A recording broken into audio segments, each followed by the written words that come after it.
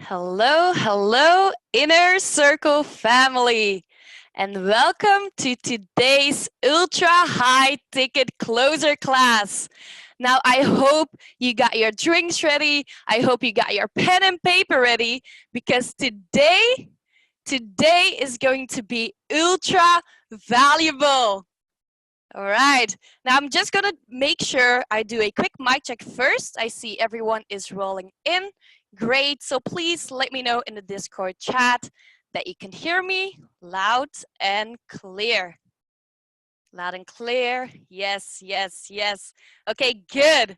Now, as I said, today is going to be ultra valuable. So get your water, get your tea, get your pen and paper. Let's make some noise in the chat. And without further ado, let's welcome to the call your first instructor of today, Gael Tang. Inner Circle family, it's good to be back. It's already been 2 weeks. Can you believe that? 2 weeks. Time flies. It does. Now, who's ready to talk business? Who's ready to talk business today? Because today we're going to have a great class. Put business in the chat and put in big caps letters because we want to talk about big business. Yes. All right. All right, let's go. Now the next instructor, now you've probably seen his videos pass by in the community with his lightsaber and many more other videos. Now he's always there to add value to anyone and everyone. And he's known in the family as the hypnotist. So Inner Circle family, let's bring it up for Adam Nasser. HTC, UHTC family, who is ready to go? Are you excited? Are you ready to learn something absolutely mind-blowing today? Are you ready to conquer the world of enterprise and small businesses and flow through it like water? To become a star on the sky where all the heavenly glory of the moon shines down on you. And if this was confusing to you right now, don't worry, you will learn what this means in a few slides. But this class wouldn't be complete. This class wouldn't be as business savvy as it is without the man of the hour. We have one more person to introduce. One more person who is the glue of the community, the one who is always making sure that our community stays sharp, on top, and everybody is true to themselves. Nobody makes any excuses, and nobody is being a bad apple. We know him as the Sarge. His business acumen is absolutely off the charts. Like, standing next to him already taught me more about business than like 4 years in an enterprise company. So are you ready to bring on the man, the legend, Sarge Desmond Soon? Never late, always soon. Trusted advisors. Who is a trusted advisor? Say I in the chat. Amazing energy. Thank you very much, Adam. Thank you very much, Kyle. We're about to talk business. Many of you have gone through Dan Locke's, Seafood Dan Locke's content, high income copywriter, high ticket closer, QB on Horn, art of copy. But tonight, I want you to empty your cup again. You've already been with us for more than 4 weeks, even though we call it week 4. But because of the classes being broken up, because there's so much to digest, it's been more than 4 weeks. And when you first started this journey, things looked difficult. I'm willing to venture that maybe some of you who didn't have any experience were overwhelmed. If you're overwhelmed, say, I was overwhelmed in the chat. And for some of you, maybe you already had some business acumen. Like Adam said, corporate years of experience. If you've had B2B experience or corporate experience, type in the chat, say, I had corporate experience. Many of you knew that Gael, who's joining us this evening, was also a co-instructor. And when he joined the HTC community, as great as he loves closing, he's very passionate about it. He didn't quite know whether HTC was a good fit for him until he discovered ultra high ticket closing. And then it made sense to him. So I'm seeing in the chat here, yes, Greg, lots of experience. On the other hand, we got Philip, never had corporate experience.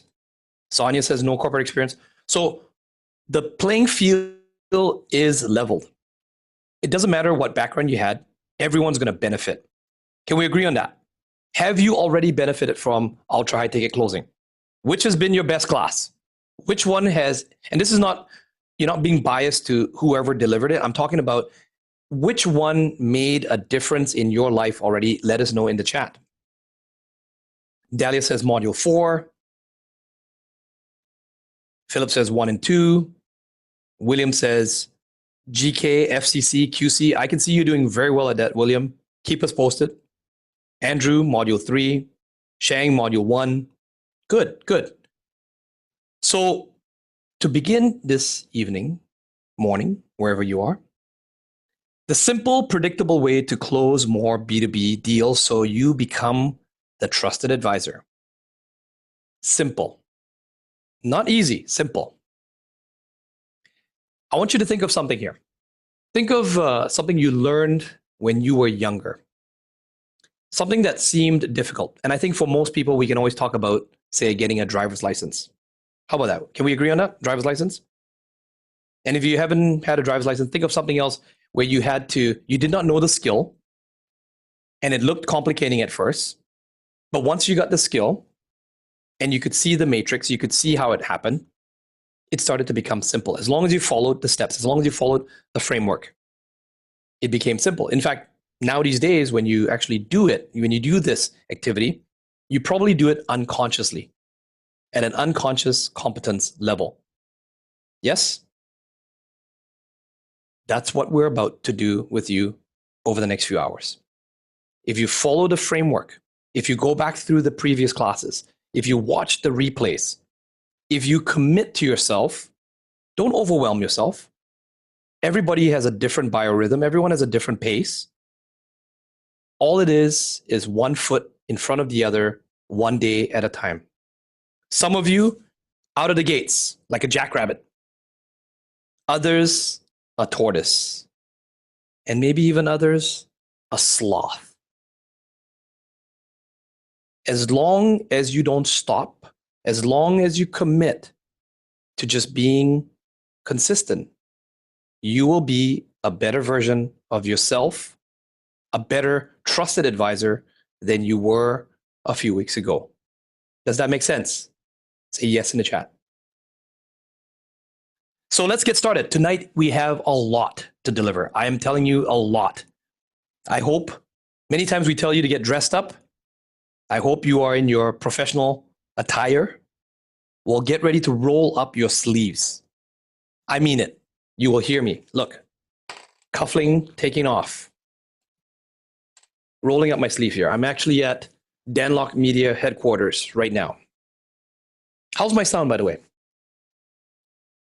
Good? So there's a lot of role play. You've learned a lot of concepts. Tonight is about putting things into practice. We will do our very best. We'll try to get as many people on. And if not, then I'm going to challenge those of you here to commit to at least find one thing from tonight, because we are going to over-deliver. Do we have your permission to over-deliver? Yes? I can tell you, don't try to master everything. Find one thing. It's no different than Dan Lok talking about reading a book and finding 1, 2, or 3 things. Close the book and then get on with implementing. Now, obviously, we're not going to close the class. You're going to stick on all the way to the end, but you're going to find 1 or 2 things. Find that one thing. If you've ever read the book, the one thing, find that one thing. Go implement and get results. Do you know why? Because your brothers and sisters, yes, your brothers and sisters have already done it since class 1, since week 1. And we will bring a couple of them out tonight to show you. And you will see how they have already implemented. So if they can do it, so can you. Can we agree on doing that? So I'm joined again by Adam Nasar, Gael, and of course, our beautiful Dana has always been the best community manager. Everyone give a round of applause for Dana because of all the effort she puts in. Do you know that when we run these webinars, when we do these live classes, Dana, what time is it for you in Belgium? Oh, wow, what time it is. I'm in PST time zone on my computer, so I have to look on my phone. It's 3 a.m. for me, yes. I'm sorry, was that 3 a.m. you said? That's correct. That's right. So, the amount of, and my hat's off to everyone who is committed, those in Europe, those in Africa, those time zones, Central Asia, very committed. And of course, even Asia, right? Early mornings. So well done. Let's get started. We have a lot to cover. Let's do a quick UHTC recap. Maybe Adam and Gael help me out here for a second. And we're going to cover here. This is a pop quiz. Let's see if you're paying attention. Hybrid approach to B2B selling. That's class 1. Type in the chat. What did you learn? What do you remember? What have you applied? Ooh, people typing. It's interesting to see now. They have to go through the notes or acronyms. That was my William? favorites. The core, the foundation, the mindset. That was my eye-opening module delivered by Desmond. That's why I'm here. Thank you, Gael. Yes. Okay, ultra high ticket prospecting. Who has already implemented prospecting and seen some results? Type in the chat. Money Tree, well done, William, good. Be a trusted advisor, Renew from class 1, well done, good. Ooh, everyone's like scrambling to look for your notes. Ooh, Shang, class 1, 3 habits of UHTC, don't make excuses, credibility, trusted advisor, yes, good. How about class 3, setting AE appointments that stick? Just one thing, one big thing that you got out of that class that you started to implement. Let's see. People typing.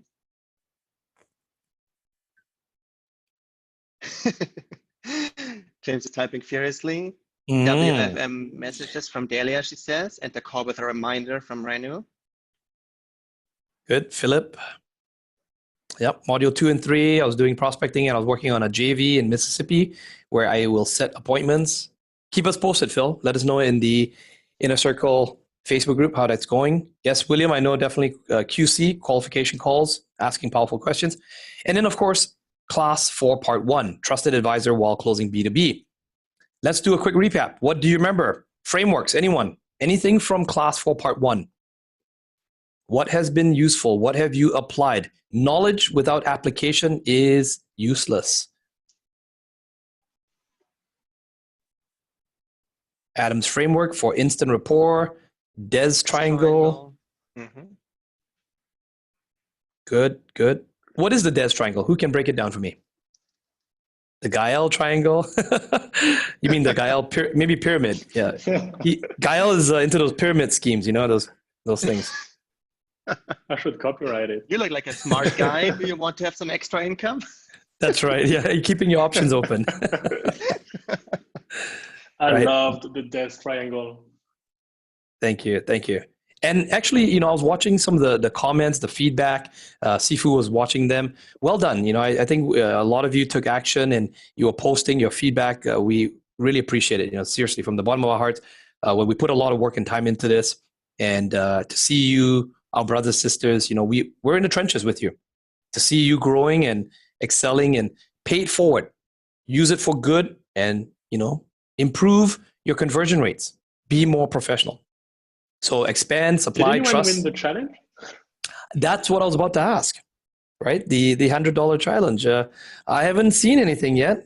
Community hasn't tagged me yet.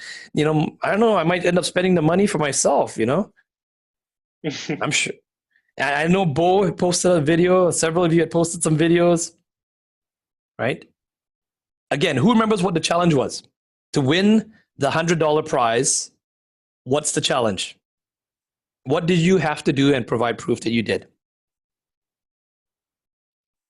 Q, very well done. A referral, win the referral. So apply this in real life. Okay, apply this in real life and do so well where you over deliver to a client that they are willing to give you a referral. Now, sometimes I've actually had prospects in which I over delivered in the intake interview or the qualification call, even though we did not do business, but they felt so much trust built that they actually still referred someone else. That's still a win. Get a referral while being the trusted advisor. So who's going to win the prize? Type in the chat. Me. All the rubies. Go. Adam. Fast. Okay. Let's go through the slides. So sales process. Quick refresher. Phase 1, 2, 3. You can see those. What does POV stand for? Who knows what POV stands for? Point of view. This is not one of those GoPro cameras. Proof of value. Bo takes it. Well done. I'm telling you, tonight's class is going to be very engaging. You guys better be awake. Hopefully you got your Mountain Dews, your energy drinks, your tea, your green tea, your coffee. Okay. Today we're going to go into the deeper levels here. The actual closing. The phase 4, the phase 5, the phase 6. We're going to go into those and we're going to show you how that's done. Quick recap. Gael, let's talk about the high ticket pyramid.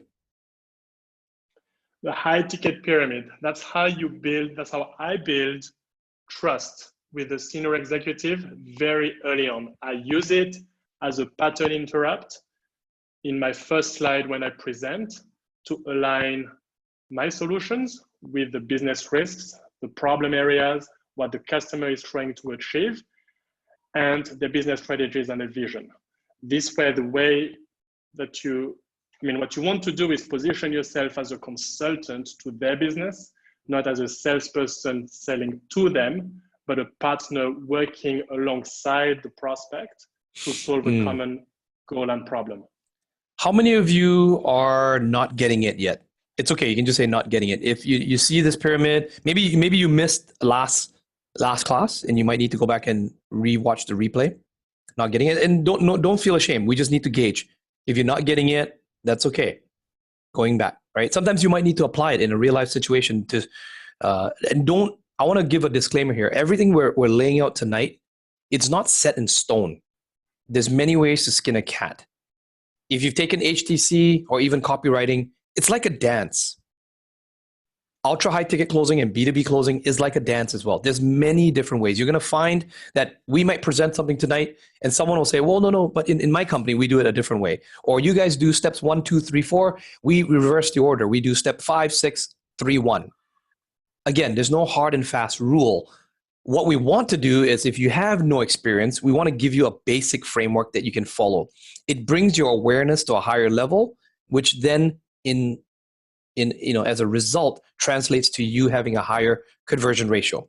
And then over time, it builds your confidence and you will get actually more boots on the ground, real life experience. Is that making sense? Say yes. Okay. So then if you're getting it, good. Getting it is kind of there. Got it? Fantastic. Maybe those who are already applying in the B2B world, they might say got it. Okay. Moving on. 3 levels of pain. Company, department, individual. This one here, who's getting it? Who's not getting it? Okay. Similar to HTC, there's levels of pain. When you're speaking to different stakeholders, you're going to find different needs at the company level, the departmental level. Don't forget the individual need as well. Many times decisions, and it takes time. When you are that trusted advisor, they will open up like a skin of an onion. You see, these are the different layers of the onion.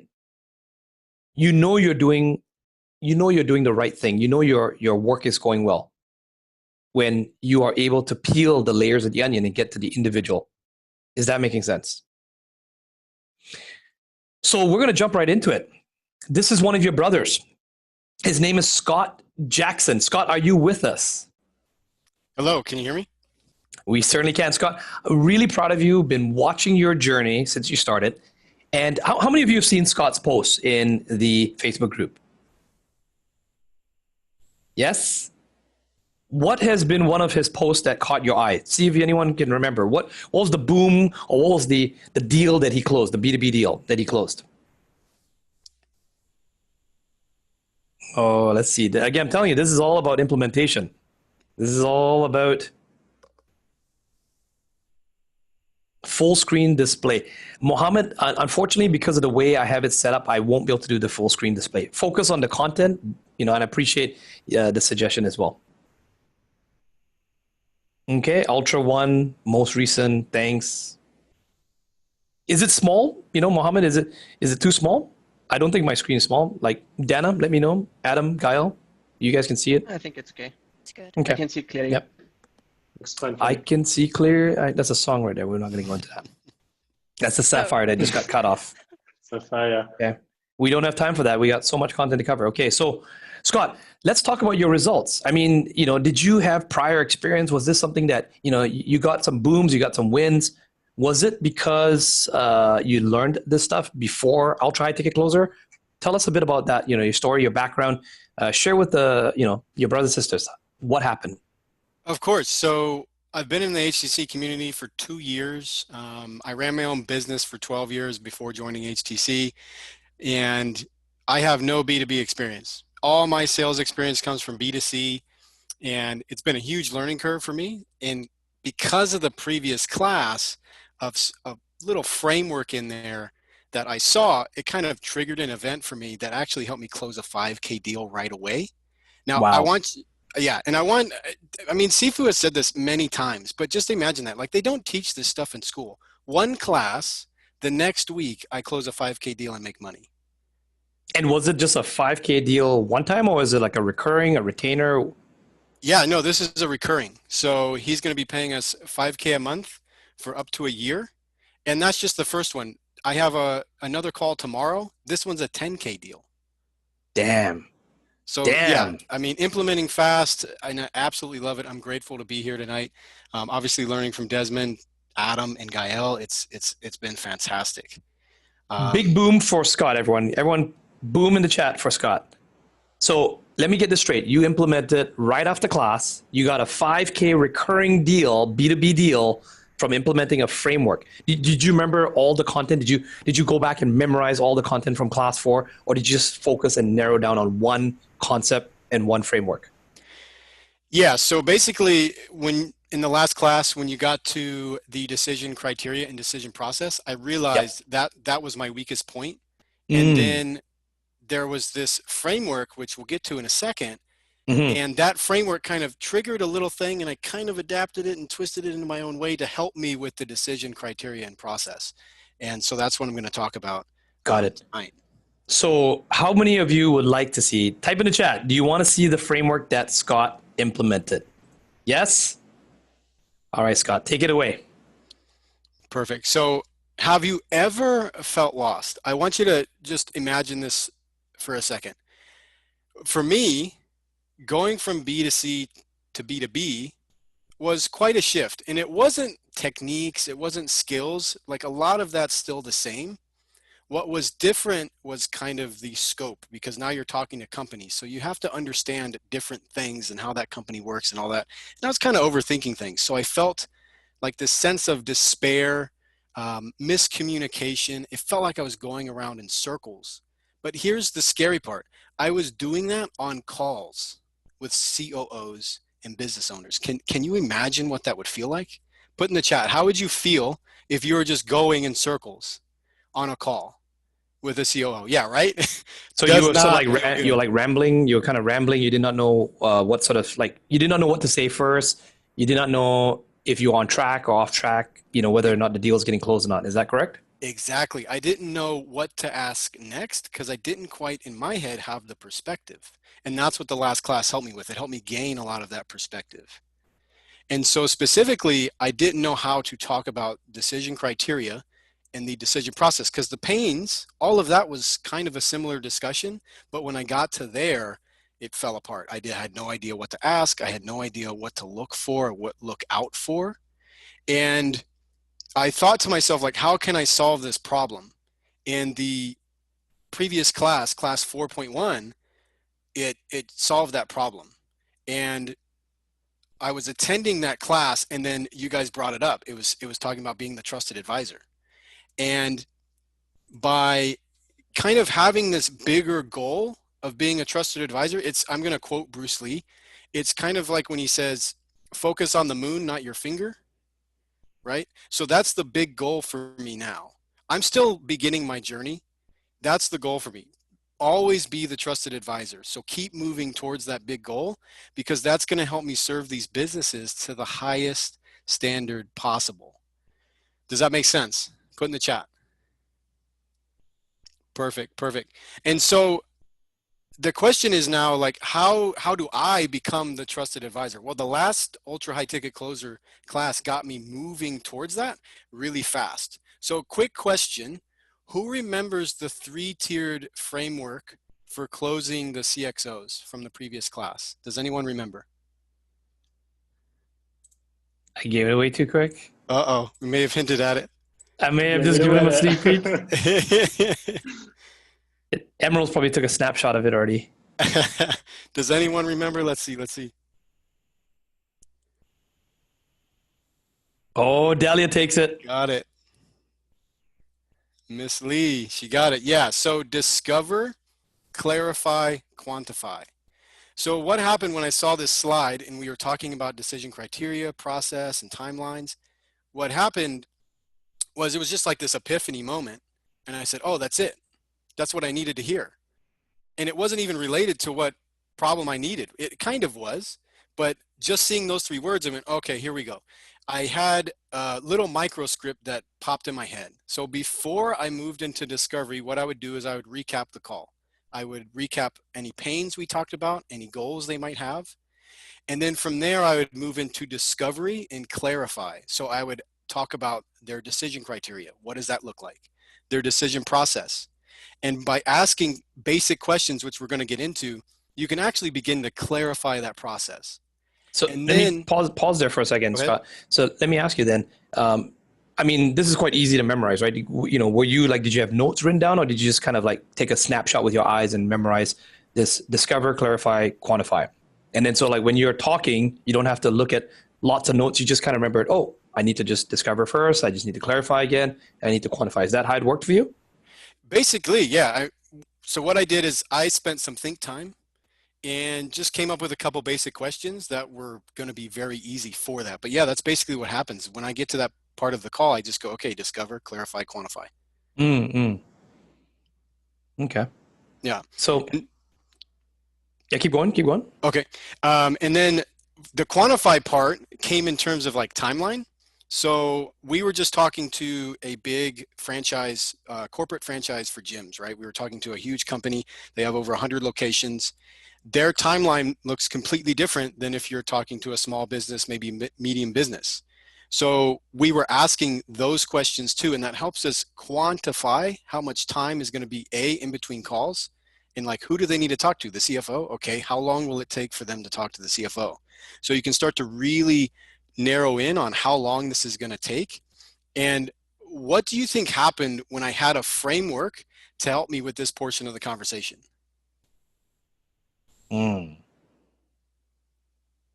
Deal boom. William got it. Right. It was a huge power up. This is what it felt like. Who is this? Put in the chat. Who is this? Everybody should know.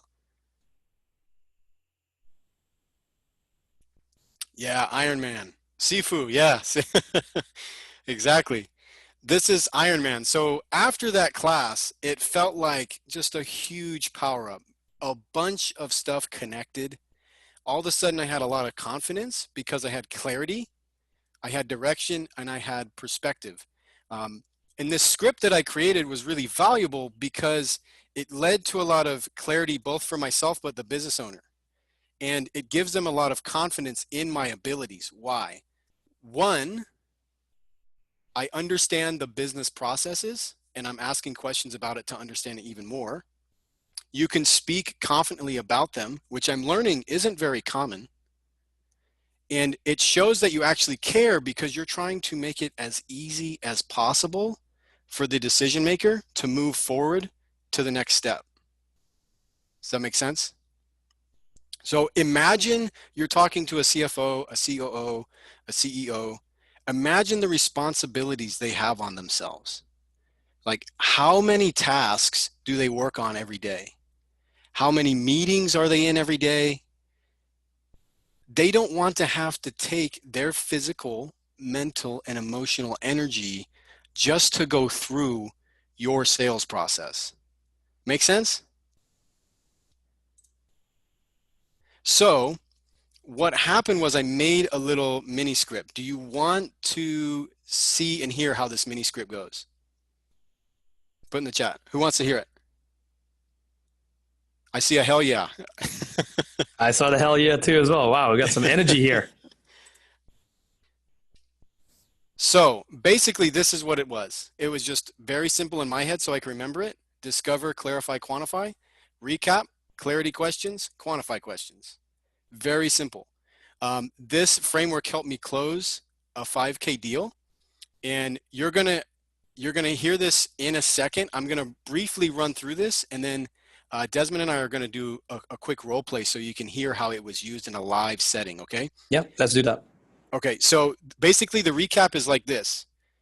Okay, let me see if I got this right. It sounds like you're ready to solve pains ABC, and you've come to us, and right here you want to connect something really painful, so they don't have time, they're not getting results. You've come to us because the other company you're with is more expensive and they're not getting the results you want. And you want to solve these problems because, and then here you go business goals or personal goal. And you want to solve this problem because you're spending extra time at the office and you got 2 kids at home asking for dad. Did I get that right? Okay, and then the questions, right? So came up with some basic questions too. What is your criteria for making a decision like this? Is there anyone else that would be involved in the finalization of this investment?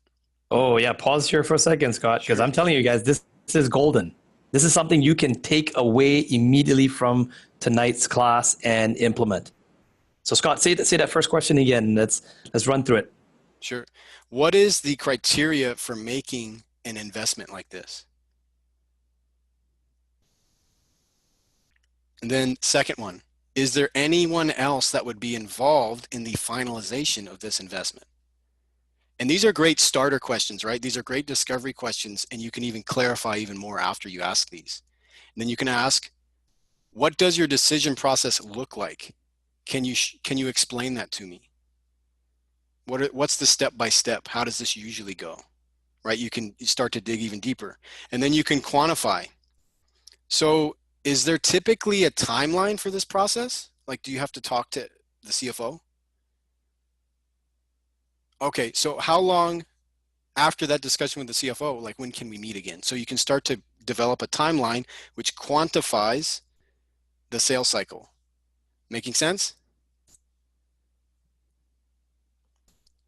Yes, seeing yes. Heidi's fast. Good. Ivan, yes, yes. Adam, yes. Aaron, fire. Derek, Excellent. yes. Good. So who thinks this has been valuable so far? This is pretty simple, right? And you can implement right away. Yeah, it's all about simple. So Scott, why don't we, you want to do a role play? You want to actually demonstrate how this is actually be put into practice? Yeah, let's do it. Let's do it. Okay. So let's do a quick role play here. Give me a brief, like, don't throw me in the deep end, Scott. Give me something. What am I playing here with you? Okay, so we're just going to reenact the deal that I just closed. The guy was a real estate investor. Yep. He liked to talk ROI. He Yep. liked to talk numbers. He was Okay. kind of a big picture guy. Yep. And he had already spoken to 5 other agencies. And Okay. so I wanted to qualify him very effectively because that was a little bit of a red flag. But Yep. also I wanted to find the areas that I could stand out and differentiate myself so we could get the Mhm. deal. Okay. Sounds good. So just I'll play myself, Yeah. and then yeah. Okay. And then you'll be Scott, right? Yeah, I'm going to be Scott. Okay. Yeah. So more Ruby, I guess Ruby Emerald type of personality. Yeah, Right. Ruby Emerald, definitely. Okay. So Scott, I'm just going to be very straightforward here. You're not the only company we're talking to. Hey, Desmond, that's okay. Listen, we are glad you're talking to other companies. That shows me that you don't make rash decisions because you're checking out your options. Mm-hmm. Which, to be honest, that's what all good business owners should be doing, right? Yeah. And I mean, by the way, we're an agency ourselves, and actually we coach hundreds of agencies a year, so we encourage that. But just a short question. What did you like about the other companies? Didn't really like them. Wait, really? Yeah. I mean, they were unprofessional, young, millennials a bit. And in fact, one of them even had the gumption to quote me an 8,000 a month. No proof, no testimonials, I think they were the worst. No manners even, no business acumen. They were late to the call. And the list just goes on. Just bad. Oh, wow. Okay. Wow. Well, sorry you had to go through that. Since we're talking about this, what is your criteria for moving forward on an investment like this? Results, man. I'm all about results. I want to make sure that, I can trust the other company. That's common sense in business, right? The process should be easy for me and my team to integrate and, to execute. Great. Okay, perfect. Sounds simple enough. So now that I'm clear on that, do you mind if I just recap everything we talked about before? Because, we're getting about half hour, 40 minutes in on this call. Do you mind if I just do a quick recap? Sure. Yeah. Okay, so let me see if I got this right. It sounds like you don't have any time to solve your marketing problems, yes? Yep. Okay. And that's affecting your goal of getting to 50K a month by September, yes? Yeah, they're about 50K, but yeah. Okay. And you've come to us because you physically do not have enough time to run your own ads or marketing campaign, and you still haven't found a solution, right? Yeah, I used to in the past, but it's just not the best use of my time. So yeah, no. Okay. And you want to solve this because you're trying to build a legacy for yourself by creating 25 other millionaires from complete scratch. Did I get that right? Yep. Okay. Do you mind if we talk about your decision process? Sure. Perfect. Is there anyone else that would be involved in the finalization of this investment? No, just pretty much myself and Annie. That's it. Okay, perfect. And what does your decision process look like? Walk me through that. Well, basically I want to look at the financials, make sure I allocate the funds, make sure it's proper bank account. Obviously I got multiple businesses, right? And, I want to meet with Anne. We'll see if she feels good about this. And then from there, I want to review your proposal, your contract before signing and paying. Pretty straightforward. Okay, great. Sounds good. So it sounds like probably within a week or so, you'd be able to not only know who you want to move forward with, but that's probably a good time frame that you would want to move forward, like within a week. Yeah, exactly. Right. And I didn't say it's definitely you yet, but yeah. Yeah. And I understand. So quick question, is there anything right now that would hold you back from moving forward to the next step? No, actually so far, no, nothing. And, don't get your ego up or your head get too big, but you're kind of at the top of my list right now. I do have a call on Monday with another company, but as of right now, you're way above all the others right now.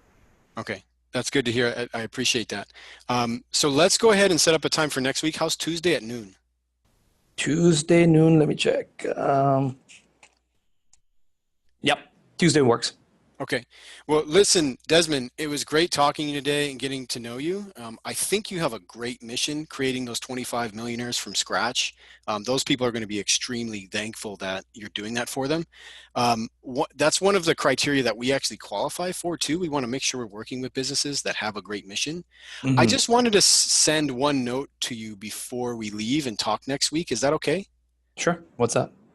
Okay. So I don't know if you remember this, but earlier in the call, you mentioned, you want to make sure that this partnership gets results for you. So just remember that when you talk to the other company for a second, and when you talk to them on Monday, just remember, are they going to audit your account or are they just going to pitch you price? Because remember, the audit process that we do, it gives you the game plan before you have to invest any money. So everyone's on the same page. Is that a good note to email to you? Yeah, actually send it to me by text. You've got my number already, right? Yeah, is it 555-5555? That's correct, yeah. Perfect. Okay, so I'll do that. Awesome, man. Well, really glad we spoke today, Scott. I'm already starting to like this. I can't wait for Tuesday. Again, I'm pretty straightforward, man. If you can deliver what you say you can deliver, happy to move forward. And by the way, good business acumen, man. You don't sound your age. You sound a lot more mature. And I really appreciate that. Thank you. Thank you. Well, Desmond, I'll talk to you on Tuesday. You have a great day. Boom, off the role play. That Type closed the in the deal chat. for Boom. That was it. $5,000. Dealing with an older, more Ruby-ish individual business owner, you know, previous agencies, I guess, shot themselves in the foot, not having business acumen. What did you learn from that? What did you learn from that? Let's do a quick debrief.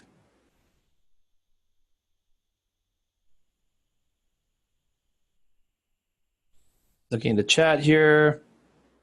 Dana Great or talk with Gael, Louise. Adam, help me to read out some of the chat. What are you guys seeing? Confidence as he speaks, he said, and he made it sound easy. They focused on the decision maker, Control. asked a lot of questions. So pause right there. Okay, not easy, just simple, right? He makes it sound easy. Now, Scott, when the first time you did that, were you nervous as heck? Be honest, were you nervous? Oh, yeah. Right? I mean, you get like a Ruby person like that. They're, you know, it sounds almost like you're talking to like your father or something, like someone that's got, you know, he's not an asshole though, right? Now that you've actually closed the deal, the guy's actually a nice guy, right?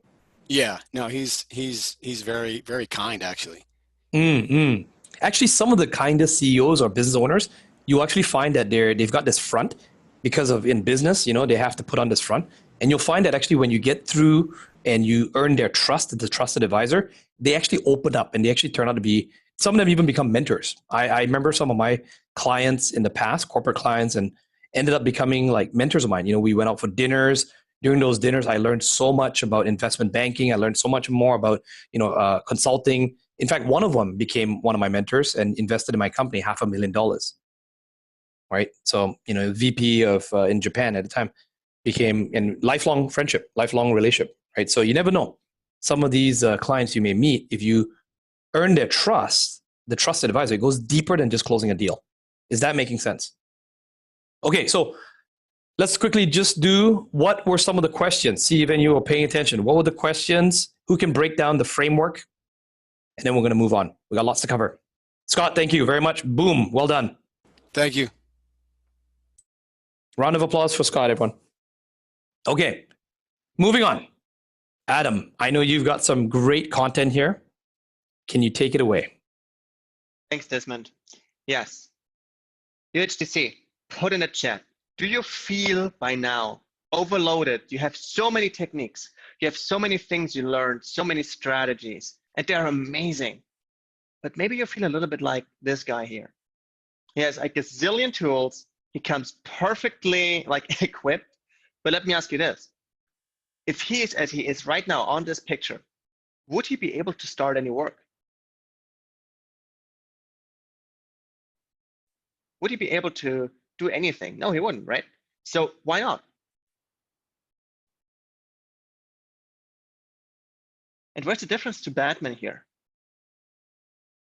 Yeah, some people feel stuck, too much noise in their head, yes. So here's the thing, right? Does Batman have a lot of tools too? Does he have a lot of gadgets too? But why is he not overloaded? Like he has probably more tools than the guy before. Why is he not overloaded? Why is he not confused? What's the difference? Identity, purpose, yes. Tools. He's efficient, yes. Here we go, Aaron got it. Batman is efficient. Yes, Mandela, he had training, exactly. And that is the point. Batman uses his tools in the right situation, with the right environment, the right preparation. So only having a lot of tools might even lead to, and put in a chat if you felt it, because it was like that for me after a while. Many of you know, like I bought all of Dan Lock's programs, like I mean all of the programs in there. And then some 2 times, right? You bought like double sometimes, right, Adam? Yeah, exactly. Like, I was like, beat it twice. I want to watch it twice, right? So, and basically, when you take a look at that, and I revisit every single course, I mean, every single class, like every single week. And so basically, I felt extremely overloaded at one point, and I felt that the more I tried to apply it, the more confused I got. Who felt like that? Yeah, I see a lot of Sapphires maybe as well too, right? Adam, I mean, you and I have a similar background. And I was talking with That's Sifu, I was talking to Dan the other day, right? He definitely commends, Adam. I think he deserves the shout out, or he deserves the accolade that Adam has changed a lot. He used to be the guy with all those tools and jack of all trades, master of none. And then Adam started to calm down, going through high income copywriter, ultra high ticket closing, B2B. He started to master, started to really dial in. And then as a result, you can see Adam still sometimes Sapphire, still sometimes like Sifu, or say to me, Desmond, I don't know, Desmond. So sometimes he says that about Adam too. Only thing, he may not send it to Adam directly, but he'll send it to me. He'll be like, I don't know, Desmond, that Adam guy, I don't know. I'm getting nervous here. Oh my God. No, just kidding. No, it's good cool. stuff.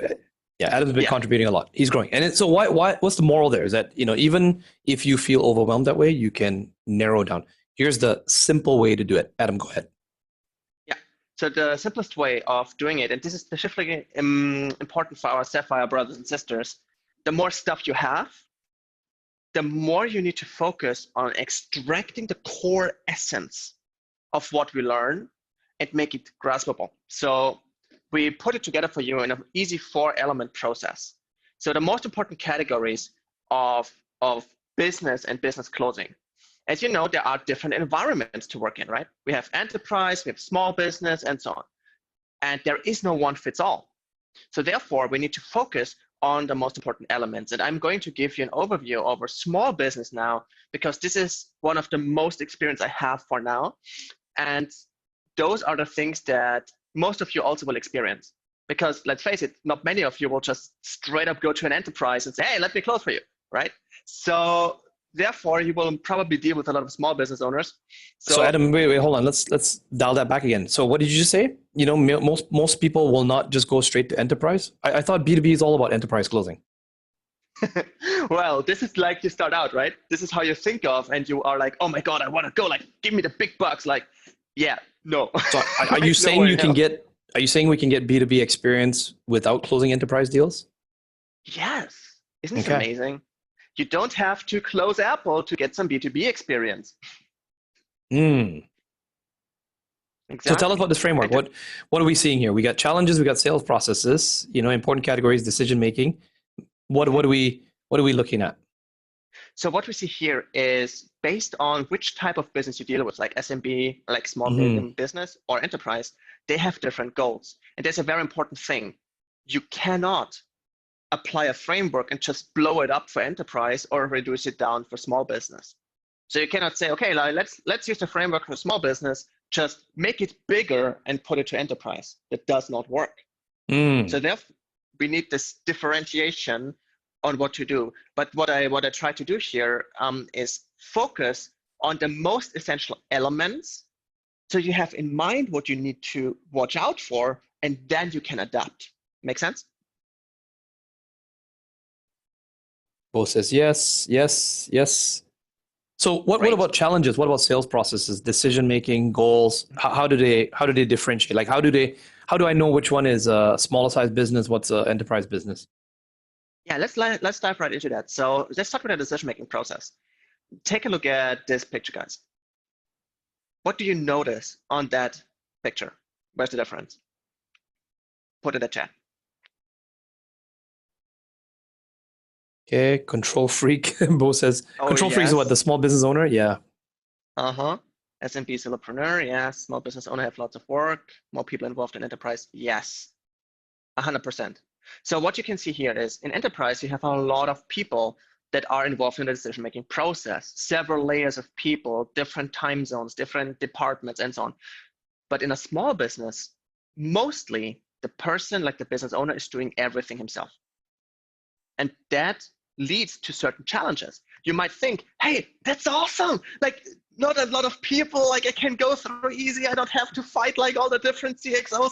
Yeah, but now you have to fight all of them in one person. Like, it's almost like you have an army in one person that you need to fight through. And as Bo said, most people usually are control freaks. So let's give you some parameters that you can focus on to understand what you need to look out for. So how about the time it takes to close a deal? Like some of you know how long it takes in enterprise. Some of you know how long it takes in small, medium business. Like put in the chat, how long do you think it takes to close a deal in an enterprise? And how long do you think it takes to close a deal in small business? Let's see, reading, people typing. Mm-hmm. Balvinder 2 months is says, one. yeah, SMBs 6 1 to months. 2 months, 6 months to a year for enterprise. Enterprise 1 year, small business 1 call. 6 months renew says 1 to 2 months. Yep. Mm-hmm. Good. Yeah, congratulations, guys, you're close. Yes. So in small business, it's 2 days to 90 days usually. Now, isn't this interesting? Does this mean, oh my God, business is not a one-call close? Does this mean that you are a complete loser if you cannot close it in 1 day? Of course not. It's okay to not have a one-call close here. In fact, don't even expect it, because even if the person, even if the CEO likes it, just as in Scott's case, right? Even if it's just 1 or 2 people who decide, they still need to talk about it. So don't think that just because somebody says, let me think about it, let me plan, let me talk to somebody, in business to business, that actually most of the cases is actually true. They have to talk it over. So don't try to be super cheesy and try to nail them down in 1 call then. That might even sound rude.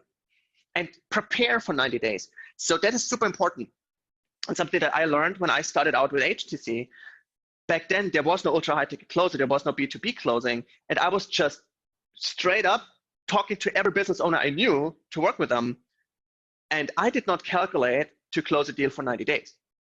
And this took forever with them. And I was calculating, okay, 1 call close, easy. I go in there, and some deals take 30 days, 60 days, 90 days. I'm not getting paid there. And I'm noticing, oh my God, I'm not making any income. Am I bad now? Did I do something wrong? What's going on? But over time, I learned this. How many of you have actually experienced this? Adam, yeah, how many of you have actually experienced this? You actually were not aware of the sales cycle. You actually second guessed yourself because you were not able, it took more than, 2-3 months to close. Even, or maybe your expectation was 1-2 weeks, or you were under the false impression that you could do it in 1 call or 1 meeting, right? And then the reality was actually, when 30 days came by, you're like, oh my God. So then what does it do? What does it do to your self-confidence if you're going through situations like that? And probably what you don't realize is actually, it's just a very natural process. It's coming up, right? So Adam, yep, please continue. So the next thing that we need to take a look at is how they approach a sales process. In fact, 70% of of the whole sales process, your client does upfront. So when you contact them, you have been prospecting, you have been talking to them, suddenly you talk to them and you think they come as a clean slate, but this is not true. In fact, they have done 70% of the work for you. So they are educated, they know what's going on, and they are actually even testing you. I once spoke to a B2B client, and he was basically asking me about a few things that I noticed. He was asking me about things that he knew. From his knowledge, you could hear he knew it, and he was testing if I do too. So by now, they don't know if they can trust you yet. This is what a trusted advisor is all about. So they basically test you. Prepare for that. And this is exactly what it is, the huge difference. A small, medium business owner is self-educated. Enterprise, they have their assistants doing that for them, creating some briefs, right? And it was with when we were in the business development team, Desmond, I was creating the briefs for you when we were closing something, I prepared it for you. Yes. Right? So that's that. And in small, medium business, they do that themselves. Now, put in the chat, what risk do you have to face if they do their education on their own? What can happen there that is absolutely detrimental to your deal? This is important. Pay attention. Okay. They may know mistakes. Yes, Patrick, very good. They may have the wrong info, correct? I think Bo got it. Misinformation. Yeah. Yeah, and Ivan also got it. Yeah. Yeah, they all got it. Great. Or even Aaron got it. Yep, misconceptions. Yeah, it's perfect. So they all got it, yes. So they are, through the self-education, they get some information, but they don't know what they're looking for. Of course they don't, because they do all the things. So therefore, they are not specialized enough. They don't have the specialized knowledge. If you are the CXO of a certain department, that's your job to know. But if you do everything, you don't know anything. So therefore, they might have a little bit of knowledge about most things, but not in depth. So therefore, prepare to first clear up what they know. Ask them how much research they did. Ask them what they found. Literally today, I had a closing call where I asked the person, because he said, oh yeah, I did some research on Denlock companies. And I was like, okay, so what have you found on your research? And he told me, like, he was reading a blog that was like 2 years ago on some side page, like on a Commission Crowd page, about closing of a guy from 2 years ago. He tried to do research for Dragon 100. Like, where's the logic in that? But that's everything he found. Like, his was his process. So I need to take him where he is and guide him to where I want to have him. Does this make sense? Yes, it does. Yes. Great. Now this leads to the next step, and it's a very important step. As the seller in small, medium business, they expect you to show them the process. Like in enterprise, for example, they are happy if you just show them some case studies, you send them to them up front in your proposal or whatever you do, right? You send them, they can study that, show it to the different departments, because they have so many people that it's very hard to get them all on one phone call. You send them the stuff up front, they check it, they get back to you. Of course, you have to do some follow-ups and you have to good connections, right? But still it is that. But in small, medium business, they actually want you to explain to them, hey, this is my process. This is how we implement it. This is how it works specifically for you. And this is how we do it together with you. And I notice it for myself as well. I am a small business owner myself. And if somebody like offered me, hey, I'm doing the ads for you. And I'm like, how? How does this look for me? How does this work? Like, how do I take the calls? When do I get them? How does this work? And all those anxieties come in. They don't know your expertise. Educate them slowly and help them understand based on what they know, correct any misconceptions, but be prepared to show them live how that looks like. And we're going to show you a very awesome tool later on how to do that as well. Now, last point for this. You have between 1 to 2 decision makers, but that is a huge problem, a huge risk if you are not prepared. As I said before, it might sound great that you don't have a lot of decision makers, but do you remember what we said before? There is a lot of pressure on the decision makers. If they mess up, the company takes heavy damage. In enterprise, like let's say one department makes a blunder, costs a lot of money, could cost a lot of jobs, but the other departments can catch it. But as a small, medium business owner, you as the person, not as the company, not as a legal corporation, you don't have any legal protections against any financial loss. If you lose money, you lose it as a person. And that's the difference. In an enterprise, if you are the CEO of the enterprise, and let's say your sales department messes up, and a few people get fired, it's not the end of the company. But as the small, medium business owner, you mess up, it's the end of your company. Because you lose all the money, you don't have anything, like you don't even pay rent at home anymore. So therefore, because there are less decision makers and the stakes are actually higher for them emotionally than financially, they will shift around the responsibility even more. Hey, I am the CEO, but hey, I have this other business partner who has actually nothing to say, but I still want to talk to him. Like, if he says no, then I can't do it. Literally what I heard once. Person told me they are the main decision maker, but they want to wait for the other guy to say something. And when I asked him, like, what will you do if he says no? Yeah, then we don't do it. I'm like, what? But they are so afraid of failure. They are so afraid of destroying what they built. So make sure to reduce even more of the pressure, build up even more rapport. And this is why you need to be the trusted advisor, like so bad for them. They need that. And I think Bogdan has something great on this, right, Desmond? Yeah, I mean, that's making sense, right? For you guys, you're starting to see that, we want to give you some content today. Yes. And I also noticed, Ivan, you did post in there 128 slides. Who cares about that? Some of Sifu slides, sometimes 150 slides. Don't focus on that.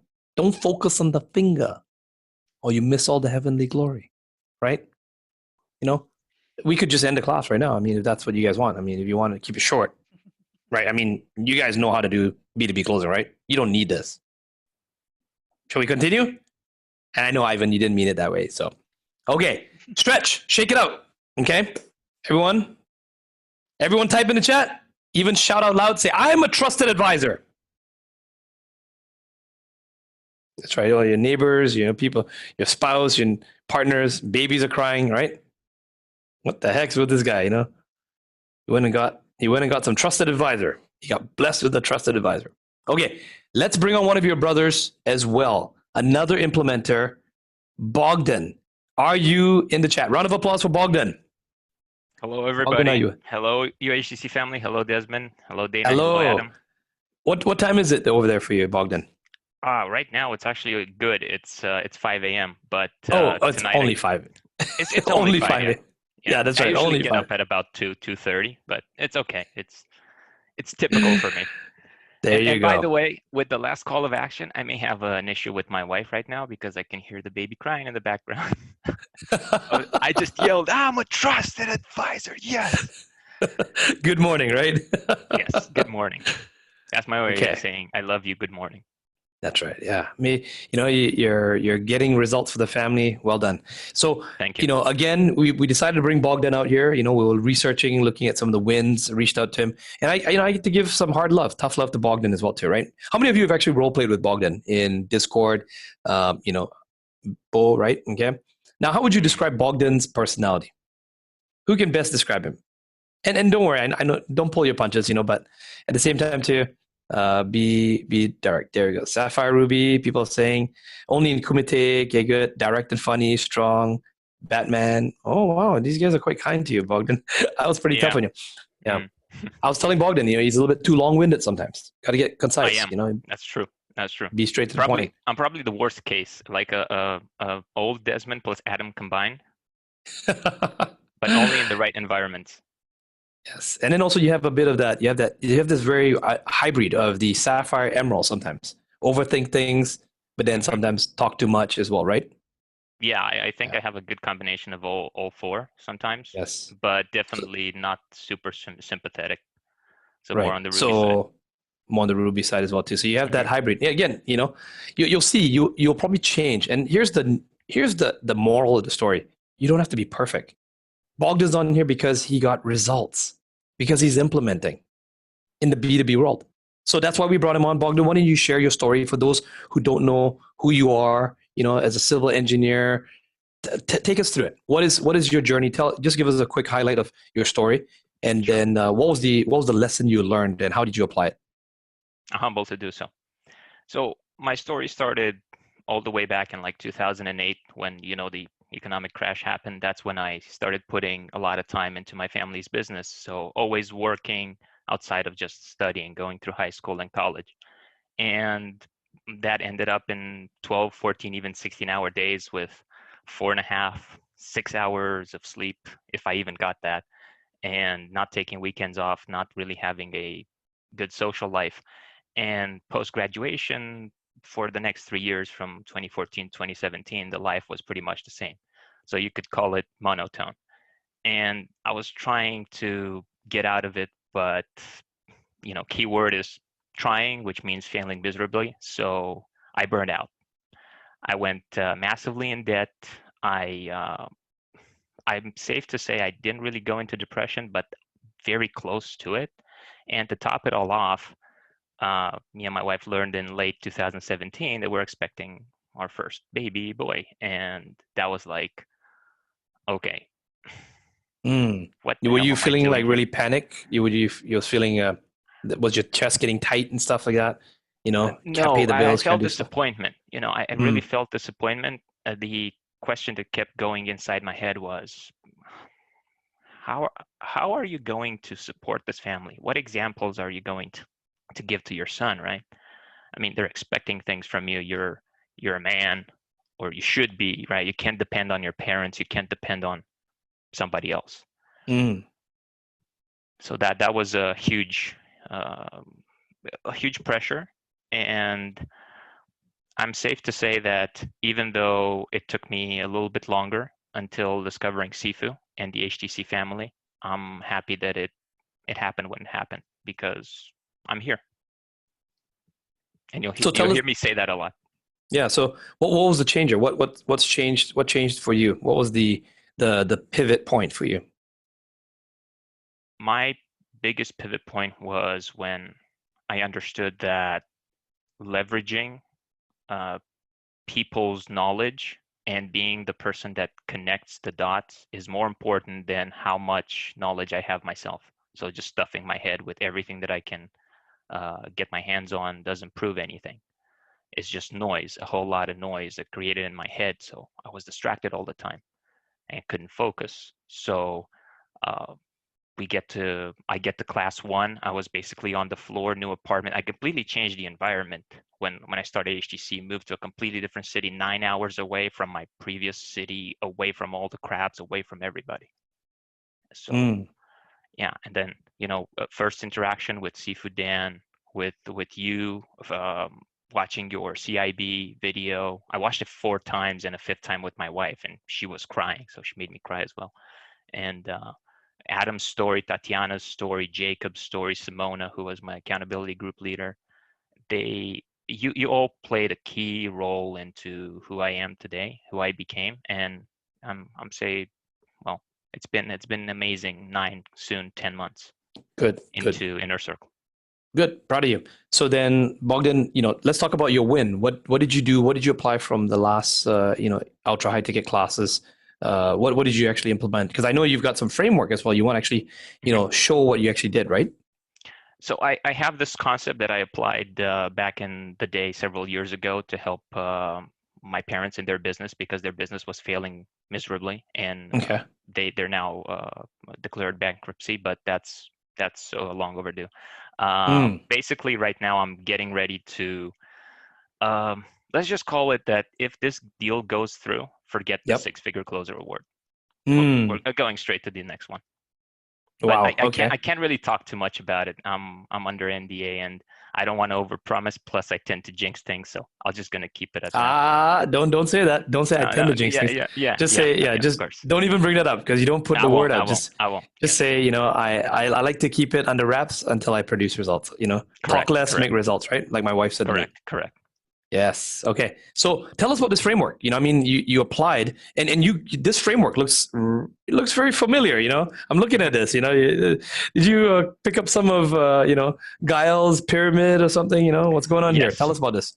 Yes, this was all inspired by Gael's pyramid. When I heard about it last class, I was like, wow, this is actually what I have been missing these whole entire years, and I've only been applying something else that got me to that pyramid, and that actually got me stuck in what you can see here in the gray stages, and I never got to the golden stages. And once you understand the pyramid, it's when you're going to get to the golden stages. And to best identify them, I prepared some questions. These are questions that you should ask yourself and not ask the influencer or the business owner. So in the next few slides, we're going to start with stage 1, and that is, I've never heard of this company. And I mean, how many people never hear of a company? They're like, I just want some experience. I just want to close a few deals. So anything that comes in the pipeline, I'm just going to go apply and whatever, right? They go on job websites, apply. They don't even look it up. They don't read anything. They don't see their copy, their style, nothing. And they just, I'm just going to do something for this company.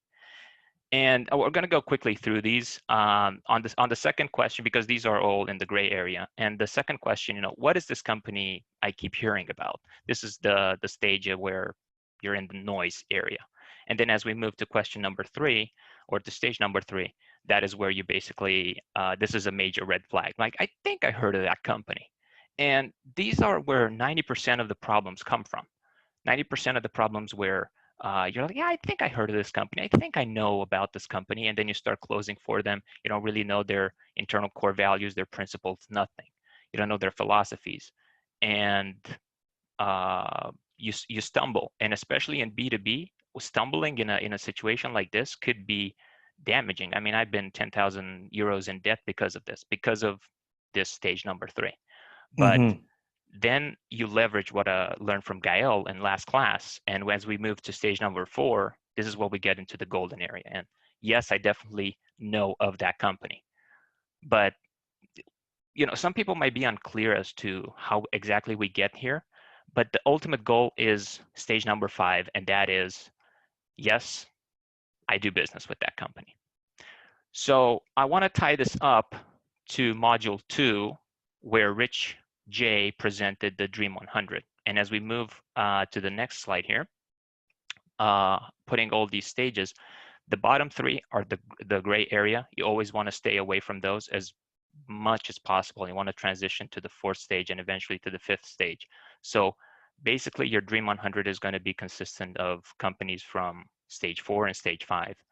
Now, that asks a very powerful question, and that is, well, how exactly does this tie in with being a high-ticket trusted advisor? And how can we navigate through the stages as a high-ticket trusted advisor, and not just as a civil engineer, as a lawyer, as a doctor, as a postgraduate or undergraduate, and so on?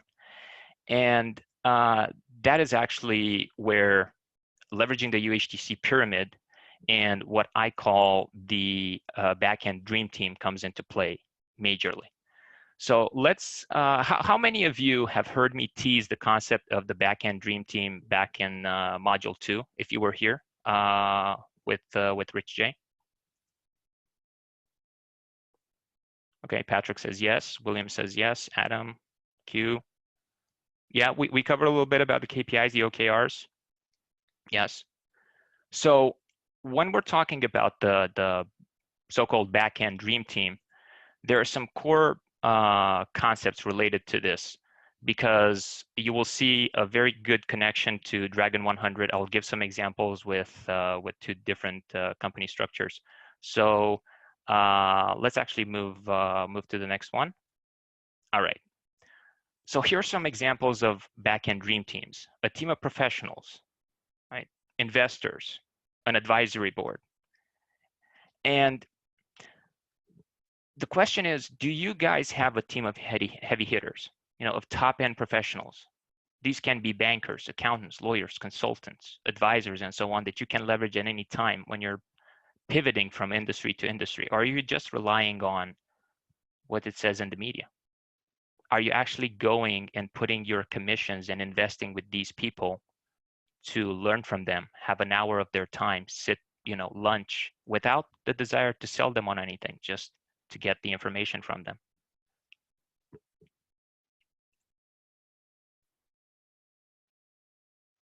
Let's see. Adam says, big fucking hitter. High ticket closer. I quoted Big Dan on that. That's true. I quoted Big Dan on that. And one person that I had the pleasure to meet back in 2014, that is Kit Miyamoto from my dad did business with him from the earthquake company Miyamoto International. He's the global CEO. And they produced in 2012 $15.1 billion in revenue. I'm sorry, how much was that? Was that with a B? With a B, yeah. $15.1 billion in revenue. Wow. And he said that he would have not gotten there if for the first 7 years of his career, he would have not invested every single penny into himself by building this back-end dream team, a team of professionals. When he had the ability to start his business, his team was already there, just a phone call away.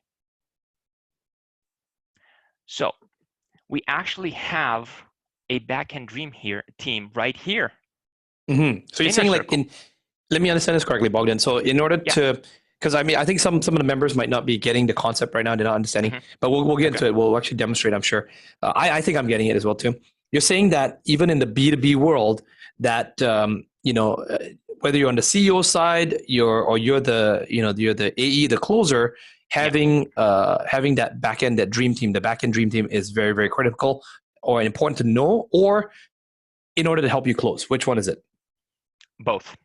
Okay. both know Right. and as well to help you close, because I did not know how to close. I didn't know the concepts of closing. I didn't even know negotiation or anything like that. I didn't know about the UHDC pyramid. Right. But at the time I thought, okay, what was my greatest asset? And that was to talk to people. So I invested every single penny into talking to these people. Okay. Right? Example, COVID-19 hits, who do you listen to? Your dream team or social media and TV? No, not social media. Don't say social media. Right, Dream team, right, of course.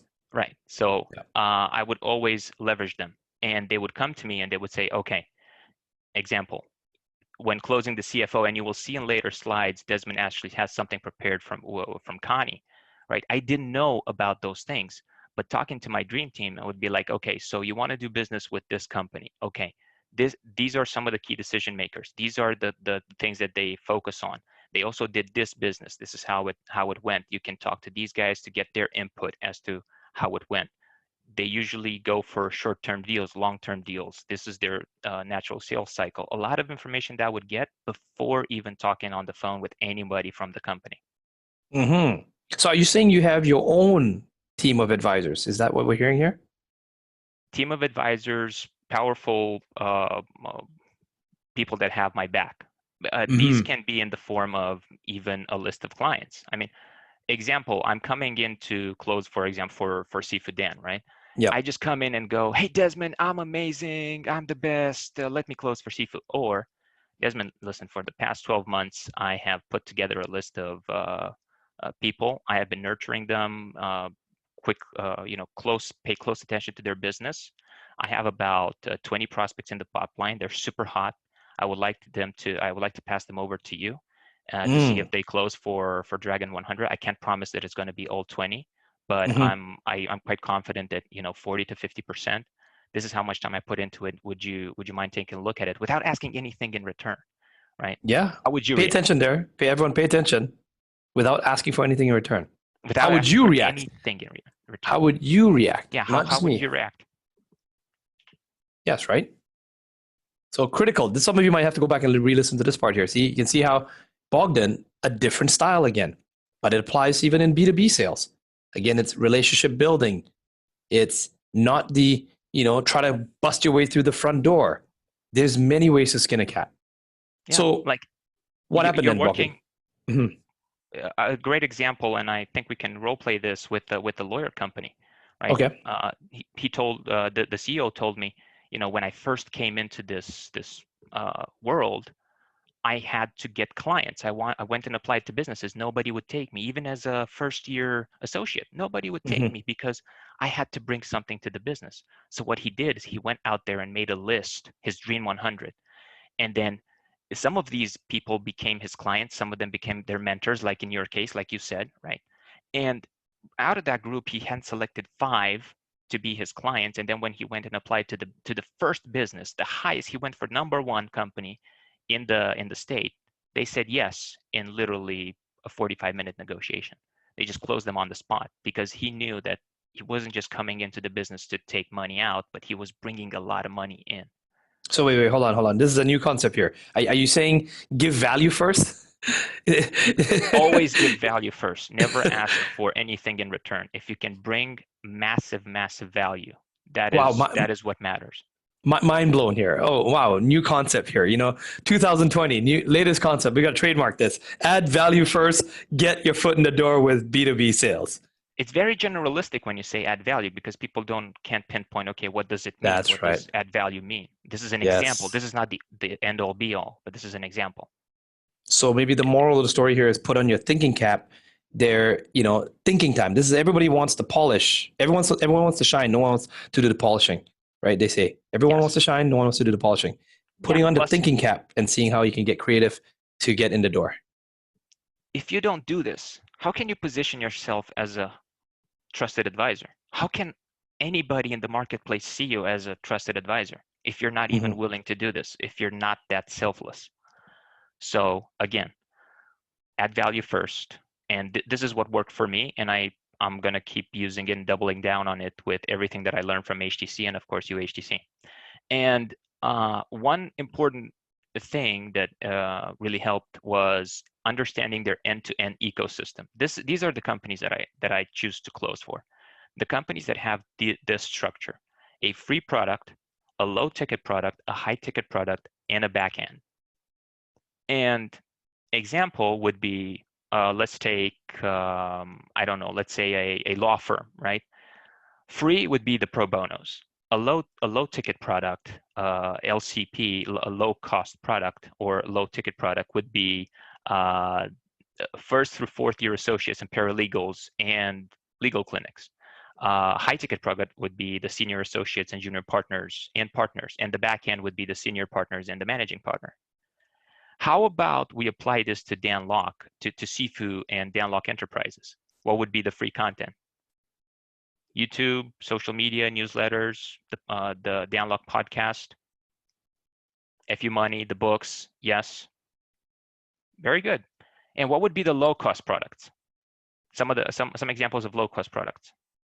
Yes, Dan Lok Shop. Dan Lok Shop. Webinar. Yes, Yep. webinars. Good. Yes. Dan on Demand. All right. And when we go into the high ticket products, what would be those? HTC, HIC, right? And what about, because some people might say, okay, even Dragon 100 can be here, even Dan Lok Consulting, even HTI. But when we're moving into the back end, what would those be? What would those deals be? Dragon 100, collaborations, right? Collaborations, yes. So, for example, Sifu brings on 2 new business accounts, or Desmond brings on 2 new business accounts, right? Closes 2 new business owners. Yep. How many opportunities, how many high ticket and low ticket opportunities that opens up for the whole team, for the whole family? So if you're looking at a business and you want to invest time into it to close for them, check for all 4 of these. You have to use the free content to educate them, and you have to use the low ticket products to make them get some skin in the game. And then the high ticket product is basically when they decide to do business with you. And the back end is going to prevent economic downturns, pandemic situations, and so on. Basically, they're saying, we're serious, we're looking to scale. So can we demonstrate this? Like, I mean, how did you apply this, from the last few classes with your clients? What happened there? Can we do it? You guys want to see a role play of this? Let's tie this all together. We don't have to go super in depth. We can just cover these concepts. Sure. Okay. Why don't we do that? Let's do a role play.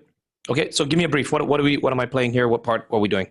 So let's say, Desmond, you're the CEO of a. Actually, Adam, do you want to play? Adam, do you want to play? Adam can do it. Mm-hmm. I've been doing the last 2 role plays. Yeah, I'd love to. Okay, Adam, you ready for it? Okay. Yep. I am. So brief me on the button. Like, what will I be? So Adam, you would be, let's pick a law firm, because that was the last one I interacted with and super fresh in my mind. And you're the CEO of the company. You are one of the decision makers. Let's stick to your frame. So the second decision maker would be the CFO, because we're also going to talk about CFOs in today. And we've had some previous touches. We have some conversations, and you've been around for the past 3 years, so since 2017. So you're a 2017 startup. Okay, sounds good. I'm ready. All right. So Adam, in our previous touches, you mentioned that you started your company back in 2017. What was your corporate vision? When you decided to establish the company, the firm? A good question. It began with it.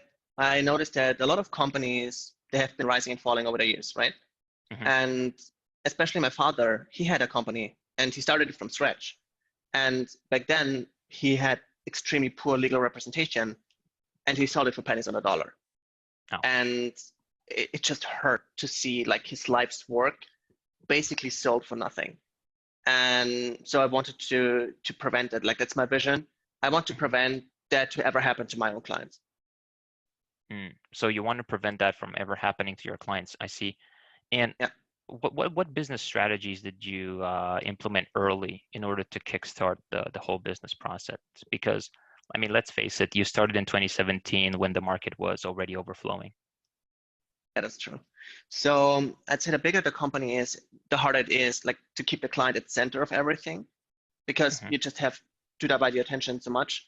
But I initially traded a lot of my hours for dollars and many of their dollars for operational assets.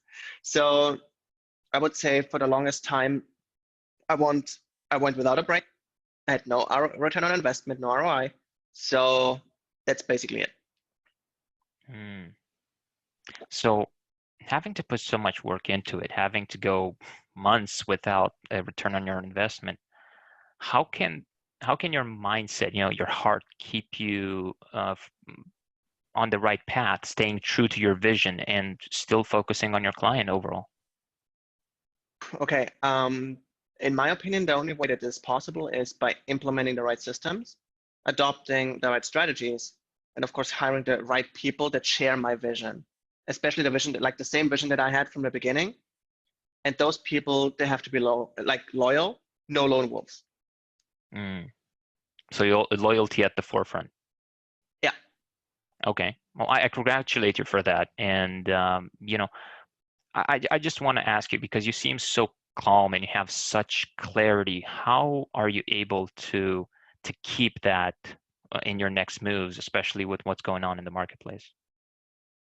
Well, the reason for that is that I want to make sure to be strong for them, right? Because it's not easy for startups to have a clear plan, a clear direction, to have all the necessary skills and all the necessary talents. And then even on top of that, to have an environment that actually helps them and doesn't hinder them. And then to keep the right mindset for a long time. So that's basically what I orient myself on. So right now in your firm, what is specifically working right now? Well, as you probably noticed, I'm not a financial man, but actually my business partner is. So he's the financial specialist and he's the numbers guy. And so therefore he is a great complement for my visionary mind that I have. And whenever I propose a strategic initiative, he is the one who demands the proof of value. He's the one who is responsible for implementing it. He is the one who keeps on track of the OKRs and the CRMs and our weekly marketing meetings and the bridge gapping and so on. So I think without him, I would be way more chaotic. So that is one of the best things right now that works. Interesting. And what makes this communication process work so well? It's basically the trust and the common goals that we have. As I just said, right, you need loyal people that support the vision. And he has been with me for a long time now. We came together, we developed an end-to-end ecosystem together. And with this, that even helps us that not only did we draw financial capital, but we also draw social capital. And we developed a strong marketing presence with it. But this took a long while. And he's been with it from the beginning. So I think by now he basically knows me almost better than my wife. So okay. I don't want to touch upon that aspect, but it's pretty curious. You said end-to-end ecosystem. Yeah. Okay, so what would be some examples of strategic initiatives that you used in your end-to-end ecosystem? I would say the pandemic itself made a very clear statement, right? So we need to have remote work capabilities. It's also an absolute must that you have digitalization. You can go into e-commerce. For most people right now, it is a must. Especially also the low-cost services, they are handled by our first year through fourth year associates. And through the online communication that we have, also the financial settlements in under 90% of the cases, there's not even a court needed. So that is what the first and fourth years are. The senior associates and the junior partners, they handle the high cost services. And me and my partner, we handle the back end. So the pro bonos, the cover for the free stuff and so on. I see. So by employing these, let's call them key initiatives, were you able to still stay true to your main vision and core values? That depends. I would say it might not seem like it to the naked eye or to somebody who's not initiated in our company, but the truth is that actually, yes, they do. So by settling and not going to court, we only exchange money, right? We are not tainting a brand, we're not tainting any names. And so therefore we focus more on the client success and the company values. I see. Okay, well, thank you for clarifying that. Now, I have done some research on your company. I just didn't come in, straight out of the blue. And taking into consideration what you shared with me so far, I do have one question regarding your business's risks when implementing these particular strategies. How would you say that having just a handful of clients is helping you or hindering your business? That's a good question. So I'd say only having 3 to 4 big clients that provide you with the bulk of the income, both has benefits and downsides. I would say one of the biggest benefits is that we don't have to spread ourselves thin. We can focus very much on the individual client, their business, their niche and industry. We can give them some love, some more attention.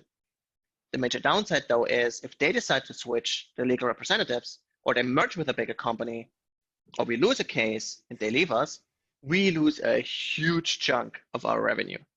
Wait, hold on a second. Pause on, Yes. yeah. So I just want to see, I'm purposely not interrupting here. There's some good points. I want to see if you are paying attention in the chat. Make sure you're taking notes because I'm going to ask a pop quiz here. This is a fairly long role play here. I can hear, that Bogdan is asking these different questions. See if you can see what he's doing here in order to be that trusted advisor. Okay, continue.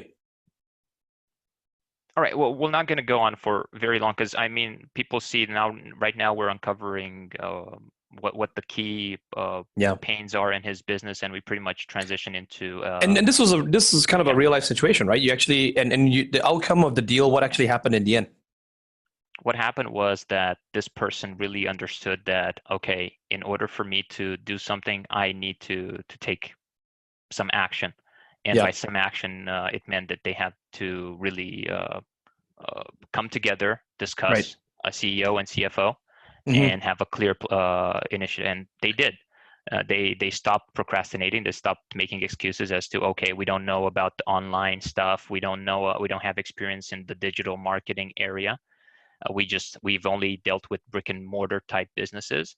Yep. And at that point, they simply asked me the question, okay, moving forward, would you care to, answer some of our questions, help answer like if we need you, can we call you for anything? And I was like, and why? Yes, that's critical. Yes. Pause right there, right? See, that's a turning point. When the client, the prospect is now asking you that, you've earned their trust. So that's why. And why? Why did he earn the trust? Did he sound like a green monster? Did he come in talking features, benefits? What was Bogdan's tonality? It's very different from mine. It's very different from Adam's. Very different from Scott's. Right? We're showing you there's a diversity in B2B closing, and there's many different types of closing. Right? So some of you, this may appeal to you. Some of you, it's like, no, this doesn't really relate to my style of B2B closing. I'm doing more technical stuff, or and we'll cover some of those. We've got different examples for you. Okay? And I actually got him through a referral. Yeah. Like I helped somebody that needed legal advice. And I said, well, I don't know anybody that needs legal advice. So I got a referral for this lawyer. I bought an hour of his time. I bought lunch, 100 euros, sat down with him, actually gave me 90 minutes of his time. And at the end gave me his phone number, and it started from there. And I basically shot 2 clients with one stone. 2 clients with 1 stone. I like that. So boom for Bogdan. Everyone give a boom for Bogdan. B for B. I know it was lengthy, but thank you for being patient. No, it's about, B2B sales are, we could dissect, we could stay here all night. We're talking 6-month cycles. You guys don't want a 6-month class now, do you? Right? We have to pick out little chunks that we see in the marketplace. We could be here forever covering all kinds of different things, but we hope to at least deliver some examples to you so that when you actually encounter these situations, as Dan Lok always says, it's about that higher level of thinking, being aware, the awareness, right? And this will start to make sense to you. Some of you not getting it, some of you getting it, some of you maybe got it. And you're starting to see how applicable this is in B2B closing. It's a style, it's a way of closing, it's a way of consulting and being that trusted advisor. So let's move on. Adam, I know we want to talk about, let's talk about some of these challenges. How do we cross that gap? How do we get that epiphany bridge, that light bulb to go off to get the solution? Okay, yeah. So I would say to really focus down on the challenges that a small, medium business has, there are. Oh, and by 5 the way, sorry, things. round of applause for Bogdan, everyone. Thank you very much, Bogdan. Oh yeah. Applause. Woo. Yes. Well done. Okay. And also, like, it was so concise, right? No rambling, no long getting lost in thoughts. Do you see how much he improved? Like how much Bogdan changed in the time. Like that's amazing, man. Congratulations. All Thank right. you very much. So moving on, I would say there are 5 key areas, like 5 major areas that we need to take a look at. What is important? How many challenges areas? for small- How many areas? Type in the chat. How many areas? Ooh. 5. Good. Okay. Yes. Continue, Adam. Good. Cool. They're still awake. Nice. So, first of all, and all of those challenges, by the way, they heavily influence how you close them, how you work with them. So pay attention. This is very important. First thing is cash flow. Cash flow is super important because enterprises, they usually have a huge buffer. They usually operate with, well, like emergency reserves and so on. Small, medium businesses usually take the money that comes in and reinvest it, or like it's a constant spending sometimes for them. So for them, you have to keep in mind, they need cash flow like yesterday at all times. So therefore, you need to make sure that you keep this in mind because you will not be able to work with you based on, hey, I only work on commission basis. You don't lose any money with me. That is not true. Every lead costs them money, and every day you don't close is a cash flow loss for them. So when you go to a business owner and tell them, hey, you won't lose anything with me because I only work on commission basis, you lose the deal because they see that you have no idea of how their business works. So keep that in mind. Whenever you say you won't lose anything, they do. So you have to keep in mind, like, oh, okay, I know, like, how does your cash flow system look right now? Like, how much does a lead cost you? How many days, how many weeks, how many months can you go without cash flow? How long can you go without any profit? Like, how long can you go without revenue? What's your reserves, right? That literally happened to me once. I found a dream influencer, a dream business to work with. Everything was perfect, and I forgot this one thing. I did not ask them how long they can go without a boom, because they were switching the funnel the moment I came on. They had a new funnel on there, brought me in there, but the funnel had a few hiccups, and I didn't close for 1 week, and they kicked me out after 1 week because they said they cannot go this long without a close. I would have closed 1 day later. Dang it, right? But that 1 week, they told me they have 30 days, but after 1 week, they ran out of cash. So always make sure to keep that in mind when working with small businesses. It can happen to everyone. And as Sifu said, like as Denlock said, you can sometimes have the best possible business partner kicking you out without giving you any warning because they have a problem in the back end that you didn't ask for. So make sure to check that. The next thing is stability. Stability is super important because that is a huge problem for many businesses. They are not stable. Sometimes they have a high month, sometimes they have a low month. Business owners, small business owners, put it in a chat. Isn't it like that? 1 month, you feel like you're like being the next Apple, the next Siemens, right? At next month, you think like, oh my God, like I earn less than my employees, what's going on, right? So this constant up and down is an issue that they deal with. So when you meet them and they are at a high, expect to have a low around the corner and prepare for it. Ask them for the contingency plans. Ask them how it has been going for the last few months. Because if they tell you, yeah, it's like perfect, it's going great, oh God, right? The next drop is going to come and you need to be able to prepare for that. So always ask them what's going on. Because the next thing they have an issue with actually is growth. And growth for them is a problem because very often they stagnate. Why do you think that is? Put in the chat.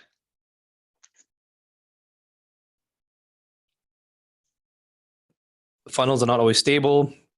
Remember, we're still talking about small, mid-sized businesses, right? These are businesses under $1 million. They're still B2B when you're closing some of these ones. These are B2B. They're not B2C, right? You know, I know we stereotype a lot, but they could be smaller businesses. Still learning. Yeah. Means more money if they grow. Yeah, still learning. Yes, and they have this problem, right? Also, they have a huge bottleneck. By the way, they cannot grow because they don't have the structures yet. You cannot become a big company if you don't have the structures of a big company. So, what is one of the biggest problems if you try to manage people? Who do you need if you want to manage people? Formal structure, yes. And management, exactly, a manager. And very often they don't have it. Remember, they have multiple hats on. So you have the business owner trying to manage a team while trying to close deals, while trying to do the advertising, while trying to do like all of it. It does not work. So therefore, if they don't have managers, they cannot make sure that their people stay on track. And if you have read the book Extreme Ownership is one of the core values of the Denlock organization. And the book Extreme Ownership says you can only effectively manage 6 people at a time. So if they have more employees, like 10 employees, that's already 4 too many. They cannot do that. So therefore, they are in huge chaos, and people breaking off, some people not doing their work, some quarrels happening, people not hitting their KPIs, OKRs, nobody knows it. They cannot grow like that. So therefore, the next thing that we'll have an issue with after management is failing is the staffing. They will not be able to control the whole teams and how to implement people. They will have an issue with who to find the right people with. So make sure to ask them what is an ideal employee for them, an ideal business partner, because they will not be able to do that. If you can show them that you don't need a lot of managing and you don't need, like they can trust you that you are good personnel, and you might even be able to refer other great closers. I mean, I don't know where to find them, right? Like there are almost none around. But if you can send them your brothers and sisters, great closers, you save them a lot of hassle, and that might be incredible value for them. Make sense?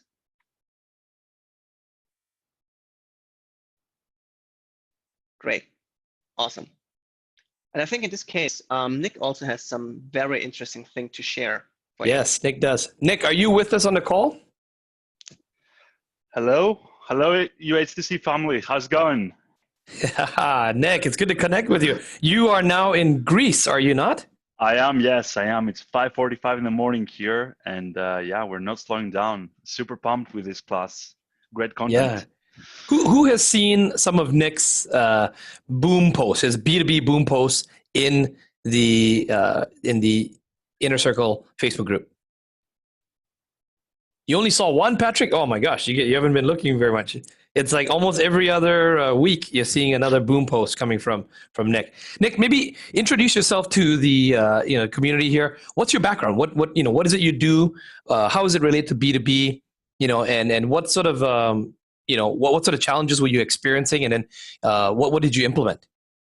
Sure. So I joined HTC back in season 10. Yep. And when I did that, I was working as a legal administrative assistant for one of the top law firms in the United Kingdom in Manchester. So after graduation, I immediately joined the Inner Circle, and there I came across all the B2B content that's available. And due to my corporate background, I naturally gravitated towards B2B. So after HTC, I went and got a job as an SDR for a consultancy in Manchester, where I live. I was prospecting within the hospitality sector in the London area, and well, I was learning a lot, and everything that I learned from Inner Circle really helped me. After 4 months there of joining the business, and even though I had no B2B sales experience prior to that, I became the top performing SDR for the month of February. I left the business shortly after that, and then I joined a law firm. So I work for a law firm at the moment in Los Angeles, online. I do everything online, doing business development for them. Also, I close for one of Sifu's accounts, and I'm getting into the real estate business. Hello?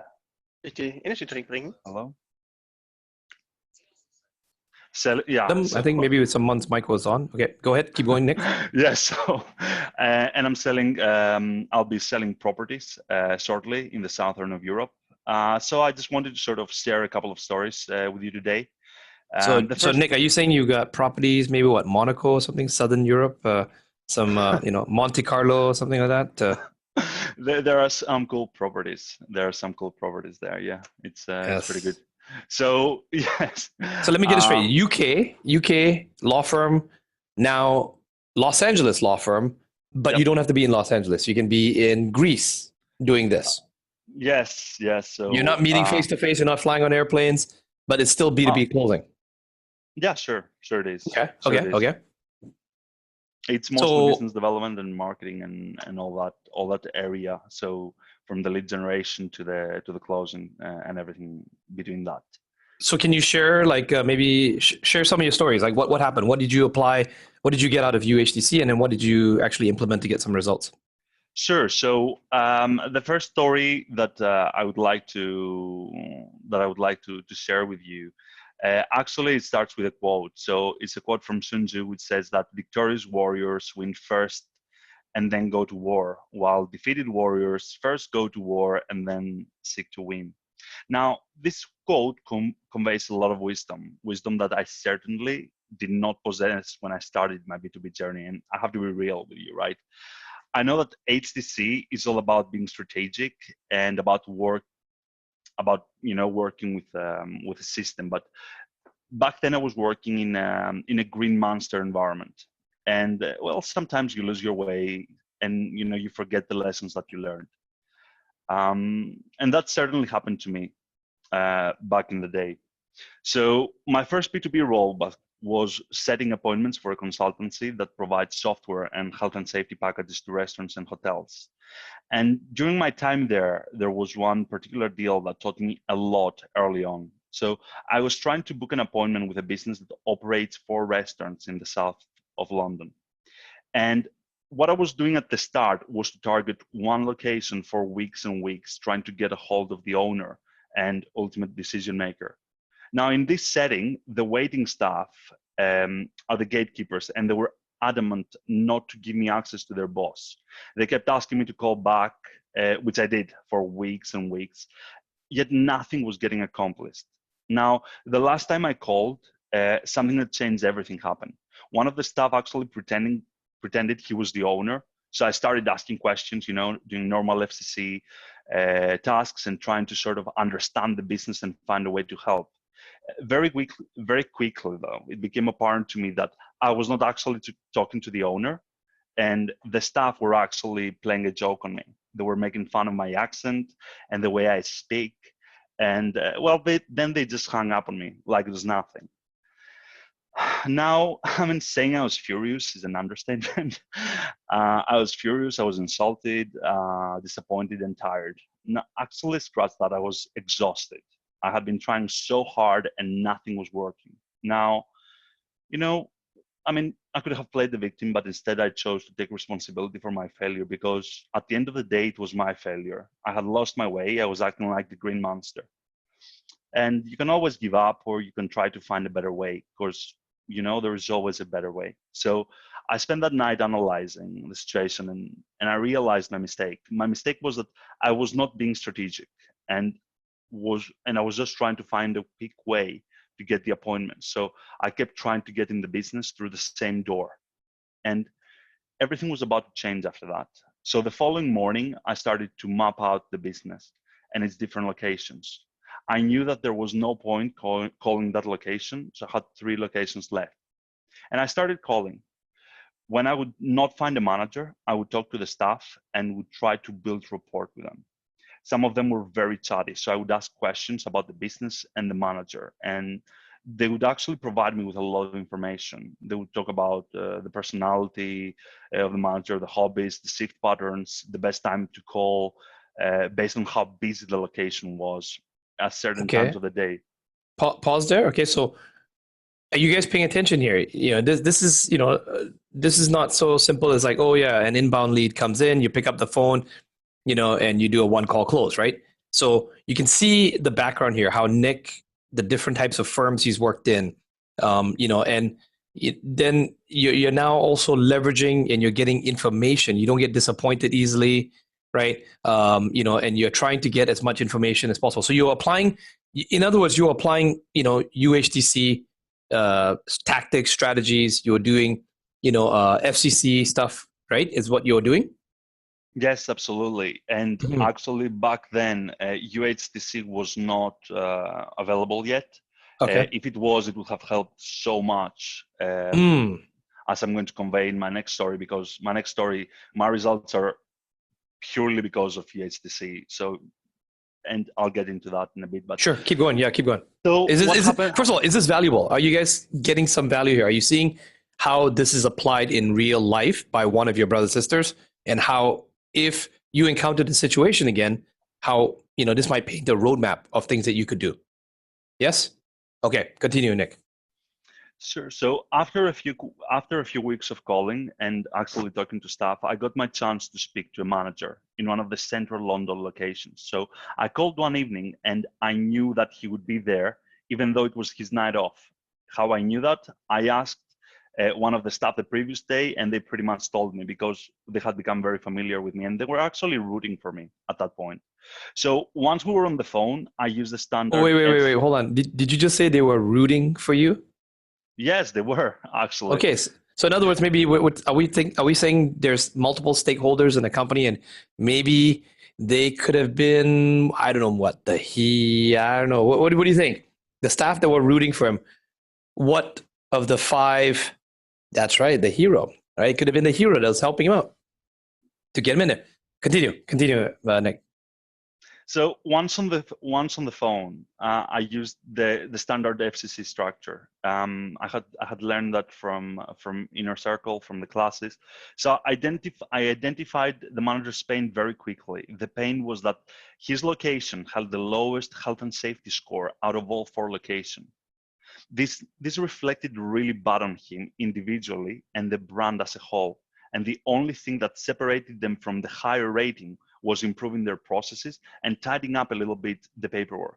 So our solution could resolve this, and by doing this, could help the business bring in more clients, decrease their insurance premiums, and more importantly, restore the owner's confidence in his manager. Oh, wait. Pause right here. I'm seeing a framework here. I'm hearing it, right? Who's seeing what I'm seeing? Let's see if you guys got this. Try to repeat what you just said there, Nick. Your solution resolve this. What would it do? I mean, it would decrease their insurance premiums. It would bring more business to them, and it would essentially make the owner, the boss, to trust his manager again. Who remembers The Onion? Right. So you start to see that, right, from a company, a departmental, and even at a individual level. Are you guys getting aha now? Okay. You want to know what the magic sauce, why Nick was able to get in here? It's already got those checkpoints. Check. Next. Continue, Nick. Now, when I got on the phone, that's actually key. I knew of some issues they had before I got on the phone from my conversations with their staff. So our solution was exactly what he was looking for. So I pitched him and closed him on giving me the number of his boss. Now, when I wait, hold on. Again, another interruption. So you didn't close him, you closed him on giving you the number of the boss. Yet another close, a micro close to get to the decision maker. Is that correct? Absolutely, because I knew from all the conversations that I had that he had no buying power. He was not actually the person who was signing the checks. He's not the ruler, right? No, he's not. But maybe is he like the sage? Is he someone that helps you? Yeah, absolutely. He was the sage in this case. Mm-hmm. The owner leveraging actually, heroes, leveraging sages. Yes, keep going. The owner actually was an entrepreneur, a Red Dragon level entrepreneur. So when I called him, he was actually expecting my call. So I built rapport and I demonstrated my understanding of their business and how our new software would help to increase visibility in their business and improve operational efficiency to their organization as a whole. So I gave him enough to get him excited and intrigued, and I closed him on an appointment within about 10 minutes. 10 minutes? I mean, it's an FCC, so again, even though it's an arranged call, it's still an interruption in their day, and it has to be short. I was not trying to sell him. Well done. Congratulations. Keep going. Now, B2B is obviously a team sport. So the moment the appointment was booked, I passed the information to our business development manager, and I armed him with insight that he could use to close the deal, which he did the following week. Now, the appointment took place in the location of the first restaurant that I had called, and where the staff had laughed at me, and the deal closed there within about half an hour, 40 minutes. It was great. For me, the most valuable thing was not the commission. It was all about the lessons that I learned. Okay. So on that day, I learned 4 lessons. It was the fact that in B2B strategy, it will always be persistent. This is not a one call game. Okay. The second thing that I learned was that, it's like boxing, it's like a fighter in the ring, It is all about finding the right opening in the guard of your opponent. And in B2B terms, you need to find the right person to give you access to the decision maker. You need the champion. The third thing that I learned was that you need to minimize their downside and then to demonstrate the upside and how if you win, they win with you.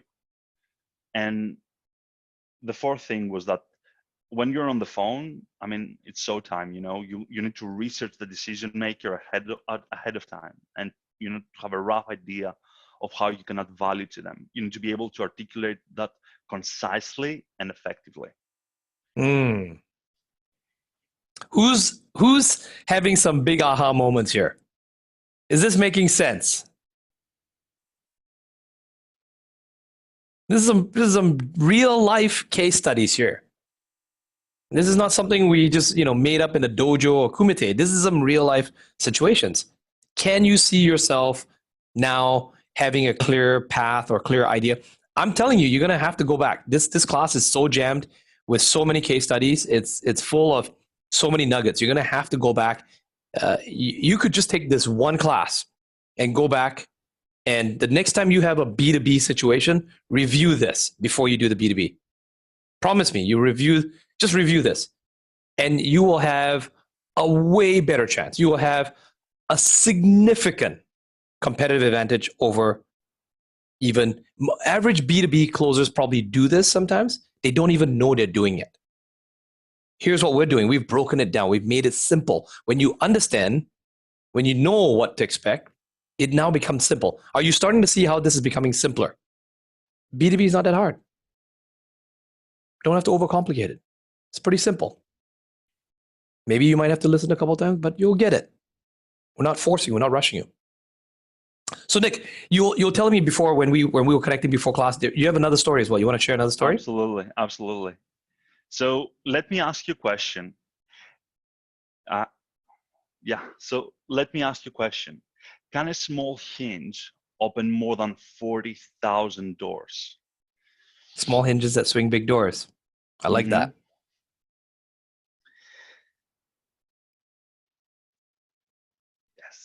Yes. The next slide. Okay. So, if my latest deal is an indication, then the answer is a big yes. So, this is the story of how Sun Tzu, the CIA, and one magic hinge helped me to open 40,000 doors at once. I have to mention here that the lessons that I learned throughout UHTC have been essential in achieving this, which is, for me, what mattered was to launch my real estate career, and I did it with a boom. So, wow.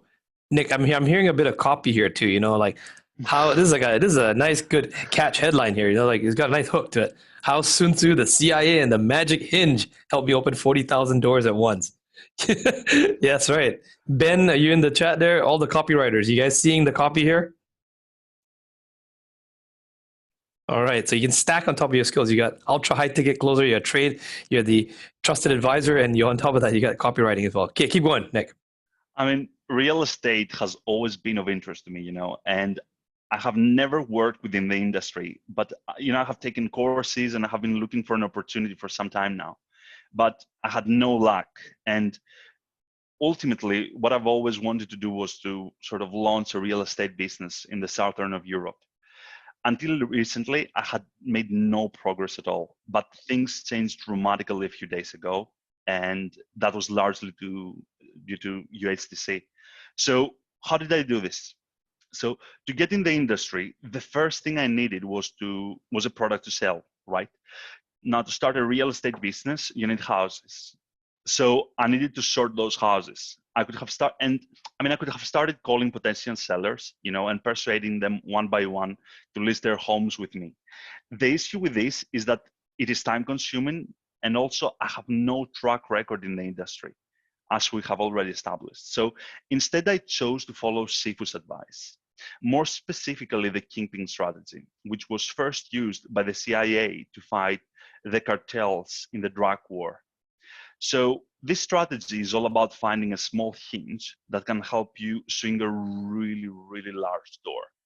Now, to get started, I created my ultimate 100 list, which Rich J taught us in UHTC class 2, and I identified my first potential partner. That was a company that sells properties in the southern of Europe, and they have more than 40,000 properties in their database. And this is where, yeah, it was. So this is not a small size. This is we're talking like enterprise style, brokerage or real estate investment company, right? Yes, they have. I mean, they have a number of franchises in different countries, and about 10 to 12 branches. So, and I mean, this is where Sun Tzu comes into the story. Now, if you remember from my previous story, I learned a lot of lessons, and these lessons would be a centerpiece on my strategy here. So the first thing I did, was to map the organization. I understood its structure and its key stakeholders, the industry, the challenges that they are facing.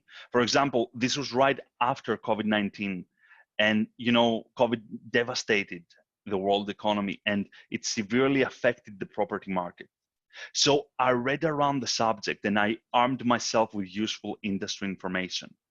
In B2B, showing that you actually understand their industry makes people more comfortable to justify giving you their time. Then I started calling people, and after speaking to a number of individuals, I came across my champion, who was a sage, to speak with terms that we all understand. I knew from UHTC that having them on board early on would be vital in order to move quickly and to be successful in this deal. I needed to get this individual invested in my success, so they would need to be someone who is trusted and popular within the organization. Also someone who would be open-minded enough to listen to me, and then dynamic and confident enough to take a chance on me and to drive this through the organization. Okay, pause there, right? Wait, hold on. This concept sounds familiar. This concept of leveraging multiple stakeholders and to get into the wonder where that's from. Can you see how this is coming into practice in real life very quickly? Well done. Keep going. I'm impressed here. Keep going, Nick. Now, on the phone, when I got on the phone with this person, I had the frame of a trusted advisor. I treated him as if we were both business owners, with humility and respect, while projecting trustworthiness and reliability and integrity. This person was not a business owner, but they appreciated being talked like one. They're very competent, and I made them feel this way. I also made it clear that I wanted to know what they do and to see whether it would be possible to form a collaborative relationship. Also that I appreciated their time, and I would try to add value to them, whether we did business together or not. Because, their time was valuable, and they were actually, each second that I was talking to them, I was actually learning things. So I asked them questions to understand their role, what they do, the KPIs that they're responsible for, and what their main challenges are. Also, I wanted to know how COVID had affected their ability to showcase properties and drive new customers through their doors. I used your approach, actually. The Desmond approach, the phone, or what the? I used the DES triangle. The DES triangle, yes. Yes, that we were taught during UHTC class 4 part 1. And I chose to expand on the marketing side, demonstrated how they could change their marketing to target clients more efficiently. Now, this helped me build rapport and authority with this individual. Due to the quality of my answer to their statement, they felt that I knew what I was talking about. As Sunju said, you know, I chose my battle very carefully, and I guess that worked. Then I asked more questions and tried to determine how I could help this person and business as best as I could. You know, how could I add value? And at the end of the day, what was in it for them? Once I figured that out, I made my business case on why, even if I have never sold a single piece of property in my life, I'm the right person to help them become more profitable and to add to their bottom line. I gave him concrete reasons as to why he should facilitate a meeting between myself and his boss. Above all, though, there was one question to be answered. Why should this person, this professional of 20 years, take a risk? Now, Why? Actually, let's just pause for a second. Why should this, you know, I mean, this is playing some high stakes here. Nick's got some, he's got some, you know, cajoons, you know, he's got some junk in his trunk there. He's got some stuff, man. And, yeah, I mean, why should this business person deal with Nick? Can you see how many nuggets of gold here? What's Nick? Nick he's a great example of someone implementing so many levels of being a trusted advisor. Not green monster, not trying to please, not overly pleasing, you know. Straightforward, gets to work, takes action, rolls up his sleeves, does the work. This is definitely, you know, if anything at all, you know, I appreciate all the different case studies. This one, I think you should all really listen to. There's probably about 20. I've already written down so many notes here on my notepad. There's about 20 different things that he has been applying. And it would definitely, you want to listen to it over again, you know, and pause, write out when you do the role play. Keep going, Nick. So why should this person, why should he take a risk on me, right? So what I did is I painted the picture as to how, if I was successful, I would add value to him. I would strengthen his position within their company, and I would help him to make more money. This could be a win-win-win situation. So here I should mention that my tone and frame and social media made this person feel comfortable enough to make that introduction. Perception is key in B2B, and this was another great lesson from the early classes of UHTC and HTC. Okay, so I firmly believe that in every introduction, a stakeholder lends you credibility with their colleagues and their boss. Now, you need to treat this credibility with the utmost level of respect, and to make them feel that whether the deal goes through or not, the decision maker will not regard their employee any less due to them introducing you. You know, this is key, as it decreases the downside, and then, well, it is mostly upside for them, you know, because from that point on, my champion actually opened up completely. I mean, I was humble, I was curious, and I had an empty cup. I allowed him to sort of take me under his wing. I asked him for information on the process that the organization follows to approve new partners, the role that certain individuals play in the decision-making process, how long the process would take, and if I needed to speak to more individuals prior to, you know, meeting the ultimate decision maker in order to increase my chances. And my champion, he pretty much coached me on how to navigate the process, and he gave me insight on the background of the decision maker. The decision maker is the founder and managing director of the company. He also volunteered to speak to him and to facilitate a call, so there would be no FCC. And within the following week, the champion introduced me to the founder, who is a Dragon X-level entrepreneur. Now, the fact that he introduced me directly to the ultimate decision maker had a number of benefits. To just name two, firstly, I never had to go through the gatekeeper, which made my path much easier. And secondly, once on the call, this felt more like a referral rather than a closing call. And as we have learned, you know, through HTC, it's all about positioning. Now, the champion had edified me to the decision maker who was expecting my call. and I could instantly feel the level of trust.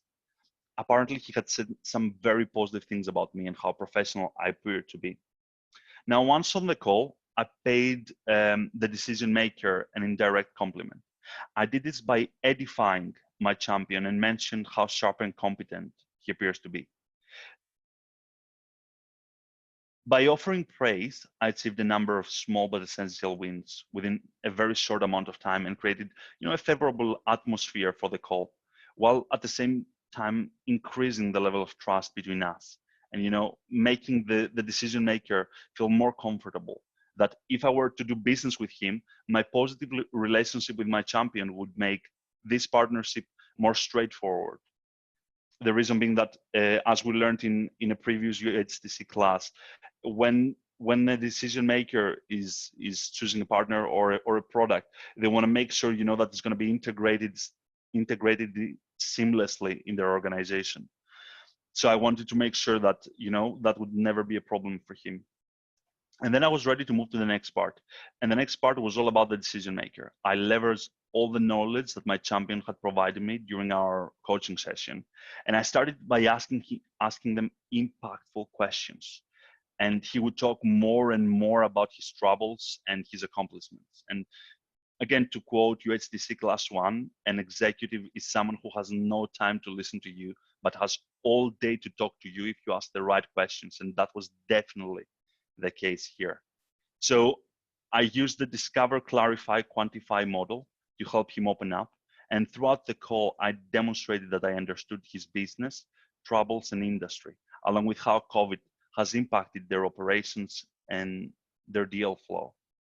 Then I made a business case as to how giving me access to their database and making me an external partner would help them sell more properties, and how I have some cutting edge ideas as to how to sell, more properties and in a more modern way. And that was the point where I chose to expand to establish my credibility and authority with him. And it worked again. Now, same as with my champion, it was all about minimizing their downside and presenting them with a promising, but not over the top upside. I used a very conservative approach, and I created a simulation similar to what Gal did in the previous class, as to how, even if I help them to sell, just a few houses on year one, it would still be a positive outcome for their business.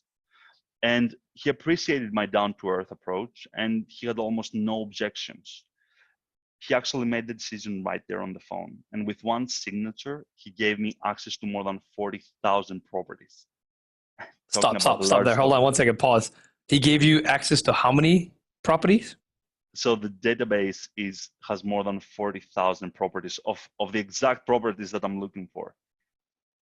Now, I want you to pay attention here. Does Nick sound like a sapphire? Does Nick sound, and again, if you are sapphire, don't feel depressed. If you're a pearl, don't sound depressed. Does Nick sound like a ruby? Does Nick sound like an emerald?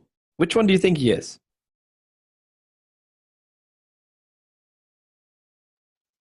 How about all of them? How about all of them? This is and again, Nick has, Nick, how old are you now? I'm 31. 31. 31. You wouldn't think that, right? And then 31 is not a, it's not a young or old age or anything like that. It's just, it's kind of right in the middle. 31. But he definitely sounds, he comes across. That's right. He sounds even about 10 years older. This is definitely a case study you're going to want to go back and dissect and listen. If you can just implement, if you're just a beginner, if you can just take one or two critical things away from the things that he has done, replicate. Don't need to go recreate the wheel. Keep it simple. The next time you're thinking of a transaction again. In fact, I would even venture to challenge all of you to do this. Not saying, Bogdan or Scott. Pick one. If you resonate with Scott, great, fantastic. You resonate with Bogdan, great. But highly encourage you that if you resonate with Nick's, go back, listen to the replay, and pause and write out. Write out his story. I don't know if all of you would do that. I don't know if you're that serious You want to learn this? But for those of you who are, if you write it out, especially those of you who are taking high income copywriter, you understand the power of writing out. Re-listen to the story. Oh, but Desmond, can I just get it transcribed? Don't be lazy. Re-listen to it, because when you re-listen to it, something happens. You start to internalize it. When you handwrite it out, something happens. So you're not trying to get a script, but you're starting to see how his brain thinks. I can tell you, Nick's one of the top closers, B2B closers out there. He's very humble, very pragmatic, very straightforward, but also very strategic. Can you see what he's doing? And he is applying. He's a great student. He's applying actual B2B closing best practices. Okay, Nick, keep going. What happened? What was the outcome? I mean, I really appreciate the kind words, and I can say that the thing that I would say has helped me the most is after every class, every UHTC and IC class and HTC class, I have always gone back to the background, and I have re-listened the video, and I actually pause it frame per frame, because you get so much incredible information and examples from the role plays that you do, and Sifu does, and Joel and Rich and Adam and Gail. We have some amazing closers available to us, and that's how you learn. That's you need to put the work. That's the only way you can do it. Everybody wants to shine, but not many people want to put the polish in, right? I mean, yeah, I guess it is what it is. Now, what happened at the end of the story is that yes, he essentially gives me access to 40,000 properties, more than 40,000 properties, and the most important thing for me is that it gives me immediate access and credibility to partners with extensive industry knowledge who specialize in my area of interest. And they have been doing that for decades. The decision maker's assistant, she emailed me the first draft of our agreement 3 days after that first call, and my attorney is currently reviewing it. And well, I'll be honest with you, I'm extremely excited.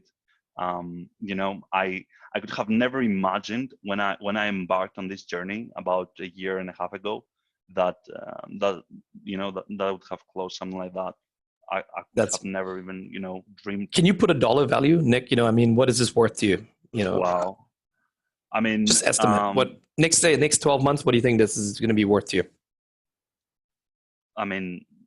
There's no value. There is no value because no matter what happens, no matter what happens, is no one can take it away from you. I remember the day that it was the 17th of March 2020.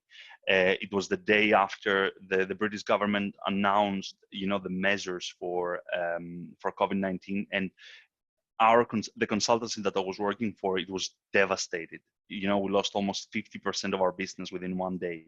And they were letting go they were letting everybody go. So they said to the older staff, they said, we are going to keep you for a month, and any new staff, no matter how good you are, we need to let you go, because we will not be able to make payroll.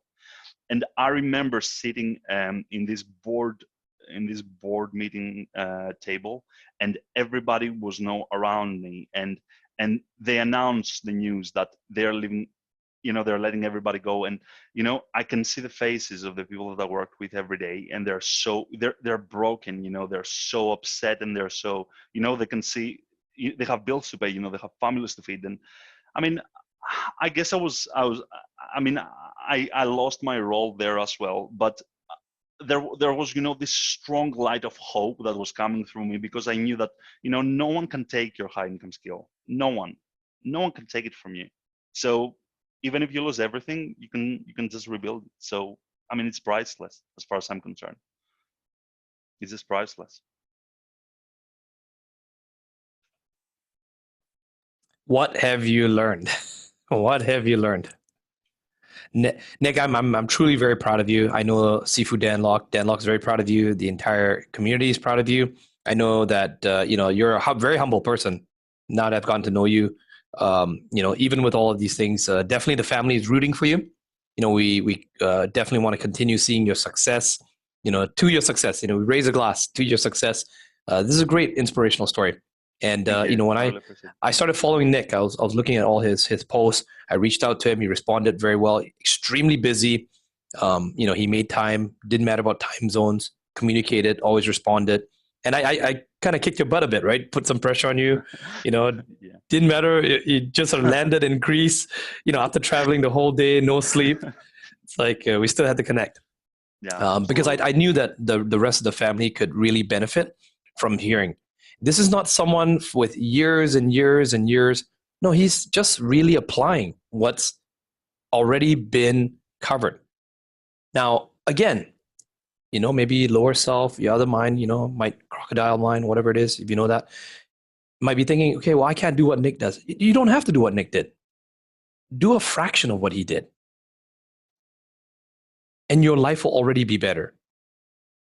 Look at it with a lens of not exactly, you don't have to go out there and do real estate, but look at the principle, look at the steps that he went through. Look at the perseverance, the tenacity, the humility. He's leveraging relationships, stakeholders, champions, sages, heroes, builds the trust, adds value, so many different things. Can you see yourself applying even a fraction of what Nick did? Say yes in the chat. All right. So huge round of applause for Nick. Thank you very much for everything you've done, Nick. Now, we have been on for, we've been on already for about almost 2.5 hours. We'll be taking a break in a second here. I want Adam to cover some concepts here. We're going to kind of speed up just a little bit here, Adam. Let's try to go through some of these. I think this is going to be very, very impactful and helpful. Right, Nick, I'm very proud, of everything you've accomplished. Thank you once again for coming out, and keep inspiring. Keep us posted on all your success. Thank you for the kind words. I really appreciate it. You got it, brother. All right, so let's move on. Let's go to the next. Who wants to learn more?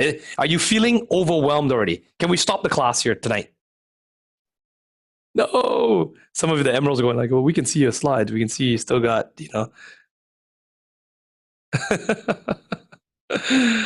Okay, that's right. We're not even halfway there.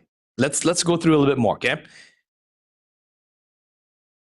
Actually, you know what, Nick? We didn't even do a role play. I saw we have the role play slide here. Do you want to put some of that stuff into practice? Do you guys want Nick to come back? Encore? You want Nick to come back? Let's put into practice, okay? Because he discussed it. Let's see if he puts me up to the challenge. Okay, I want to take this one. Sure. Nick, are you up to role playing with me? Absolutely. It'll be an honor. Okay. To role play with you. Why don't we do that? Give me. Is it going to be what the same the big partner, the real estate firm? What are we going to do? Yes. So how about it is the last call? So it is the CEO for the big real estate firm, and his background was that he came from a very sort of successful corporate career.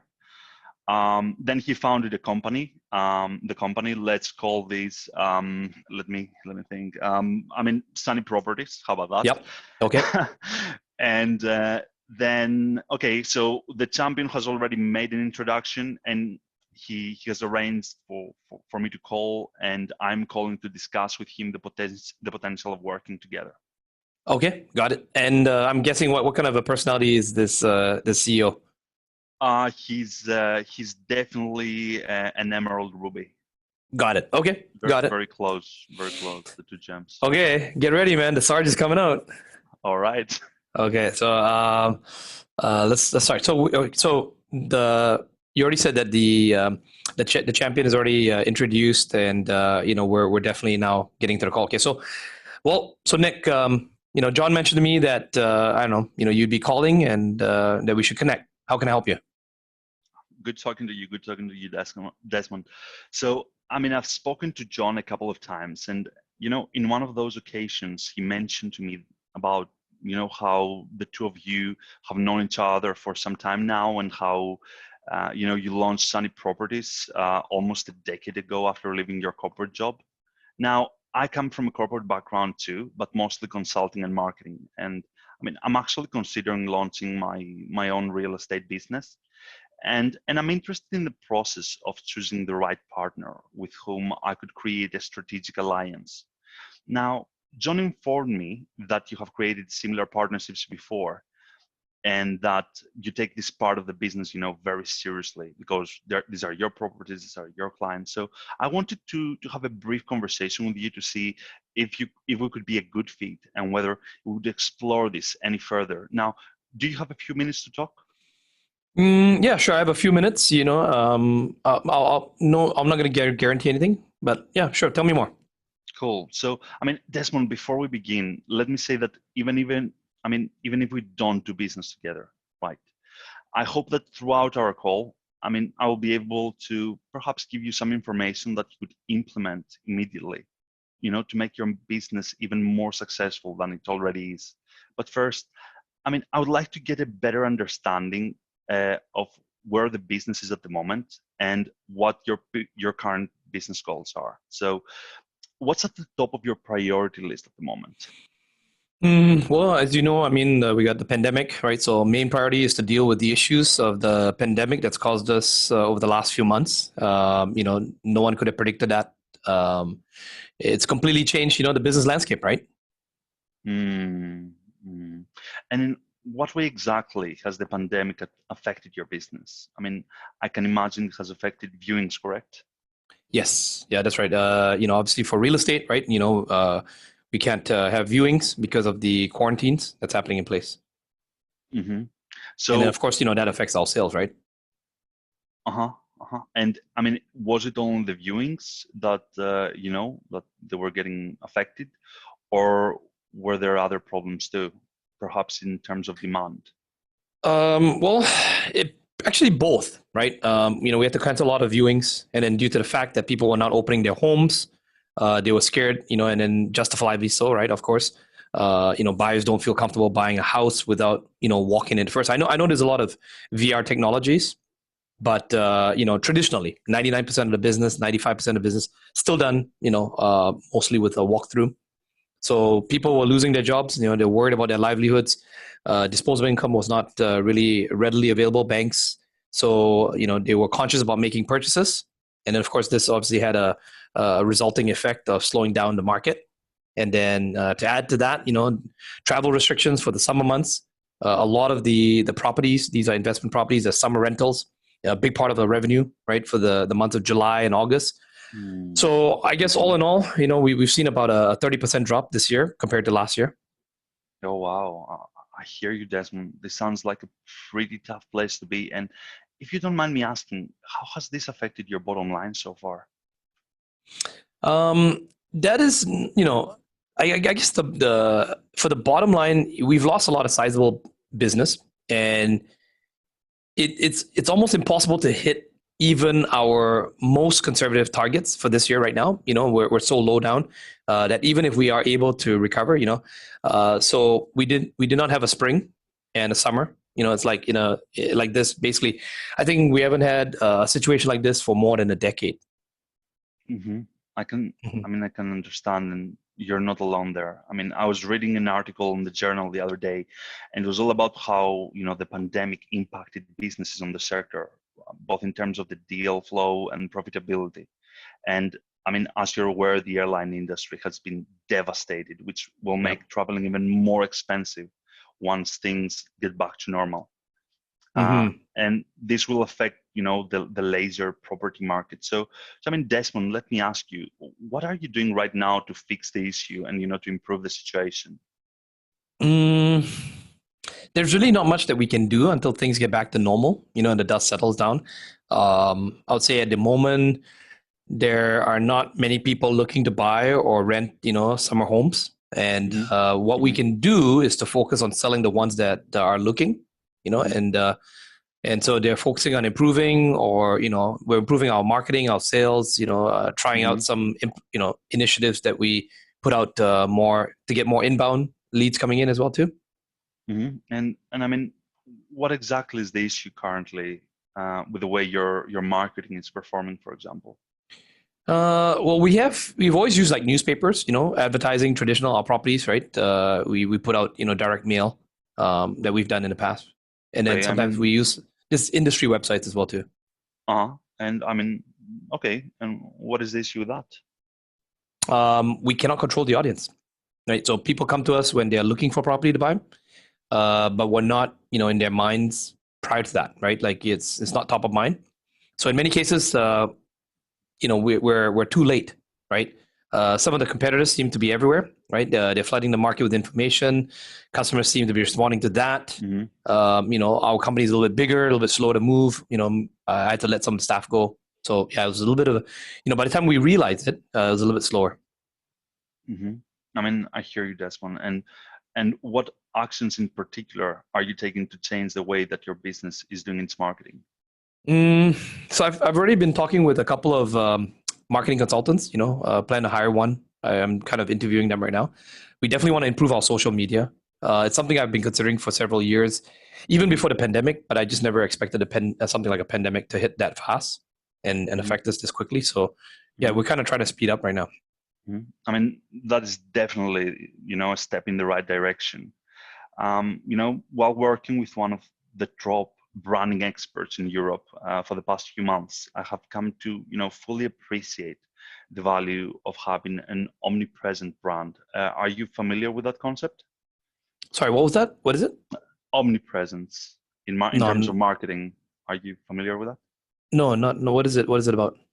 I mean, that's totally fine. I mean, omnipresence is about your brand being everywhere, at the same time. So, you want to be in front of your customers at all times and to deliver content, in their preferred mode of communication. It is all about having, social media, email marketing, funnels, websites, all feeding each other with information. Then, at the back end, creating a number of metrics that will help you to track everything and determine what performs and, what needs improving. So, I mean, Desmond, would you mind telling me a bit more about your partnership framework? So what is the main thing that you're looking for, when you're bringing a new partner on board?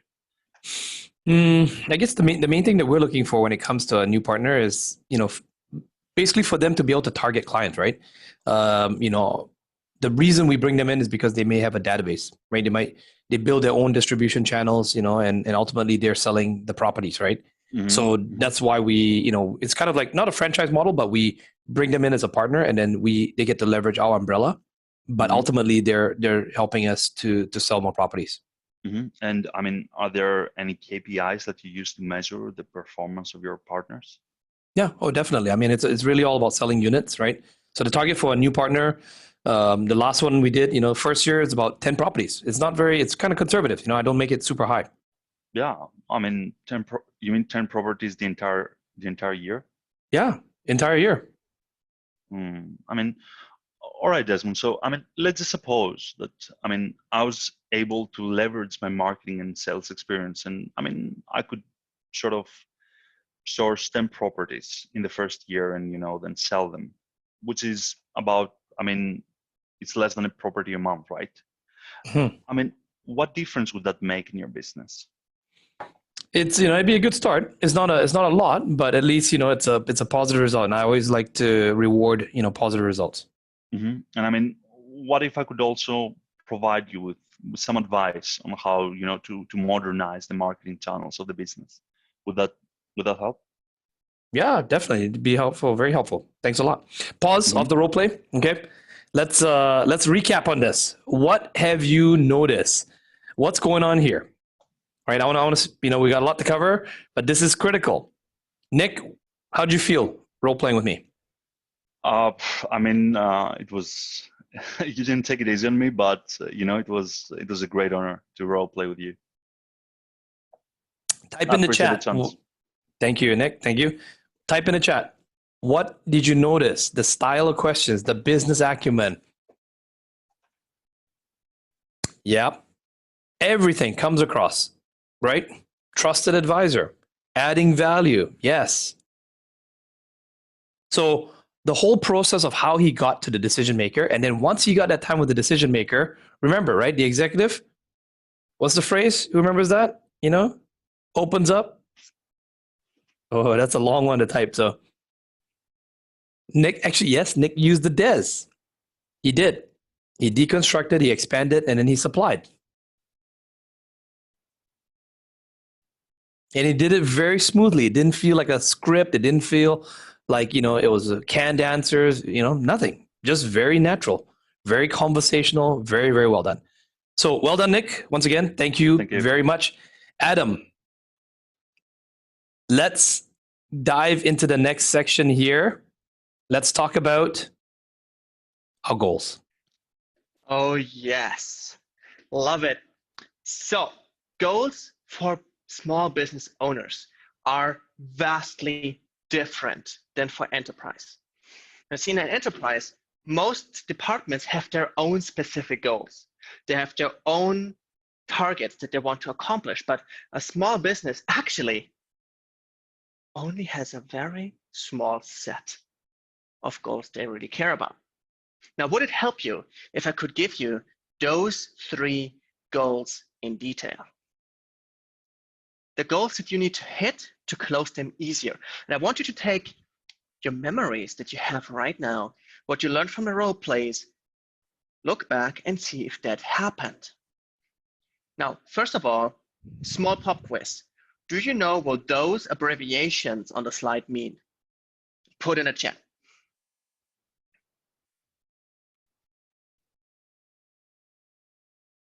People typing. Lifetime value, yes, lifetime value, LTV is great. What's the CAC? Customer acquisition cost, Kyle. Yes, exactly. Return on investment, John. Yes, great. So those are the 3 things that people really care about. The small business owner wants to have a low customer acquisition cost, a high lifetime value, and a short-term return on investment. An enterprise is planning on a long run. They are playing a marathon. Small business needs the sprint because, remember, they need money yesterday. So they want to see from you explaining to them how you can give them a short-term return on investment. If you come to them and they'll ask you, well, how fast can you close deals? And you're using the redirect and you're like, yeah, I don't know, like maybe that like depends on what leads you bring me and so on. Will that give them trust? Absolutely not. You're correct. So therefore, here's a simple example. I am on a small business closing account that sells an agency, like an agency system, teaches you how to become a digital marketer. And they don't even count closing ratio. They don't count closing ratio. They don't care. What they care about is the value per conversation. So for example, they divide the leads I get by the value per close. If it is a payment plan or a paid in full, right? For them, a boom is not just a boom. It depends if it is a payment plan or if they pay in full. So they measure how many conversations I get. And sometimes I even have a lot of conversations that I don't close because the prospects are not qualified. They don't care because the value of the conversation is high enough. So my current conversation value is about $600. So whenever I talk to a person, $600 directly land in the bank account of the business owner, because the product is $1,500, and divided by all the calls I have, that's that. Just to clarify, if you never worked with a system before, $200 per conversation is normal. But by applying the UHTC skills, the HTC skills, I have a way higher closing ratio, and therefore my average conversation value is 600. And by the way, I had a slump before where I was at $30. That was super low. That was almost like didn't even justify the advertising spend because it would be a huge customer acquisition cost, right? If they pay like $100 per lead, I only bring them 30. That does make no sense. If they only make $1,500 per person, and I don't close a lot of people, it makes no sense. But suddenly, I worked in, I used UHTC, I used HTC, I did a lot of role plays. Within 2 weeks, I increased to 600, from 30 to 600.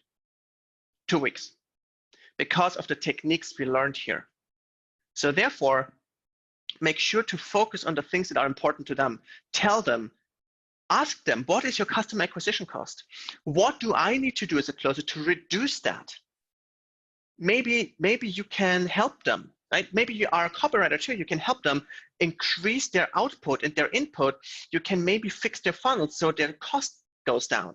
Maybe you can write a Facebook post that is better, a Facebook ad that is better, which makes their customer acquisition cost lower. Maybe you can help them because you can close better. They can maybe raise their prices, so the lifetime value goes up.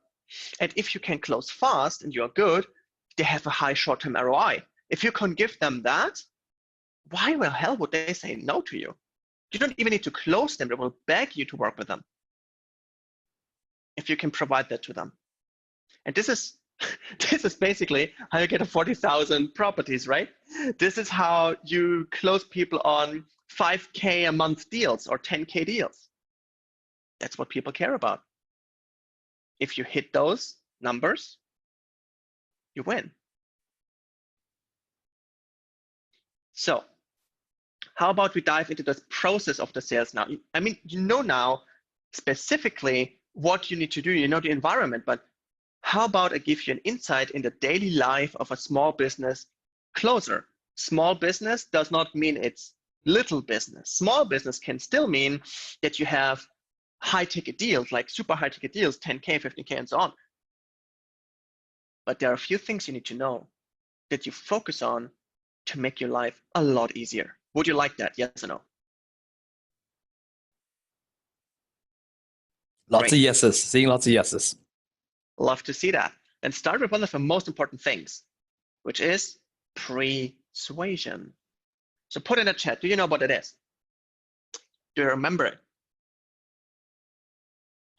Great. So for those brothers and sisters who don't know what persuasion is yet, no problem. You don't need to feel ashamed. That's okay. This is why we're here to learn. So those of you who know, put in the chat, what is persuasion? What does this mean? Yes, it's a book by Robert Cialdini. Yes, it was in the On Demand. Framing, persuasion, not before. Yes, I haven't. That's exactly it. Now, here's the thing. You remember, right? The small business owner does 70% of the sales process for you. They come self-educated. So therefore, you want to control that. You want to control which kind of information they consume before they get any wrong info. You better want to make sure that they know the right stuff. So what you would do is you send them, right, John? You send them hint emails, tips and tricks on what they can look out for. You can even send them emails to direct them to different content where it's not even yours, but supports your case. You can send them a white paper, correct, William? Yes, you can send them a white paper. You can send them different information. Now, it is extremely powerful if you send them content that is not your own, but still supports your case. Because this way, it doesn't look like you are trying to convince them because you are even sending them to other people. You preempt objections with this. And if you are afraid that you might lose them to the competitor, why? If you tell them where to look for content, you were the source of that. People are lazy. Do they want to test those people out themselves that you refer? Or are they trusting you now to know why that content is important and what to do with it? If you are the one who collects the information for them, does this mean you know it better? Or does this mean you are lazy? What do you think they think? Exactly, you know it better. You save them time. You are the expert. You have more knowledge than they do. You know what to look for. And because of that, they will come back to you for more knowledge because you save them time. Remember, short-term return on investment. If they have to put in the time themselves, which they don't have because they already have so many hats, you can copy a lot of content, create an environment in which you can succeed because you shape their mind for them. You shape their decision process. The information they have decides how they decide for you or against you. So if you control the information, you control the decision, which means you win the war and the fight before you even go to it. So that is persuasion. Now, as a salesperson in small business, there's a huge difference too in the amount of leads that you get. An enterprise salesperson gets maybe 10 leads a month. 10 leads a month in enterprise because they're so high ticket and need so much time to prepare. But you get 100 leads a month as a small business person. So here it is quantity. So what do you think you need to be able to deal with that many leads a month? What kind of habits and structures do you need?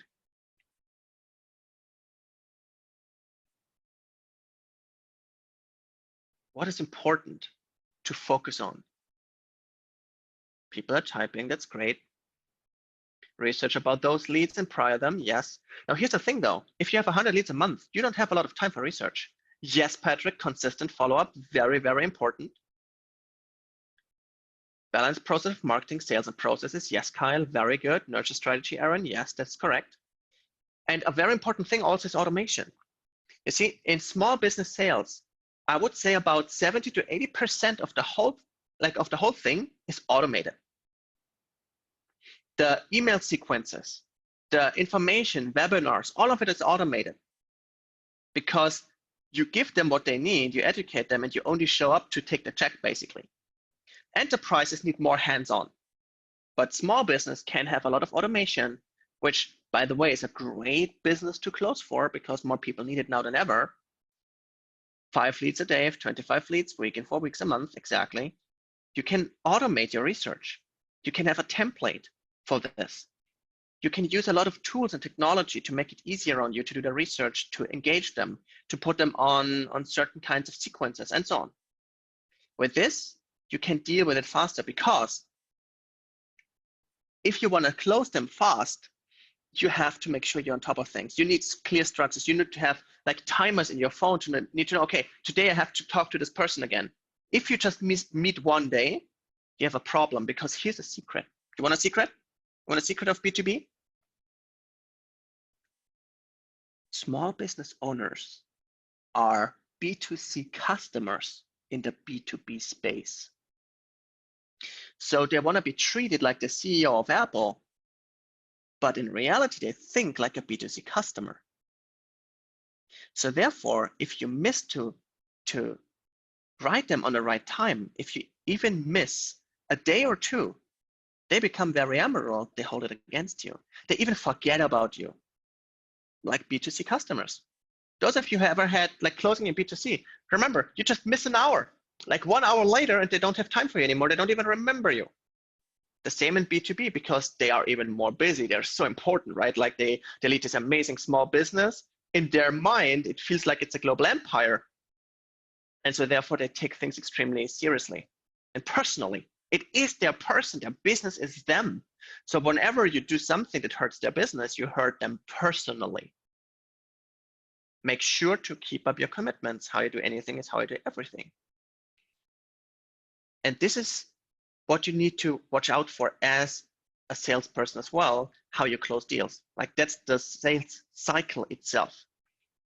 It is 1 to 3 calls to close, and usually in less than 30 days. Less than 30 days. 1 to 3 call close. So you can actually close them in 1 call sometimes. Don't expect it, but usually it's a 1 to 3 call close, and it needs about a month. So plan your structures in 30-day increments. What do you need to do to focus on them 30 days on a consistent basis to close them? How do you map your calls out? You don't want to bombard them with calls, right? You don't want to seem needy, but you don't want to do it too little. How can you stretch out the 3 calls and what kind of content you can content in the meantime? 3 call close doesn't mean 3 contact close. You might have like 10, 12 touch points over email and SMS with them in the meantime. Don't think a call is the only way to communicate. You might even like have contact with them every other day. Super important. Yes, John, perfect. Call Tuesday, email Wednesday, LinkedIn message on Thursday, send a donut on Friday. I love that. That's really cool. By the way, that is actually a cool strategy. Like you use an Uber Eats or like any kind of food delivery service, you send them a coffee so that it arrives on time for your meeting and say, hey, I just wanted to invite you for coffee, right? And why do you need that? Because salespeople in small business don't get help. They actually don't get a lot of help. Why? Because there are just so many leads. And small business owners, they actually cannot afford to give you a lot of help. They don't have time to coach you. They don't have time to focus on you. So therefore, you need to utilize everything you can find on your own. Whenever you see on Glassdoor or Indeed or something, self-motivated salesperson, that means you are creative enough to find strategies like this to close the deal. Now, how many deals a month do you actually close or need to close as a small business salesperson? Put in the chat, what do you think?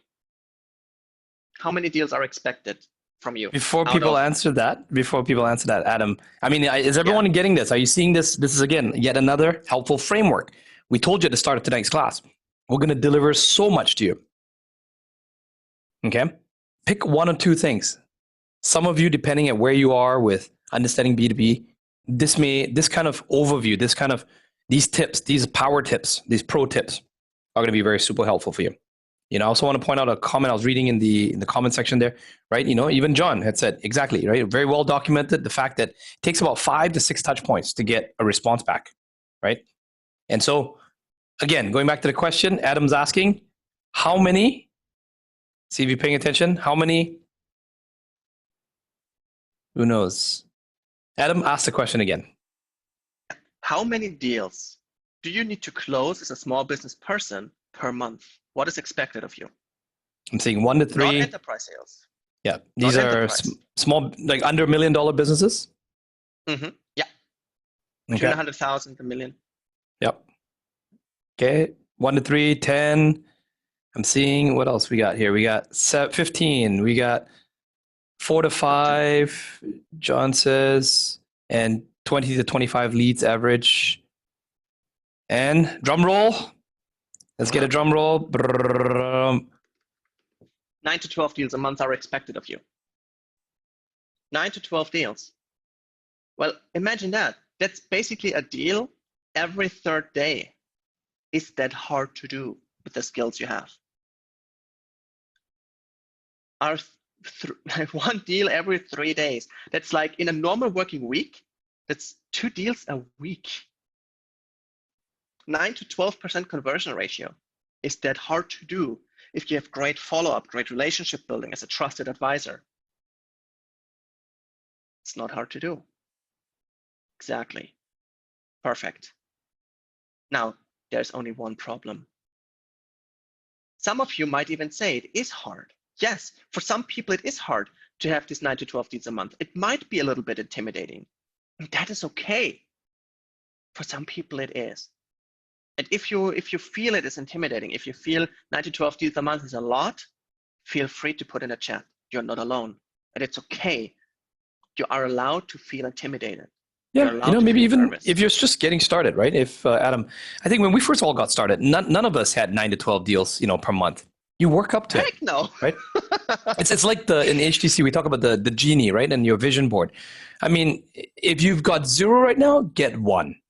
If you've got 1, get 2. If you got 2, get 3. Are you following me? Yes. If you got 3, maybe don't just do 4. If you got 3, maybe go for 5.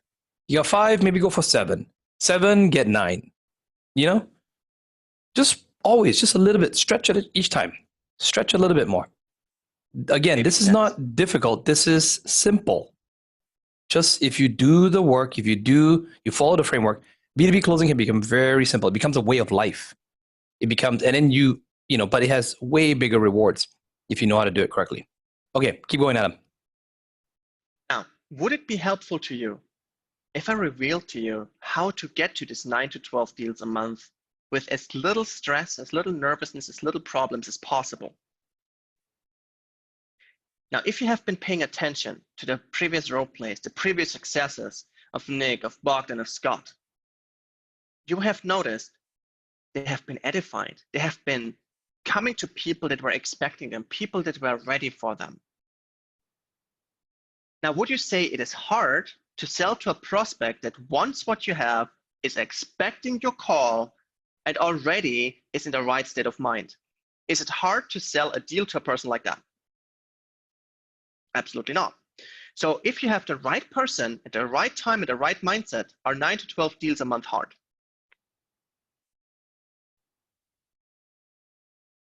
Exactly.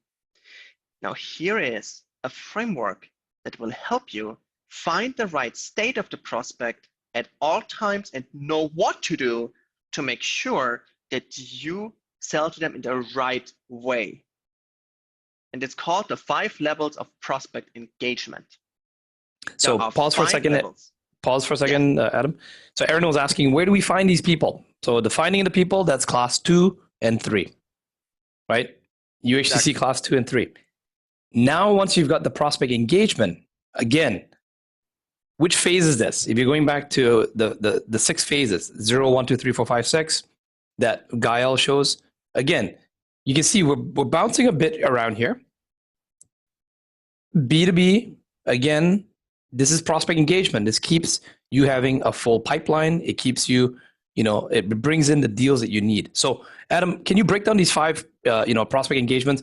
We might do a role play, we might not, but if we can, why don't we take a break after we finish this, right? I think, we're getting about halfway there and everyone needs to stretch. I mean, we're in 3 hours, this is going to be, I hope that, I hope from this investment of time, all of you, everyone sees some sort of win from this. We're only doing this once, but you can take it with you for the rest of your life. All right, Adam, let's break it in. What are the 5 levels of prospecting? Awesome. Before we go into those 5 levels though, very important, not all prospects are created equal, actually. It's a very important thing. You think just because you can close that you actually just talk to people and you close them. But that is actually not the case. Especially not in B2B, where you have different people in different states of mind. For example, in enterprise sales, you might have a person that is a decision maker in stage 5, then you have a person that is a decision maker in stage 0 or stage 1 or stage 2, right? So you need to adapt to that. Now let's focus on what those 5 steps are. Step 1, stage 1, obliviousness. This is a prospect that has absolutely no idea that they even have a problem. Those people are like, everything is going crazy, but it's okay. Like that's no problem, like whatsoever. Same thing too, that if you get to a prospect that is so oblivious, what do you do? Like they just don't know what they don't know, right? They don't know what they don't know. Exactly. Do we try to persuade them? No, we don't. If you try to persuade them, that will just go, like you will just fight over with them. It's the same like, hey sir, do you know our great product? Like we can help you. Like I don't need help, right? Yeah, that's fine. Now here's the strategy and how to deal with them.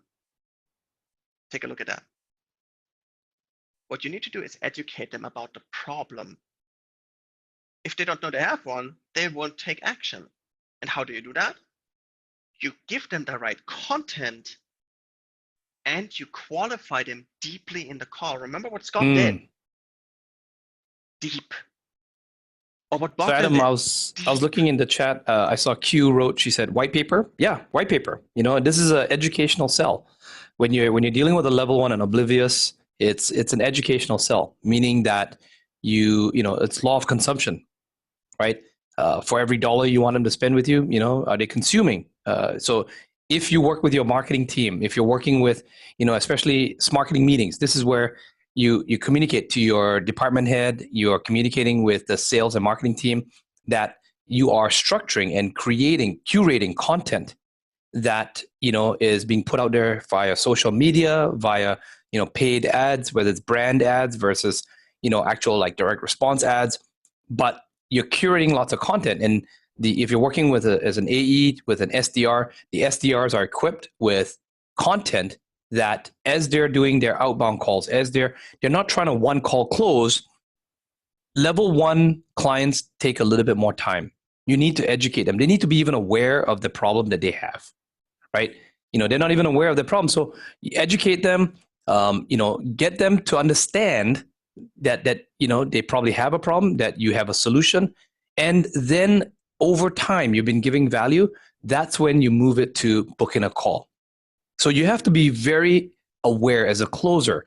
These 5 levels, this is going to be very critical, because not all prospects are created equal. Not everyone, and this goes for all the stakeholders. Okay, just because sometimes you might be dealing with a hero, you might be dealing with a sage in the company, but then sometimes, or the creator, but the ruler may be oblivious. So again, you have to educate. It all comes back down to that. Is this making sense? And you educate, don't be pushy. And this is why sometimes even in B2B sales cycles, because you're closing multiple stakeholders, you have to slowly educate different stakeholders throughout the process. So it can actually take 2-3 months, right?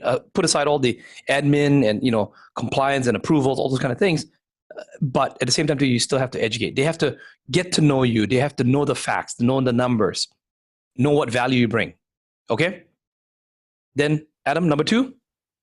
Number 2 is the awareness stage. Now, in this stage, they actually know now they have a problem, but they have no clue on how to deal with it. Like, they just don't know what to do. And what do you think is the right way to deal with that? How can you add value to them at this stage? What will they need here? Type in the chat. So say it again, Adam. The awareness stage is what? They are what? And they need what? They know that they have a problem, but they don't know how to deal with it. So what? For example, maybe they know their CRM is not adequate enough, but they just don't know what options are there. Is that correct? Or they don't know how to deal with it? They don't even have a CRM. They might even notice, oh, I don't have a CRM. Like maybe they see, oh, we have such a chaos. All of our clients are there, but we cannot follow up with them properly. We don't know in which time frame. We don't even know how many clients we have. This is a problem, but how do we fix it? Maybe they're just using like a spreadsheet or something like that, right? Exactly, if they even have one. So I noticed sometimes I had like B2B customers, they were so unorganized. They basically were handwriting their clients on paper, not even in a book, on loose paper, and trying to find their clients and their notes on it. It was such a mess.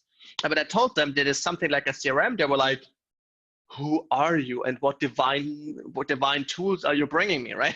It was so like just asking, like, why don't you use a CRM? What's a CRM? Well, something that you can take care of your clients with. Oh my God. True story. I mean, like, you guys laugh and Adam makes it very comical. But even when I was living in Japan for 12 years, not too long ago, up till 2014. And again, this is not a put down to any Japanese, so not insulting, but there were a lot of Japanese companies that were very pen and paper. You'd be in the office and you'd have like 20 staff sitting at a table. No one had a computer on their tables. And this is like up to maybe about even 2008, right? There was no internet in the office. There was maybe one computer and one internet connection. If you needed something online, you'd go over to that computer. Otherwise, it was all pen and paper at a desk. So people actually kept, sales professionals, we had our telephone books. We still use, and this is like 2008, 2009, like Japanese companies, right? And you think Japan, high technology and stuff. No, it depends, right? Depends on where you are. Some of these companies, obviously, like they're in manufacturing, factory type situations. But the good news about Japan is that when they shift, they pivot really fast. So they may have been really slow at implementing some of these things. But I remember when, there was no such thing as a CRM, and they were like, "What's a CRM? What's SAP? What is that, right?" So obviously the multinational companies, they obviously had that, but yeah, many people still use the Rolodex back then. So it's not unheard of. And I think maybe in this day and age, I'd be quite surprised, but just really depends on the industry you're in. Maybe you're dealing in developing countries. Don't assume everyone uses all the technologies that we use these days. Though the world is speeding up. Okay, so continue, Adam. What happens in the awareness stage? In the awareness stage, it's very important to educate them about a solution. So if they see, okay, I have a problem and I need help, then you send them that. And it's a very important thing to note. You cannot skip this. You cannot tell them, oh yeah, you have a problem, like let's just like skip to stage 5. No, you have to treat them in the stage they are in. You cannot even skip or change one level up and down. If they don't know they have a problem and you educate them about the solution, it sounds like a green monster pitch. If they are aware and you treat them like they don't know they have a problem, it sounds like you're arrogant and you're condescending. So therefore, make sure to fit the awareness stage they are in. Is it oblivious? Is it aware? Is it another stage? And this is why you need the personalized content. You need to have the personalized proof to them. This is how it works in your business. This is how it would look like. So therefore, they understand it a little bit better. Now, if and this is good in like technology sales, right? Like a lot of technology sales, many times they would actually create a demo, when entering. Gael, are you on with us right now? Yeah, absolutely. I mean, you need a demo. You need to showcase to the users, to the business users. That's actually on the first step, right? To build credibility and trust and get the interest. Yes. Okay, then what's the next level? We've got level 3. Level 3 is inertia. Now let me ask you this, guys. Your client has a problem. They know they have a problem, and here you come educating them about the solution. Will they rush towards you and throw their money at you?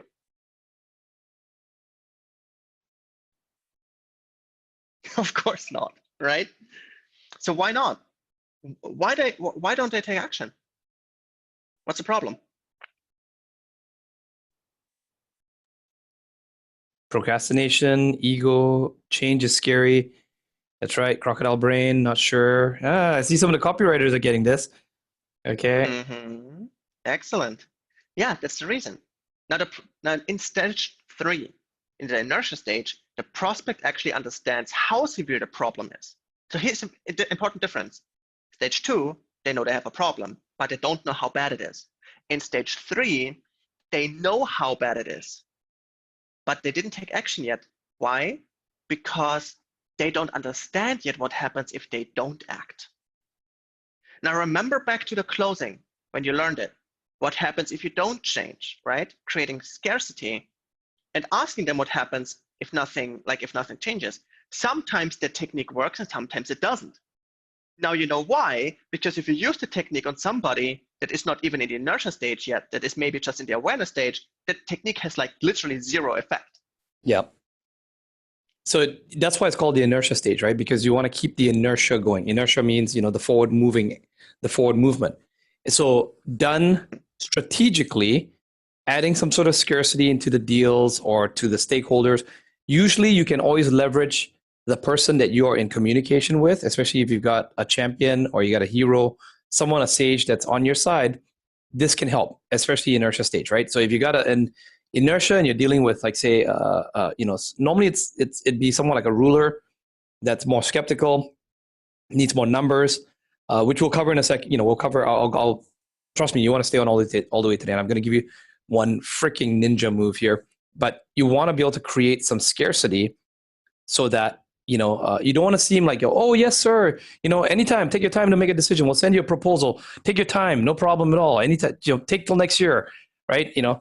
You got to have a sort of time limit. Create sort of like, even if you send something, well, this offer, this preferred client offer will expire in 30 days, right?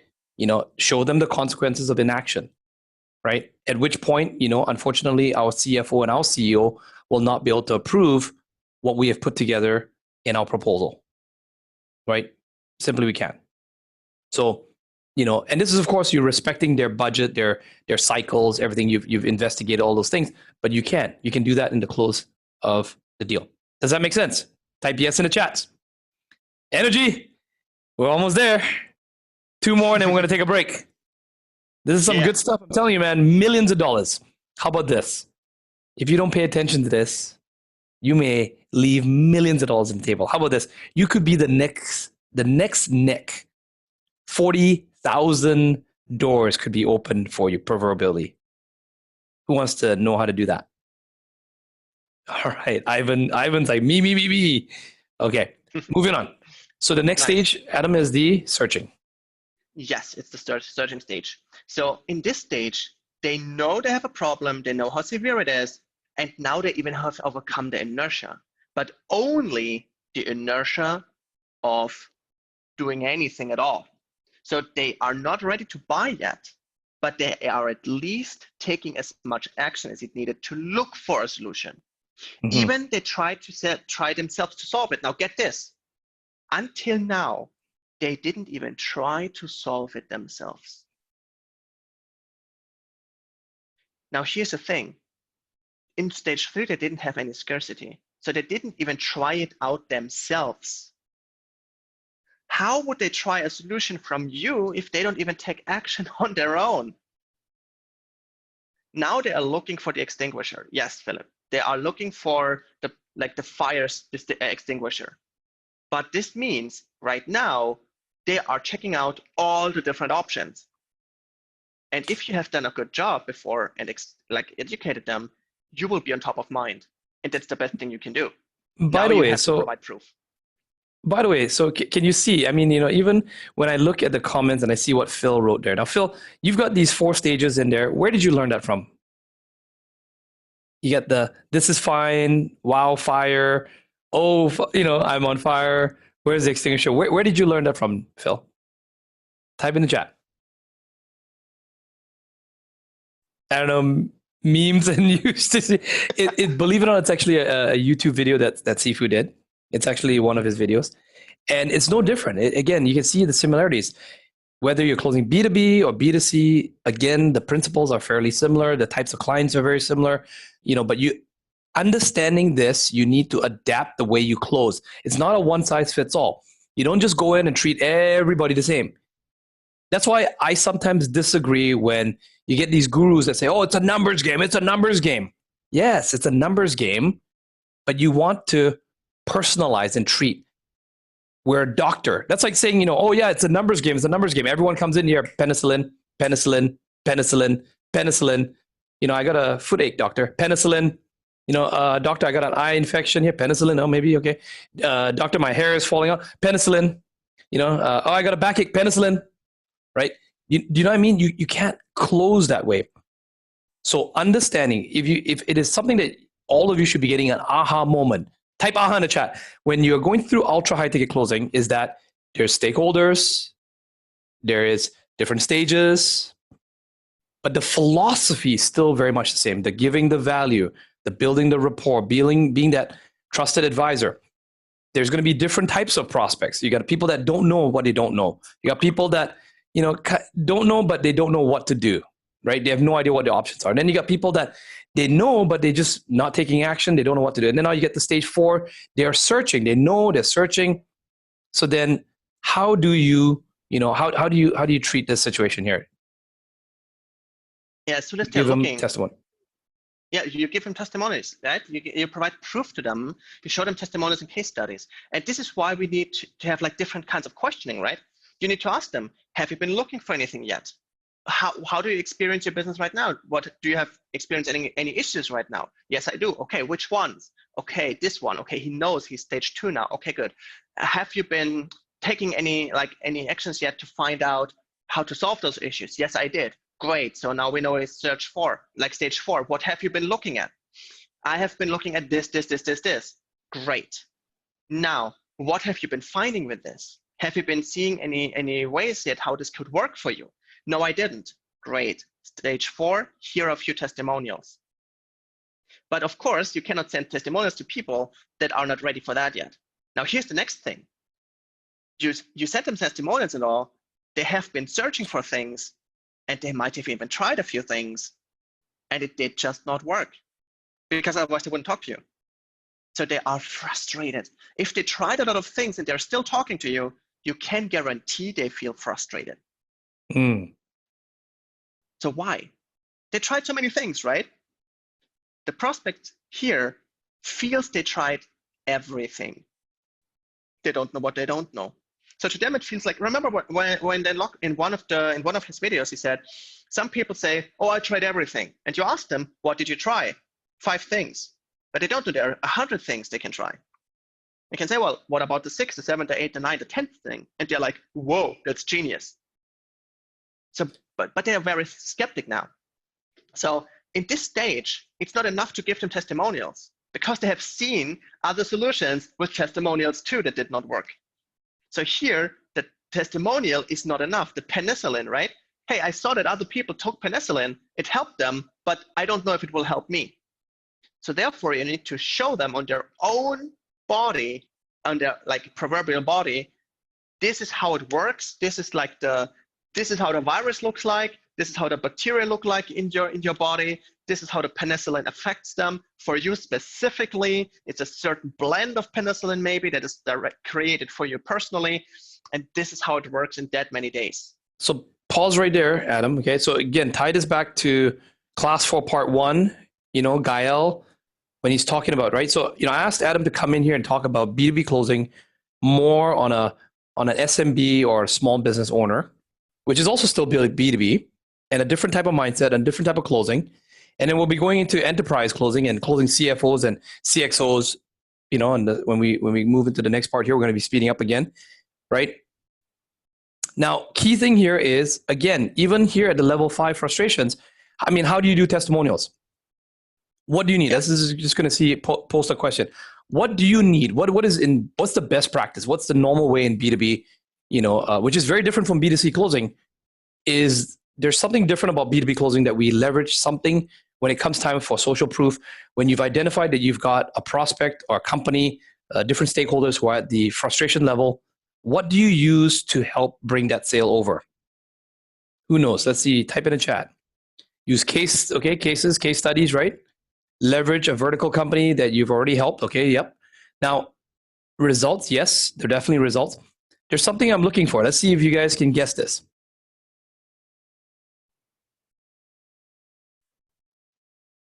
Okay, so while you're thinking about that, Heidi says slide deck.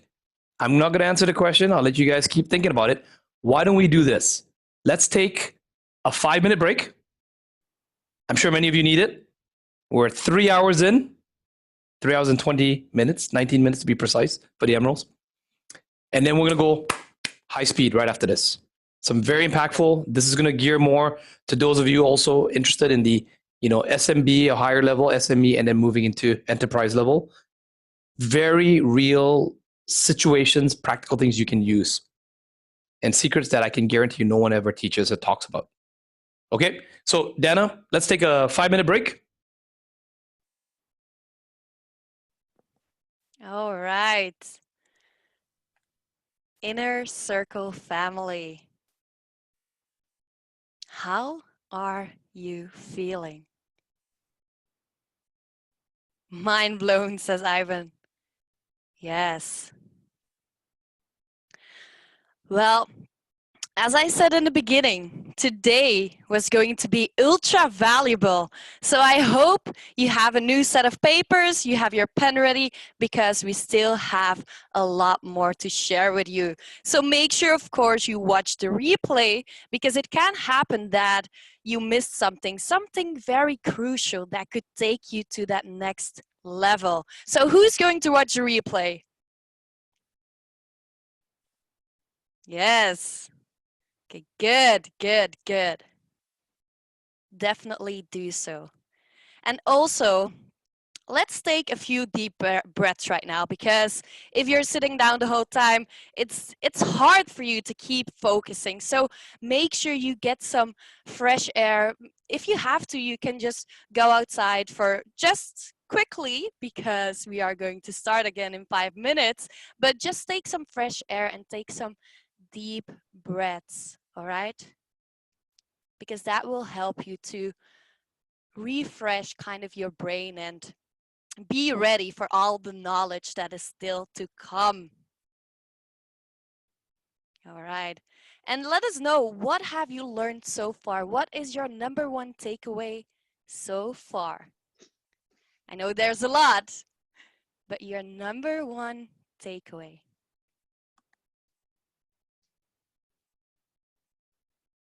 I see everyone is typing. I see William says the 4 lessons. Ivan says minimize, yeah, that's right. Downtime, and maximize uptime. Okay. Philip says, my big takeaway so far is the 5 awareness levels. Yes. Renee says, implement fast and get good, like Nick. Definitely. All right. See, Heidi says, get the frameworks down and implement. Definitely. Okay, good.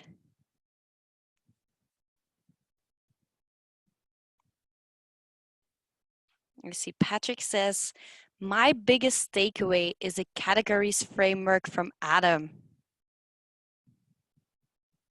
Okay, so up till now, we're back. Even if it's not 5 minutes. I know you're eager. Did you get out there, get some fresh air? Drinks, stretch? Type in the chat, how many notes have you already typed? How many pages of notes have you got? How many notes have you handwritten? Is there one thing already that... Push-ups, doing the push-ups, that's right. Yes. Physically, actually. Jumping jacks, jumping jacks.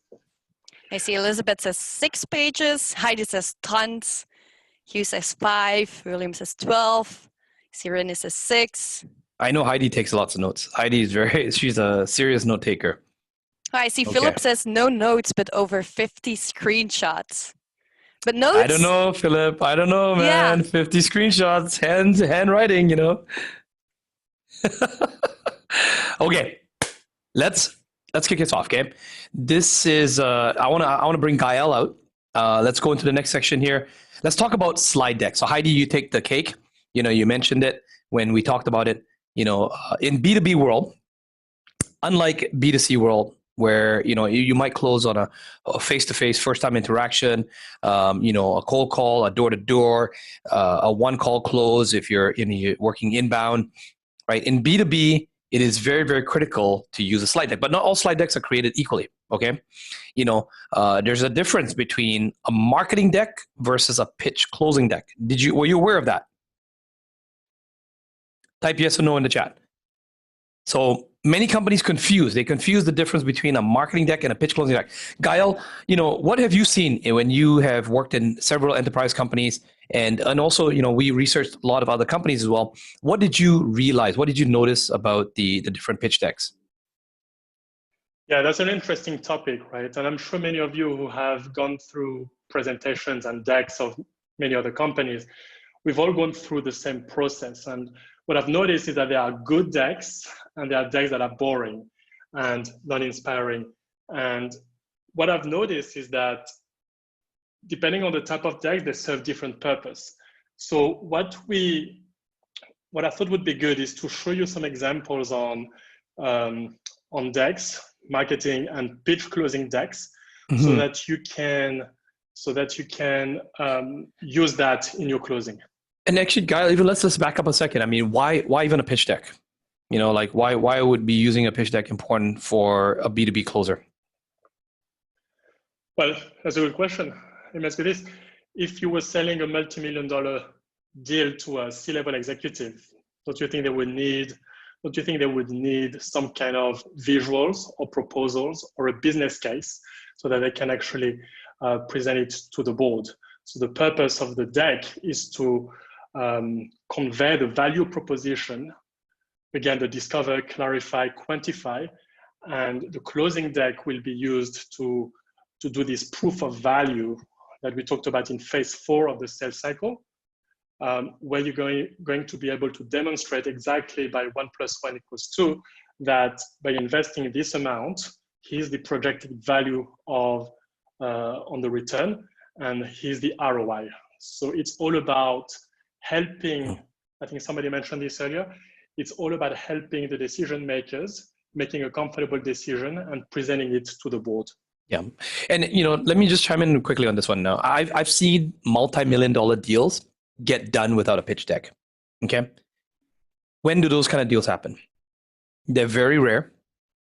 You yourself are usually a very high level stakeholder, board member.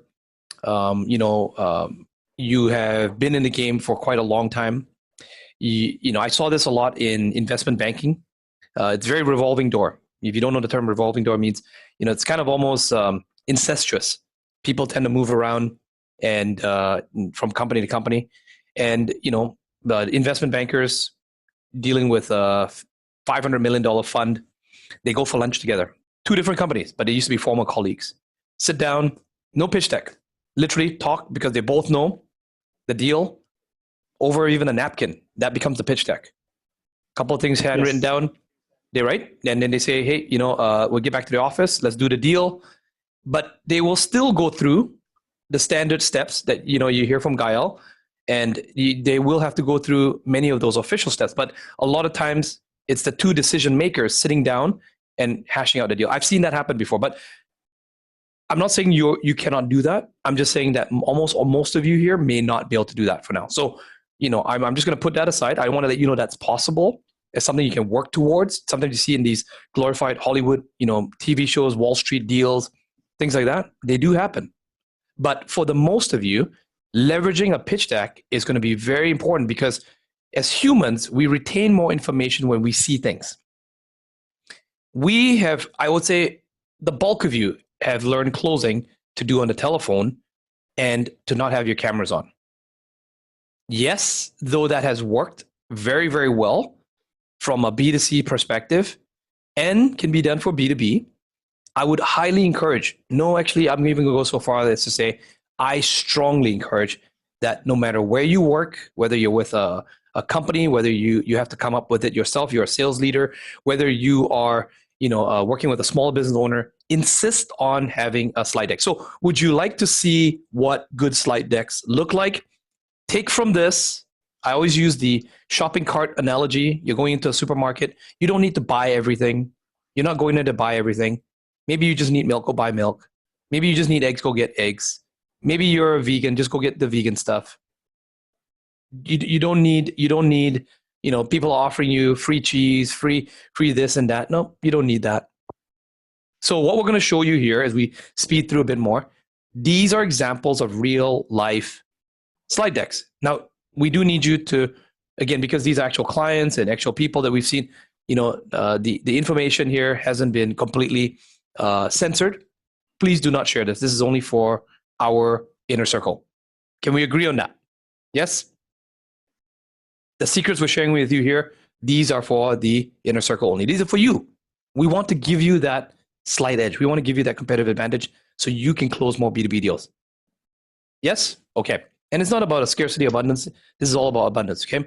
But let's keep that abundance within this community. Master it first, then pay it forward. Okay, Gael, take it away. Yeah, and as Desmond said, as we go through this process, think about it as if you were closing a client. So think about it from the perspective of your influencer or your own business, and try to map the frameworks in your environment, and that's the best way for you to make it stick. And Gael, so is there show you a few? Is there a right way to use a slide deck, and is there a wrong way to use a slide deck? Just out of curiosity, I know you may not have actually put this in your content, but is there a right way to use a slide deck? Is there a wrong way to use a slide deck? I think there's a right way or wrong way depending on the objective of it. So let me ask you this: what's the purpose of a marketing deck? Put in the chat. In what scenario would a marketing deck be helpful? To educate, correct. So a marketing deck is useful at the beginning of the sales process when you evangelizing about the brand, about the company, if people don't know who you are and you're trying to establish some kind of awareness, general information, exactly, John.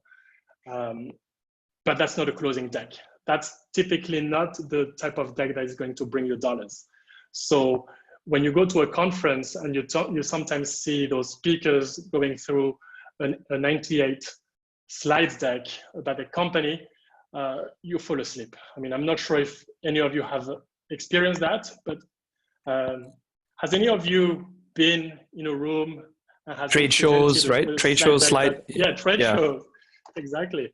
Or marketing decks or a webinar. Oh, that's very popular in webinars as well, right?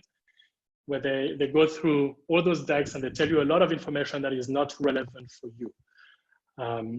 So marketing deck is good for marketing, but it's not good for closing. So we're gonna talk about, okay, an example of a marketing deck, example of a good pitch deck. This is a digital marketing company, Digital Hive. So obviously a marketing company. Yeah, they're one of the And largest. You know, these guys are big. They're like the top, probably the third largest agency in North America. You know, so CEO then, yeah, is a good friend with Sifu. You know, and I mean, and they when know you what look they're at doing, this, it right? looks impressive, right? It looks very impressive. But what do you notice? What can you take out of this if you were doing it for you? What's a good takeaway? What would you say about the general look and feel? Credibility logos, yes?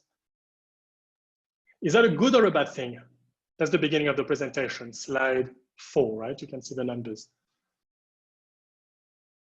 So they start by saying, okay, we're a full service digital marketing agency. Here's what we are.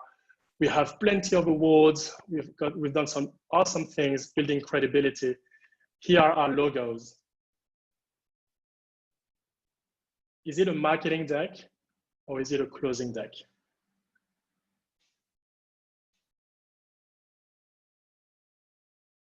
How do you know it's a Says marketing deck? Friends marketing.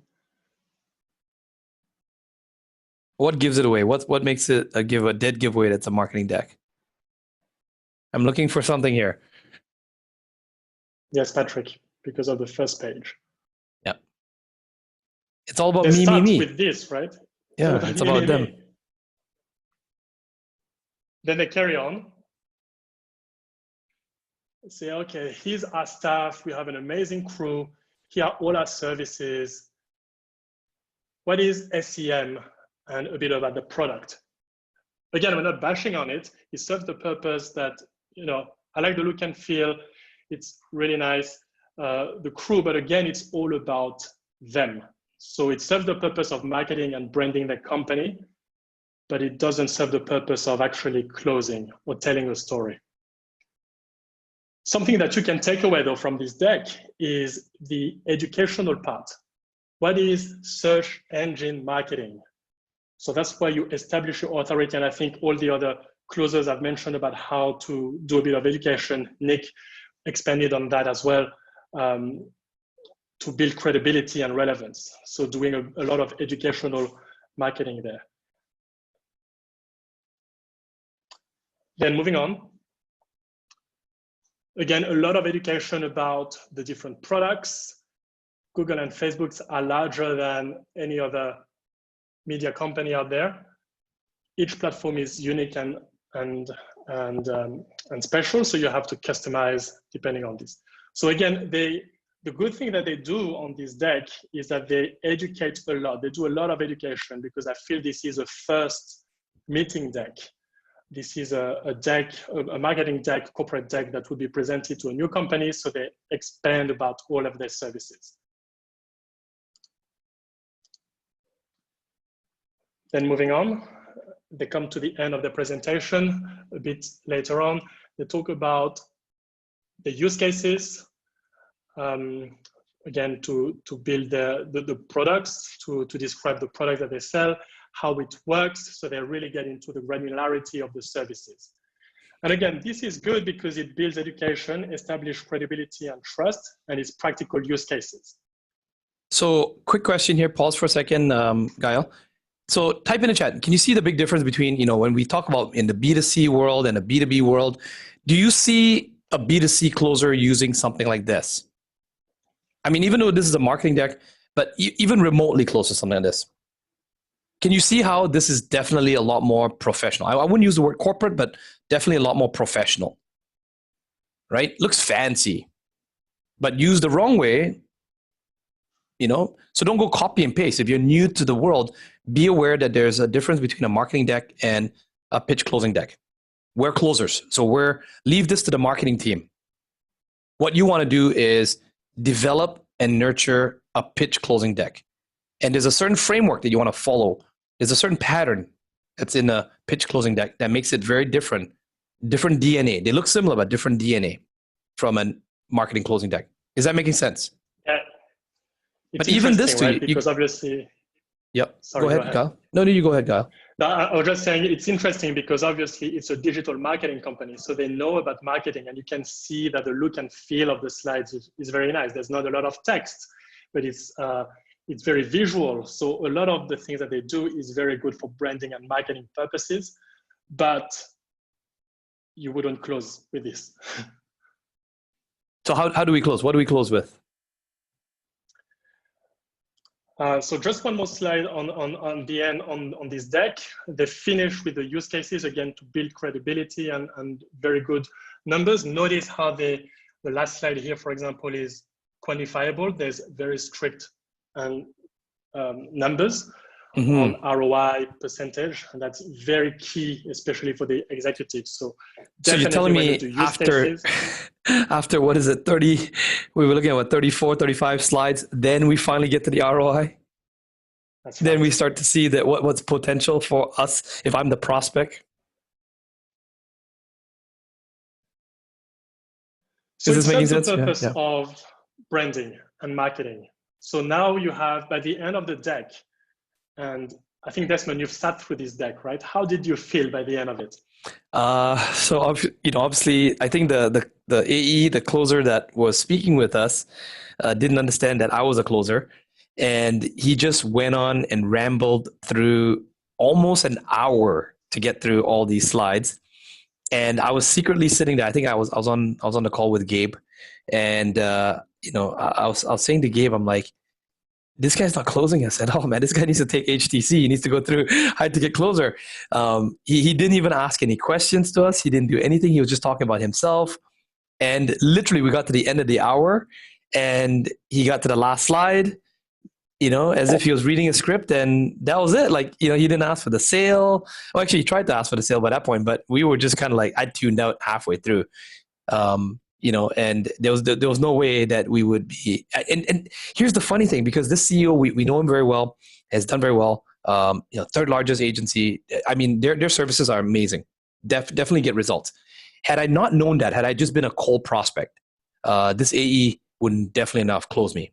As a stakeholder at the time, the position I was holding was definitely in business development and sales, working with Gabe on the marketing side. So it's you have two stakeholders, it's marketing, and then we would have Connie, CFO, to then have to be a ruler to approve if we were to go through with their services, right? And again, there was no research on us, our needs, there was no questions, nothing, right? It was all purely on them. So long story short, we took it, and guess what? Guess what we said to them? Guess what we said to him? How do we end the call with him? Type in the chat. Not LOL. Heidi's going crazy. Yes, we'll get back to you. Yes, we know. Bingo. Right? We took the information. Said, yep. And yeah, let me think about it. And what do you think happened? Oh, send us a slide deck. Yeah, send us a slide deck. And then we'll get back to you. Nothing. We've all been there, right? I mean, everybody, I have been there, many times where customers say, yeah, send me some information. Send me the deck and I'll have a look. You've lost the sale there. You've lost it. No urgency. When they tell you that, that's just a polite way of saying no. Like I lost you half an hour ago. Okay, so Gael, what are some good slide decks? Do we have some examples? So would you like to see how, a sales deck, a pitch deck, a closing deck would look like? And this is a proven framework. What is interesting about this company, Zuora, is that it actually works. It's proven in the field and it got results. Zuora is a software company that sells technologies to help businesses putting together a subscription package. So for example, Zoom, the platform we're on, is one of their biggest customers. And as you know, Zoom is a subscription business now, where depending on the package that you buy, you will have multiple different features. But it was not always this way. So back when Zoom started, if you wanted to get a quote from Zoom, you had to contact an AE, get a quotation from them, and then do the manual onboarding process. Imagine if COVID happened when they didn't have a proper subscription system in place. Do you feel Zoom would have the success and the scope that they have had thanks to COVID? Of course not. So what Zuora does is helping companies like Zoom to set up a subscription business. And I'm going to break down the different parts of this presentation because it's quite interesting. And again, when you look at it, try to think about how can I apply this in my business, for my influencer, or for any business for that matter. So the way they start is by naming, there's basically 5 steps.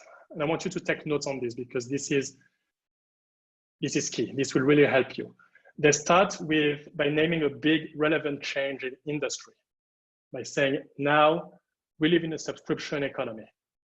It's no longer a matter of selling products and services. That's so 70s. Being even customer centric in early 2000s, indeed, everybody was talking about being customer centric, remember? Yeah. But now it's about being relationship centric. And Gael, I just want to put it out there, okay? Because I know we have several high income copywriters or those who have gone through Art of Copy. You will start to see that this as well. This is a reason why either you have the high income copywriting skills, or if whatever company you're in and you push your manager or you push your team, your department, make sure that marketing gets involved from a copywriting standpoint, because you'll start to see the copy everywhere. We now live in a subscription economy. What kind of headline is that for copywriters? Right? Don't answer the question. This is not a copywriting class, but I want you to think of it as you start to see the slides. Simple. Simplicity is best.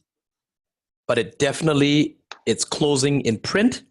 And then you combine that with being an ultra high ticket closer and trusted advisor. Boom. Boom. Okay. Kyle, continue. So try to apply it in your industry, in your closing company, right? What's the big change in your company that you can put up out there? And you want to start with that. So notice how the beginning of the deck is not about me. It's about what's the big change in the company, in the industry. Then they move to the second part. And then by showing, okay, what's happening now is that because of this big change, they're going to be winners and losers. Over the past 15 years, 52% of the Fortune companies have disappeared. That's because they were not ready to embark the subscription model. Then they show proofs of companies that went IPOs, HubSpot, Zendesk, Box. So, okay, these are the winners. They also show social proofs from IBM mentioning that, okay, this is what you need to do if you want to be among the winners. And ask the question, what is a common thread? So you see how it's conversational. Again, we haven't even talked about Zuora yet. Nobody knows what Zuora does. It's all about what's happening in the world. There's going to be winners and losers. What's the common thread? How do we address this problem? And that's when they move on to future pacing, painting the dream. Back to HTC again, same principle, right? If you adapt subscription experience, that's what the customers expect now. So you need to align with the vision that customers expect. So again, what's the dream that you want to paint for your customers right now? What's the vision? What's the future pacing ideal dream that you want to portray and paint for your customers? You want to put that up on your slide deck. So once you've done, there'll be winners and losers, paint the dream, then they go to introduce the product. What they do, that's only then in step 4, that they introduce the how and what. We talked about the problems. Now my product is going to be the solution to this big change. And it's going to be what is needed in order to emerge among the winners. Does this make sense? Do you see how you can apply this? In copywriting terms as well, yeah, I'm sorry guys, I'm a big fan of copywriting as well now. It's the problem, agitate, solution. It's as simple as that. Big headline, it's good, it's got a good hook, catches your attention, you want to read more. And of course, if you're delivering it to your client, you've definitely captured their attention, they're paying attention, you presented facts, you presented a problem. Not only that too, I don't know if you guys picked up on the whole, the failures and the winners. Well, what's going through the prospect's mind? Do they want to be on which one? Well, you didn't say it, but they were thinking it, being the winner, right? They don't want to be the loser. So problem, agitate, solution. Okay, keep going, Kyle. And you're right, John, keep it simple, stupid. I mean, that's key, right? Want to storytell. So do you notice how it's telling a story? It's almost like a movie. And in fact, if you look at all the greatest movies out there, the action movies follow the actual same plot, the same pattern. Number one, everything is nice. Number two, there's a big change and you're gonna die if you don't do this. The Joker is here. Number three, here's the solution. Here's the hero to fight the villain, and then the social proofs. So it's the same plot. That's because Hollywood knows it works in terms of copywriting, and it's the same thing that is applied in a closing deck. At the end, they close with success stories, social proofs, with CEO customers who've adopted the subscription economy and are happy about it. So now it tells you, okay, it's adopted. I'm not going to be an early adopter. It's working out there. Another example is from a company called Salesforce. Obviously, very famous. I think they're worth about over 170 billion now. I'm sorry, what company? What? I'm sorry, what? Have you heard of them? What? Yeah. Now, if you're an ultra high ticket closer and you don't know what Salesforce is or HubSpot, then we got a problem. We got a problem, right? So, Salesforce. This is your actual slide deck. Yeah, that's a bit of an old deck, but Salesforce obviously knows how to sell, and that's the difference with Digital Hive, which is a marketing company. Salesforce is definitely a sales company, a closing company. And what they do is that they follow the same pattern. Number one, name a big change in the industry. There was the industry 1.0, 2.0, 3.0, 4.0. So now it's all about connecting everything on the internet today. Moving on to number two, develop the villain. Can some of you remember when Salesforce started a few years ago? That logo was on their platform. That was their logo, software. It was no software. And that was very revolutionary at the time because obviously they were a software company, but they were fighting against the Oracle, the IBM of the time, who was selling software. And what they did is they put all of this software on the cloud so that you don't have to actually worry about software. So they said, okay, the villain is maintaining, supporting the software, doing all of this. So now you don't need to do all of this. That's the villain. Then they move to the hero. The solution is, instead of worrying about maintaining, supporting your software, worry about your customers. Put the customer relationships at the center of everything. That's the dream. That's the vision. So they said, instead of putting all of your focus on resources on doing software stuff, focus on bridging this customer gap between your brand, your company, and your customers so that you can be a customer relationship company. And now if you look at every marketing slides or any event that Salesforce.com does, it's all about saying this company is customer relationship focused or customer focused. I can't remember the tagline, but it's all about relationship building. They don't talk about software at all. Yeah, even in the Dan Lok organization, right? I know Dan has recently also adapted. We've changed some of our core values. So instead of just client success, now it's client obsession. It's all about not just client satisfaction, it's client obsession, right? So it's about being obsessed. It's about day one. I keep hearing Seafood Dan. I hear Dan say this all the time. It's day one, just like Amazon. Being every day is day one. What are we going to do? So client obsession. And you can see that. You can see how it's very customer or client centric to the client here, right? You can see how this, if I'm listening to this, I'm paying attention. Okay, you've done your research about me. You understand. It's about me. It's about solutions for me. Great. What else? Kyle, continue. Yeah, Amazon is another great example, right? There's a famous video from maybe 15 years ago where Jeff Bezos is interviewed by a journalist saying, you're an e-commerce company, right? And he didn't get that Jeff Bezos was saying, no, we're a customer obsessed company. It's all about the customer. So number 4 is, again, introducing the solution as the hero to battle the villain.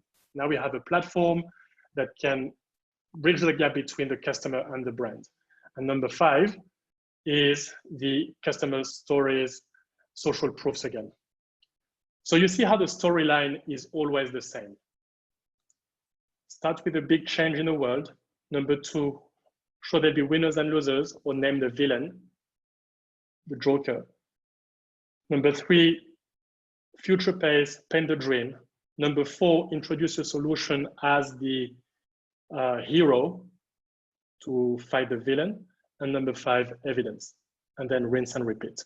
This is how sales companies use decks to actually close, create an emotion, storytell, and then lead to the quantifying part of the closing later on. So I want to bring up an important point here, okay? Let me ask you a question. Can you close without a slide deck? Yes or no? Absolutely. Should you close with a slide deck? Yes or no? Where possible, I think you should. Okay? Are all slide decks created equally?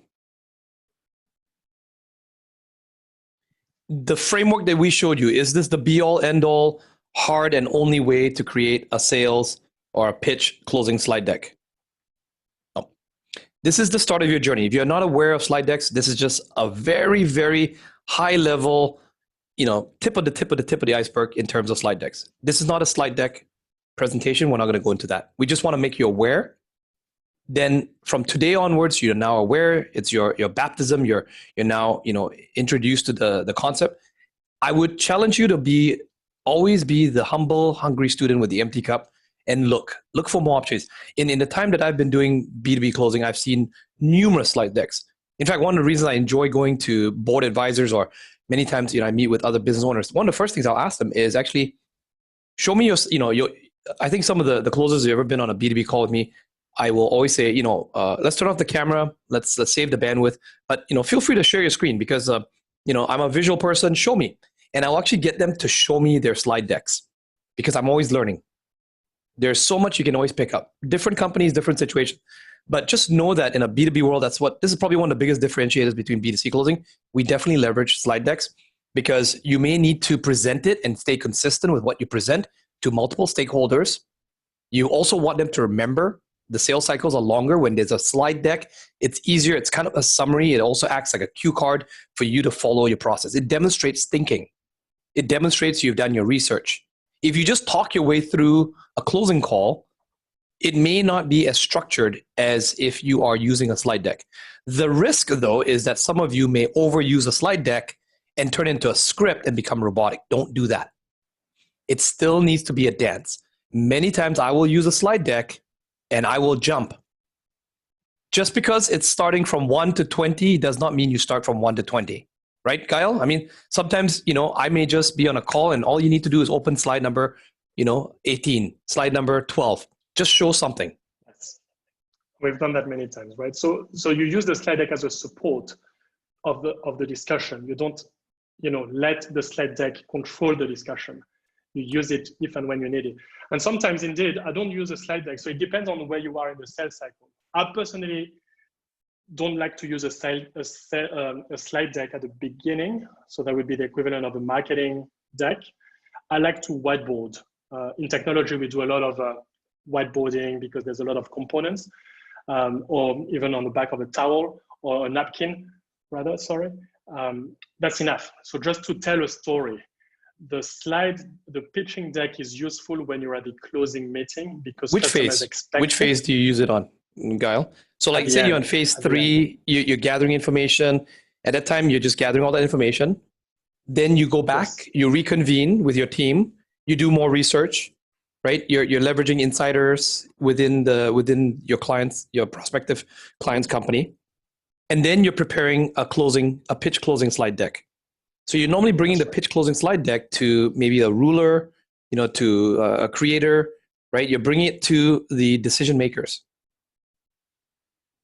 Yeah. Exactly. Yeah. Sometimes it's personalized. It's not just one size fits all, right? Sometimes it's personalized. Yeah, definitely, Aaron. Okay, that's the big difference. All right. So is this making sense about slide decks? Can we move on to the next topic? 4 hours in, And I'm telling you, there's still a couple more big super aha moments coming. There's going to be an 8-hour class. Let's go. Okay, let's go. Procurement. Let's go.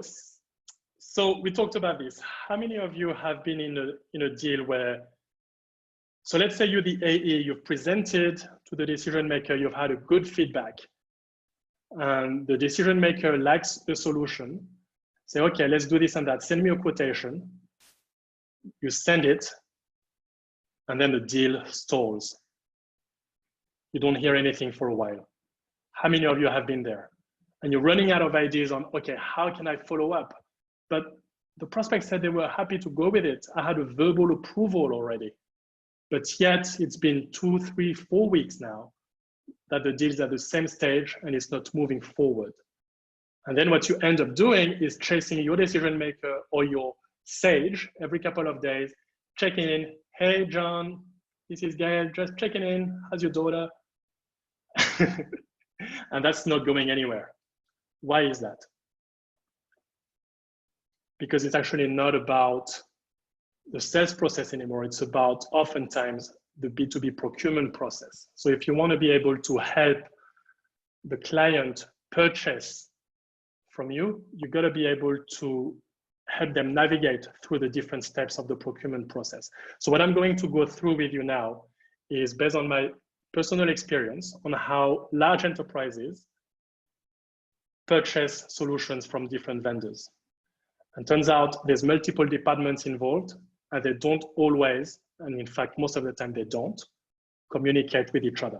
So it is your role as a closer to make the link between those departments and help them go through the different procurement process steps. So number one is obviously identifying the needs.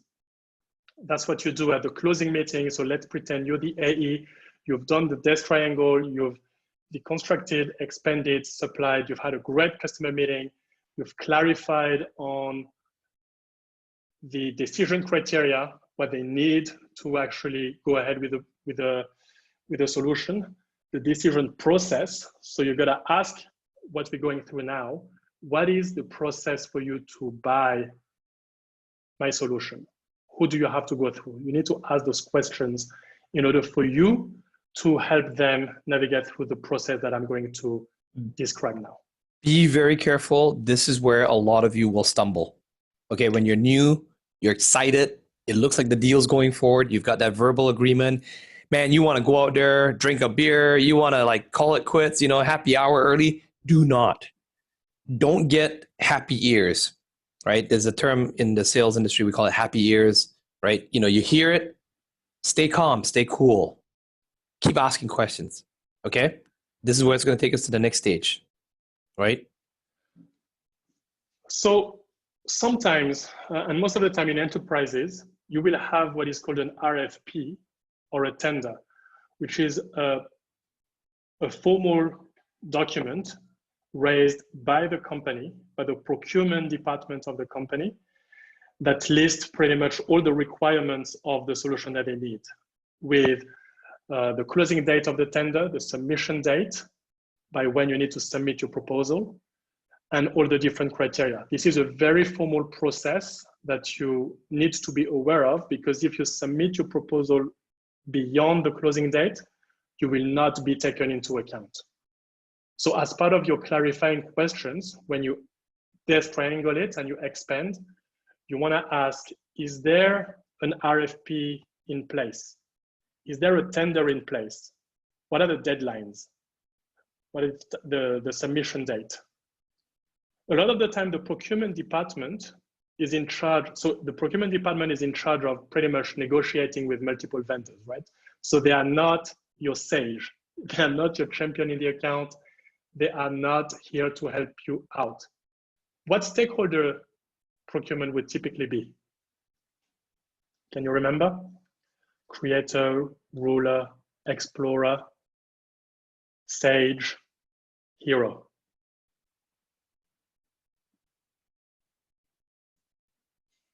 No, William, there wouldn't be the hero. The hero is typically an influencer who's not directly in the decision-making process, but has some kind of influence.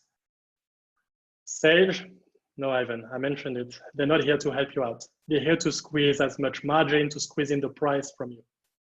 Yes, Bobby, you got it. Procurement is the explorer. They explore the different tenders. They explore the different solutions. Most of the time, they would have a requirement, a procurement rule in place to have at least 3 different vendors applying for submitting for the tender. You've got to be aware of this, because if, for example, you're not aware that there is a proposal or a tender in place, and you receive an email from a company saying, hey, here's a tender document and you need to submit it by tomorrow. What does that tell you?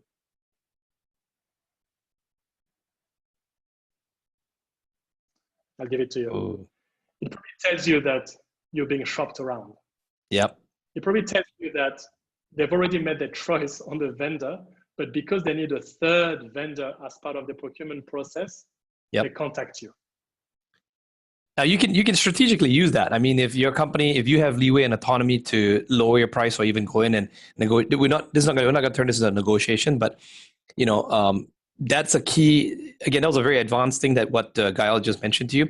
When those who had experience, you know that you've been shopped around and you're probably already losing the bid, because literally you're just a number. They just need you in there to get through the SOP, the rule of they need 3.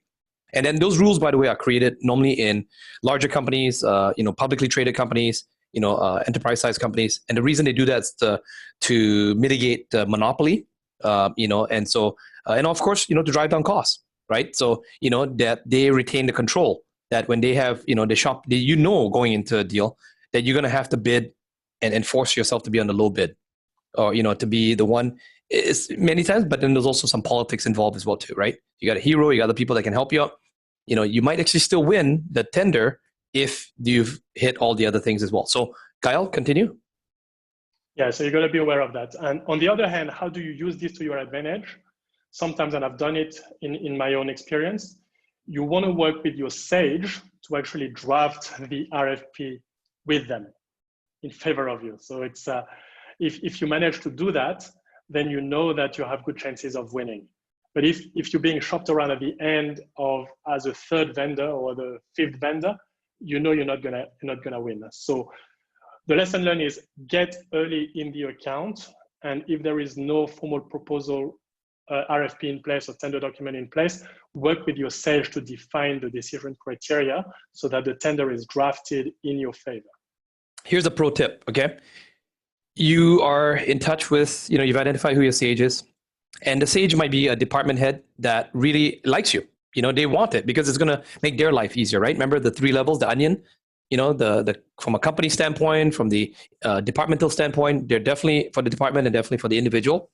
Okay. So they have a vested interest, but maybe the CFO, the ruler, other people, even the, the operations, right? The explorer, they may not, they don't know, they're cold. They don't know you. They don't communicate. So work with your Sage. Say, I want to help you. And pro tip is actually, once you know this demonstrates that you're a B2B closer.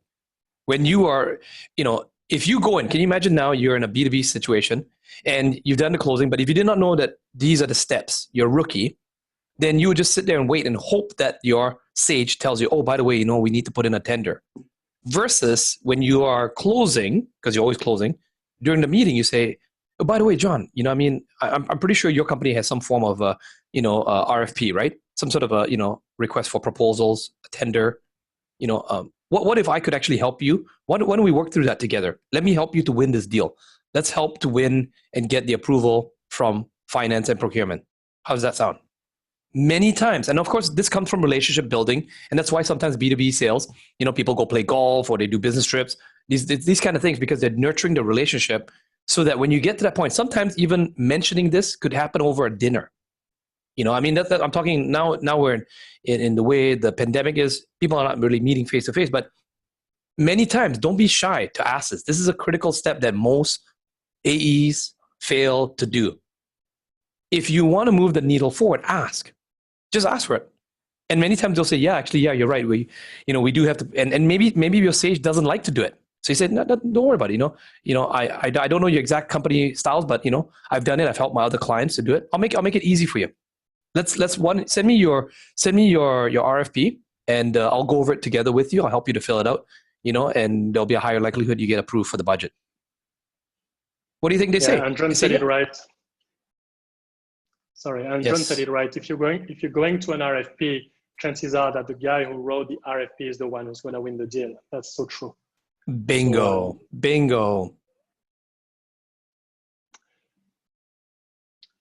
Then procurement needs to raise a purchase requisition. So you're going to be aware of this, because if the deal stalls, it might be because a purchase requisition, a PR, is not raised. So you want to work with the procurement and ask them, okay, is there a PR raised already for this purchase? Because if there is no PR, they cannot buy. And that's a step that procurement has to do. So the reason why I'm laying out those steps is for you to work with the client and help them navigating through this. So you want to ask, okay, is there a PR in place? How much is the PR amount?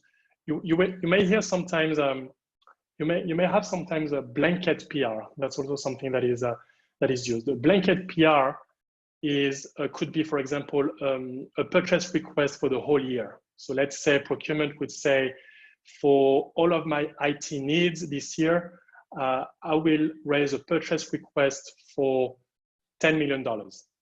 And this way, it will be easier for procurement and finance to raise purchase orders and provision it, because this step takes time. So you want to ask, have you raised the PR already? Then it moves to the most important. That's the document that you want, the purchase order. The purchase order is also raised by procurement, is a legal formal document that binds the customer into paying you with the amount. So in the PO, you will have delivery details, supplier, customer, the different SKUs, the price, tax, payment terms. In a PO, there is always a PO number at the top. And that's what you need to get paid, basically. That's important because that's what you're going to need to put in your invoice. Keep in mind. In my case. Go ahead, Kyle. Yeah, sorry. I was just going to finish on that. In my case, in tech or in all my deals, that's the document I need in order to book my deals. So I'm not getting compensated or I'm not getting credited for anything unless I have a purchase order in. That's right.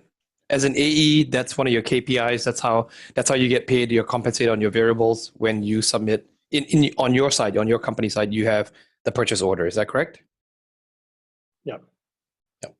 So keep in mind, I was going to say, I think I kind of lost my thought for a second there, but keep in mind, you can see there's a lot of P's here, right? RFP, PO, right? You've got, all the different steps here. Not everything looks identical to this.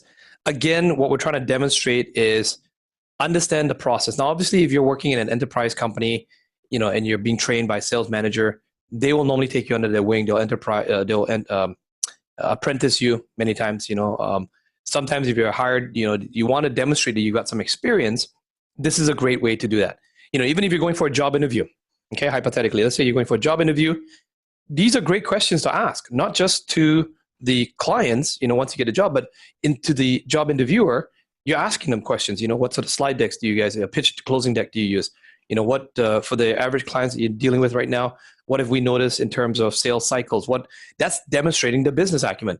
Do most of the, does our company require, purchase orders? Do we require purchase orders from our clients, from the procurement? All these questions demonstrates that you are now, you may have zero B2B experience. You may actually be going on Indeed and actually applying for something. Now, I'm not saying fake it till you make it. I'm not trying to say be, the catch me if you can guy.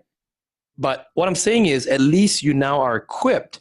Is this making sense? Is this helpful for those who have no experience in the enterprise world and the processes and the cycles, and and I know it sounds complicating to some of you. You might be shaking your head like, why is there so much bureaucracy? This is not the time to ask that. Understand sometimes also you might be dealing with, even when I was in Japan, there are a lot of multinational companies, and we call them foreign affiliate firms. So even Goldman Sachs, for example, when the HR department needed, to and that's back office, and I was working actually in the diversity, which is actually considered back office. We needed to roll out, and this is inter-company sales. Okay, when we need to close, say for example, head office as an initiative, and they want to roll out a management program, a training. Well, all these steps had to happen even internally. And it's because you have to then submit all this stuff to head office in New York. They have no idea what's happening in Tokyo. Right? So they're just, you got departments there, and they're just, you got to understand the people that handle procurement, they're kind of more emerald people. They don't know. They just see the stuff come in. They just look at it. They go through the checklist. Yes, no, yes, no, yes, no, yes, no. It's all SOPs for them. You don't meet their criteria. They just say no. It's as simple as that. The deal does not go through. Is this making sense? So you can't fight the system. So learn to work with the system. Okay. You're going to know the system because it's going to help you, right? Because now instead of chasing your decision maker or your sage every couple of days asking for updates, now you know that you need to go to procurement and ask simple questions. Have you raised the PR already? What's the amount of the PR? Is there a PR raised? How long does it take to raise a purchase order? How many levels of stakeholders, how many managers need to approve a purchase order? How long? Yeah, all of those questions. And that will help you understand whereabouts in the procurement process the customer is before they're able to pay you. Because again, it doesn't count unless you get the money in the bank, right? So moving on. Then you move to the fifth step, which is contracts. And that's where the deal is sort of passed on to the legal department that looks at the terms and the conditions of your offer. And they will negotiate back on some legal terms. That process takes time. I've never encountered a legal department that responds, that first of all says, oh yeah, all the terms and conditions are good, go ahead with it. It can happen, but it's very rare. So there's always a bit of negotiation on the legal terms. So what that means is that it's a good idea to start the contract negotiation phase early, even as you progress the deal, to make sure that the legal department is okay with all the terms and conditions, so that when the decision makers are okay to go with it, at least the legal part has been done. Because otherwise, you could be on a deal and then negotiating the terms and conditions for another couple of months before closing the deal. Once the legal is approved, that's when you will go to the ruler for signatory. Yes. Keep in mind, you can see here, as it progressively gets further and further through the stages, you're going to be dealing with more and more skeptical people. And this is why knowing your stuff, knowing your numbers, the best B2B closers, the trusted advisors, not only know how to develop the relationship, they know how to back it up with facts and numbers, so that every step of the way, you're actually leading your prospect, your clients, you're leading your stakeholders through the process. Yes, you're asking them, but you're demonstrating to them that you understand. This shows your sophistication, and then, of course, you make their life easier, things move faster. But even that too, even in the fastest cases scenarios, normally it could be anywhere. I think the fastest I've seen maybe sometimes for these kind of deals could be a month, could be 6 months. But the payout, now I'm just throwing a number out there, payouts, and some of the deals that I've seen go through, sometimes you could land, a $10 million client, because you're dealing with another enterprise, right? And they're equipping your software, they're rolling out your program to the whole, like all the branches in all the countries, right? So it's worth it. I mean, a payout on a $10 million could be, maybe not $1 million, but definitely multi-$6 million commission variable for you. So you'd close one deal in a year, and that's it. Just one deal. Now, when I was even in investment banking, I know that many of the investment bankers, similar style, B2B closing, merger acquisitions, they would have normally about 4 to 5 in the pipeline, right? All they need to do is close one a year. And those guys who are making, multi 6-figure, 7-figure, incomes. Close one deal, the guy goes and buys a Lamborghini. No joke. Seriously, I was in Tokyo, investment bankers, right? You see these guys, the guy, and he's got nowhere to park it because in Tokyo there's, so he'd park it at the office. So we all come into the office, the building, the underground parking lot. Oh yeah, that's John's Lamborghini there. Oh, that's his, his Aventador. That's his, F50 Ferrari. Some very, very big deals can be done. Now, I'm not saying that's all the cases. It's a very cutthroat world there. So, is this helpful? Are some of these steps? And we're not done yet. There's more steps, but would you like to get a more broken down kind of, checklist of each of these steps so far? We talked through it. Gael, do you think you could put together maybe a checklist of sorts? Because I know this step here, this is important. You saw it visually. You probably want to go back and listen to the replay, right? You're about 4 hours and 17 minutes in. 4 hours in, we started this. What if we could also give you a checklist? Would you appreciate that? That helps you maybe, I don't know, it helps you to at least identify the sub-steps within each step. I'm sorry, what was that, everyone? Okay. Everyone's blowing up the chat with bold letters. Okay, so Gael, let's make a note of that. Why don't we give that to everyone? I think this will be very powerful. On one condition. Can you put it to use? Gotta use it. Got to use it. Put it to use. Yeah. Get proof that you put it to use. Post it in the Facebook group. This is all about action. Keep in mind, it's not cast in stone, right? Every B2B procurement process might differ from one company to the other, but overall, that there's going to be a tender, an RFP process, a PR, a PO process. There's going to be legal review. So you just got to understand the different stakeholders so that when you desk triangle it, when you do your clarifying questions, you can ask, okay, who's the legal officer in charge of this? Is there an NDA that we need to sign? A non-disclosure agreement before we can proceed? A lot of the times I couldn't even proceed with my sales cycle because we didn't sign an NDA first, right? So the legal insists on having an NDA signed before exchanging any type of information. So that's very important to know because you don't want to lose time on your deal. So now you know how, and do you think the business user, the decision makers always have strong relationships with the legal officer? No, they typically don't. They sit on different floors. Now they don't even sit in the same building anyway. But usually they don't even speak with each other. So you have to make the link between those two departments and the different stakeholders. All right, I'm gonna pick up the pace a bit because I know there's a lot of content. Number 6, product and service delivery. That's when you obviously deliver the service. What is typically done is we do a handover between sales and service delivery service team that will take into account take care of the account by delivering the services. I think we're gonna cover this in the next module. Desmond, that's right. Yeah, class 5. Class 5, we're going to be going into this. We'll be expanding on it. So we're not going to spend too much time here. Just know that this is going to be another step. B2B, you've closed the deal, right? You almost, you haven't collected payment yet, but it's pretty much a done deal. Legal, you've passed a step. That's one of the biggest milestones. You can start to breathe a sigh of relief a bit, but don't take your foot off the pedal. Make sure it's a clean handoff, the baton handoff. This is a critical step. This is why internally it's a team effort. You've got SDRs on the front end. On the back end, you've got service delivery team. Make sure you have a very strong relationship with your service delivery managers. They're going to be a different style of personality. The type of personality that work in service delivery, they're more detailed. Make sure you have all your facts. Make sure you have all your numbers. Don't make it difficult for them. Hand off the baton. Get everything to them. This is where, sophisticated CRMs document your entire process. Make sure that it's easy for them to find.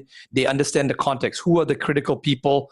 You are even probably sometimes investing time to quickly do introduction calls.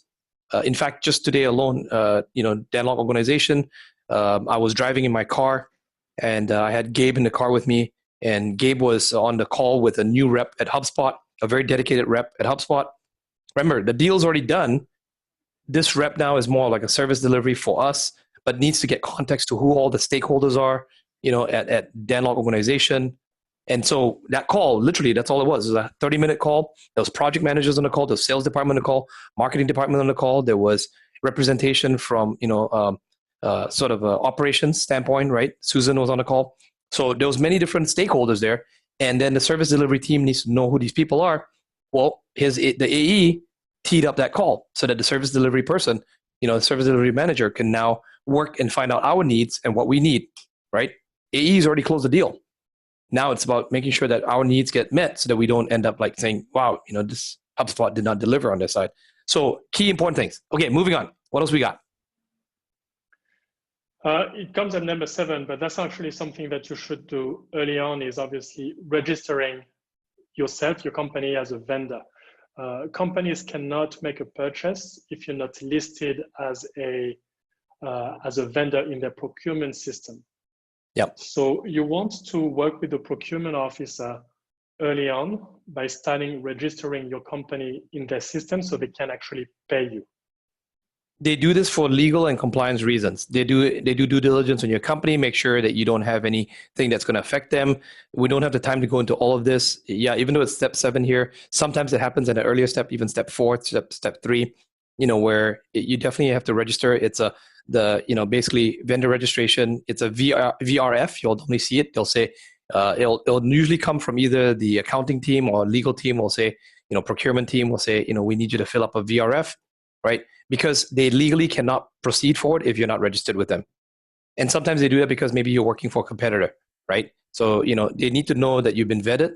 And there's many, again, people in the company that don't know if you are not. So for other departments, they will go and check the vendor registration to see if you have been vetted. If you are, then okay, we'll continue the conversation with you. Does that make sense? And then finally, finance, yeah, invoice approval and payment. That's why you have the PO and you have all the details. Finance can pay. So finance needs all of those details in order to pay for the invoice. So now that you know all the stakeholders, it's important because now you know that you can start mapping all the finance, legal, procurement officers early so that you can start getting the legal terms and conditions approved early on by the legal department. You can start the procurement registration process with the procurement and finance team early on so that you avoid any delays. Pro tip for you here, okay? This is usually where the CFO does the final sign off, or the controller. Sometimes even CEO, but many times it's not even CEO, okay? Pro tip here. If you piss off procurement, if you piss off legal, I can guarantee you will not get through this stage. So be nice. Even if they're asking you painstakingly to fill out, ridiculous bureaucratic documents or things, and they're taking forever, be nice to them. No bribery, none of that stuff. Just be nice. Be professional through all the stages. Make their lives easier. At the end of the day, many of the time, the people in these companies, they just have a job. That's their role. They take pride in it. That's the things they're good at. They're detail-oriented people. If you're not a detail-oriented person, make sure you have someone in your team who can help you out. An executive assistant, something like that. I've seen AEs who are, especially sales, typical type people tend to be very outwardly extrovertish. They're good with the face-to-face interactions or communications. But when it comes time to filling out documents, statements of work, all those kind of things, they really suck at it. So many times you'll have in sales teams, you'll have assistants who actually kind of bridge that gap, and then they help to communicate on your behalf. If they like you, I can guarantee you when it gets to finance team, finance will ask, finally, what's been your interaction with? And if these detailed people, they pay attention, you're late for a meeting, they requested something, but you responded slowly to them, you submit a document, but there were mistakes in it. I can guarantee you all those add up. Finance team is taking note of that, and they may even just delay the payment. Okay, we've seen it happen before. You do not want that to happen at this stage. Okay, pro tip there. Moving on. Yeah, and it's a good question from Ivan. Yes, in B2B, the product gets delivered before the payment simply because in the terms and conditions, the payment terms would could be 30 days, 60 days, 90 days forward, right? So Yes. you want to deliver first, and then that's what the PO is for. The PO is a promise of purchase. So you know that if you have a PO, the customer is going to pay for it, but it will take time for finance to process it. They're doing that for cash flow. They want to keep as much cash as possible. And this is what sometimes hurts the cash flow of your company, right? Because those become, accounts receivable that, they're outstanding. They haven't been paid yet, right? 60-day terms, 90-day terms. Sometimes we've even seen where it's, 6 months, right? 6-month terms before the actual money comes in. So you need to, and they're checking to see whether you deliver. Okay, what is this one about, Kyle?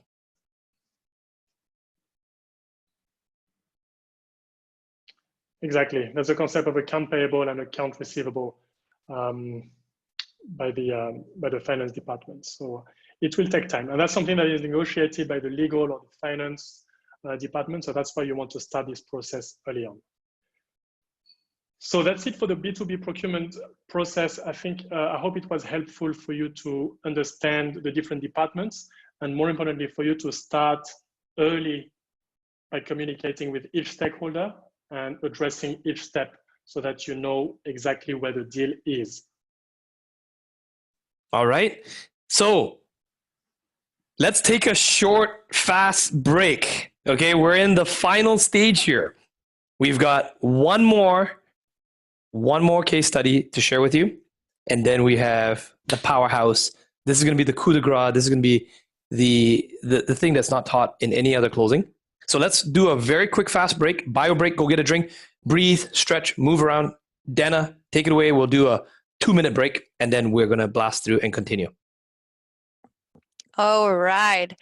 So make sure you do as Desmond says. If you need something to drink, get something to drink. If you need something to eat, if you're hungry, grab something to eat.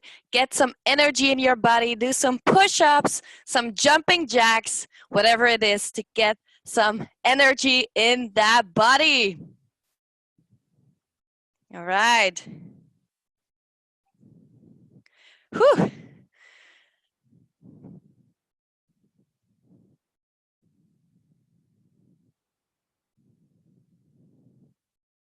Okay. Now for those of you who are actually still with me, yeah, me too, James. I was actually feeling it. Yeah. Now, actually, for those of you who are still with me, let me know in the chat.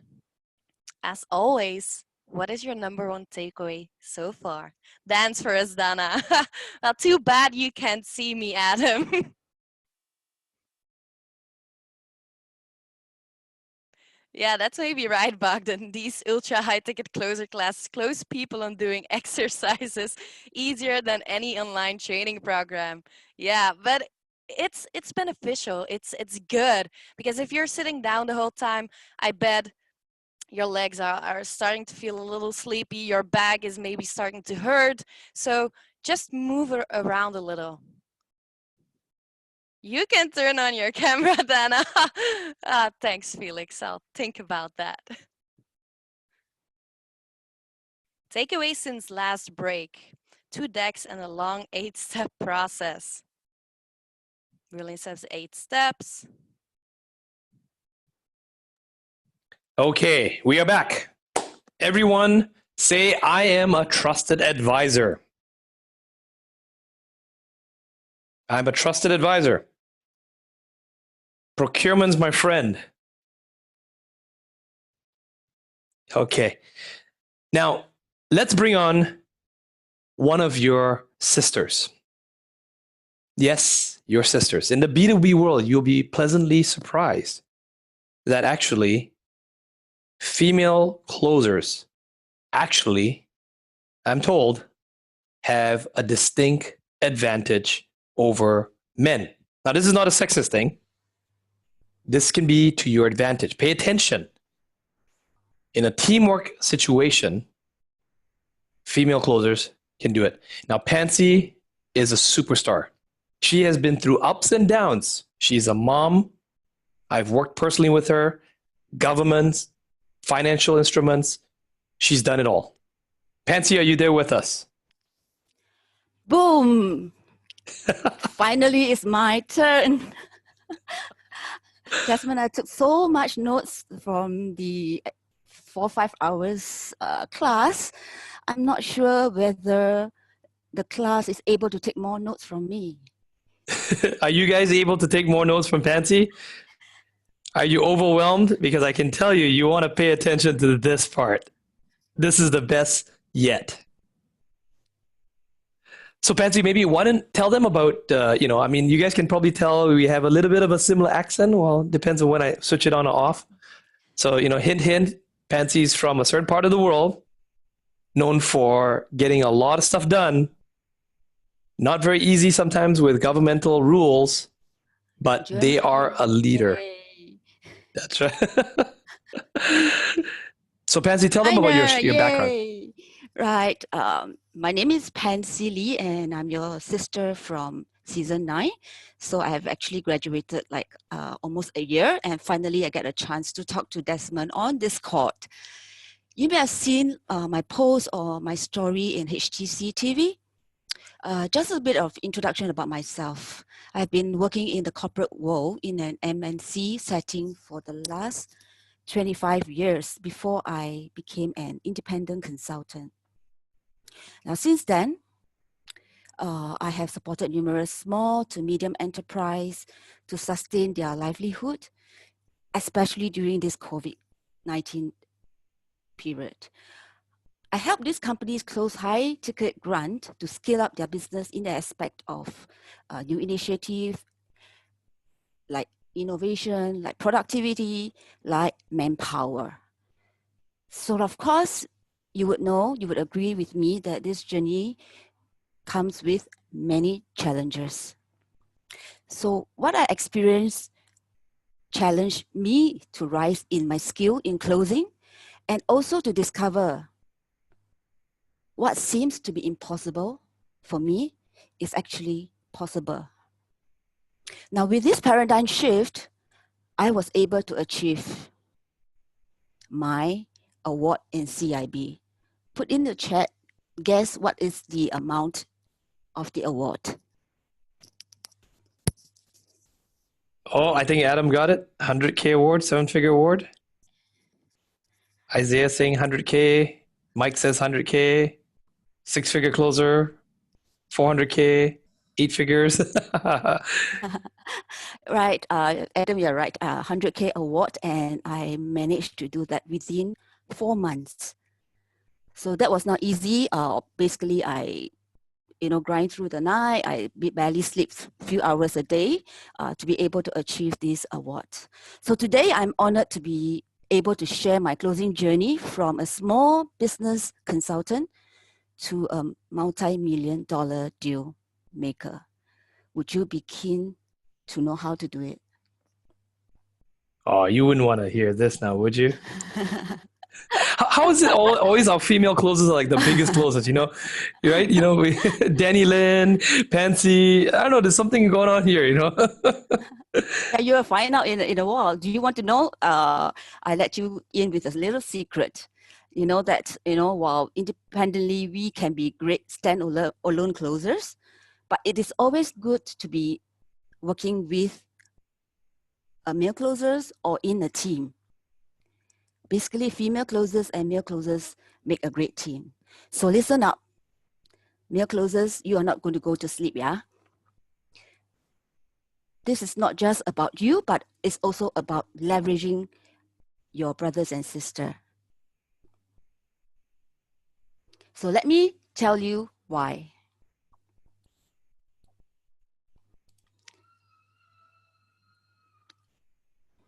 Okay, from a typical salesperson to a trusted advisor for B2B dealing with million-dollar deals.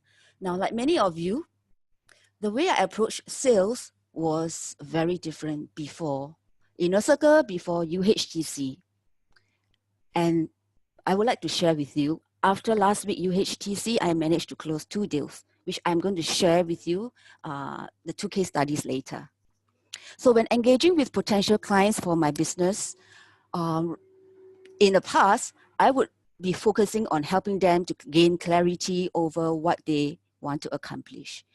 I'll be telling them, no, this is the time that you must take advantage of the grant, without qualifying them to see whether they are a good fit or to understand their business challenges. So it's usually, it became like a ping pong battle of price bargaining, tiring, and sometimes I experienced like burnout, which goes nowhere and usually ended, on the CEO shutting down with something along the lines telling me, Pansy, I like your proposal, but let me think about it and get back to you. The dreaded, let me think about it.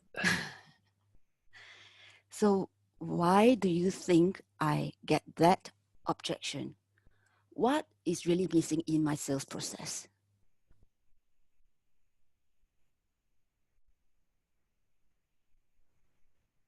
Aaron says, Des. You're missing Des. Pansy, you and I should close together, tag team. I think we will kill it. Being a trusted advisor, smoke and mirrors appeared. Pull versus push.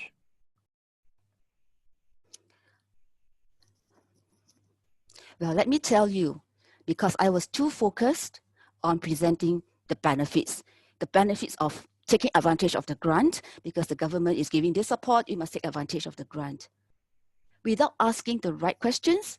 First, to understand the key things that the business owners are facing that help me to move this deal forward.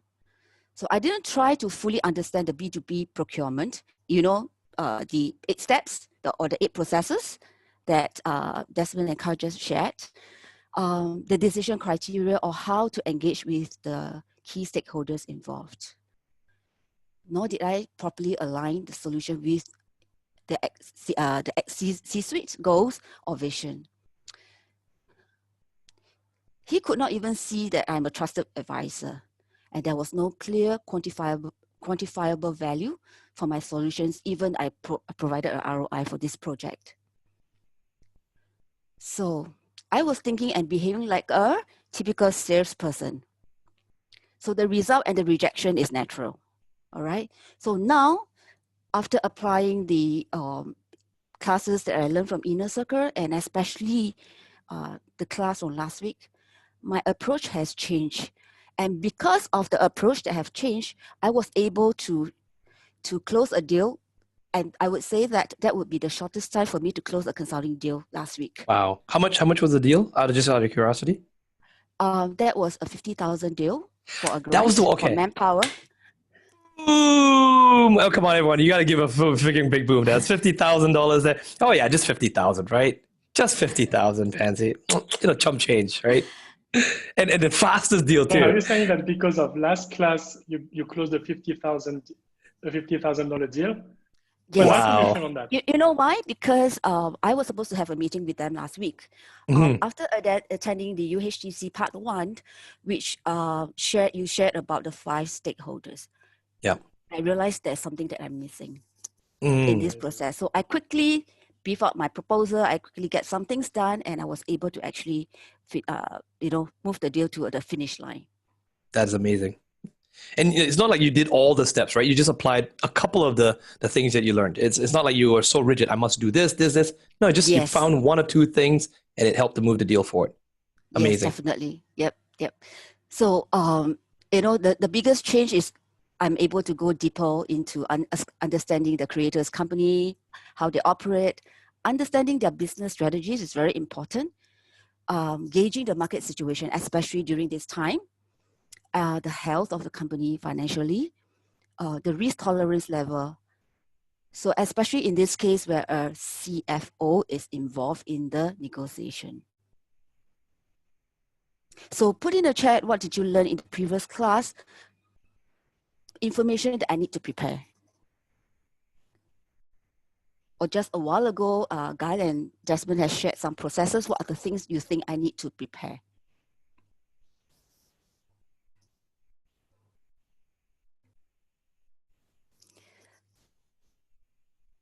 Guy the guy. This is gonna be the guy out pyramid. Thank you, William. So let me share an example of what happened last week. I had a local company who approached me to actually apply for grant for manpower because they are opening a new factory. So I looked into the business challenges and see what kind of manpower they need. So I work closely with an important stakeholder in the company who may be a project manager to identify their business needs, KPI, key challenges, and operating expenditure. So who do you think I need to work closely with?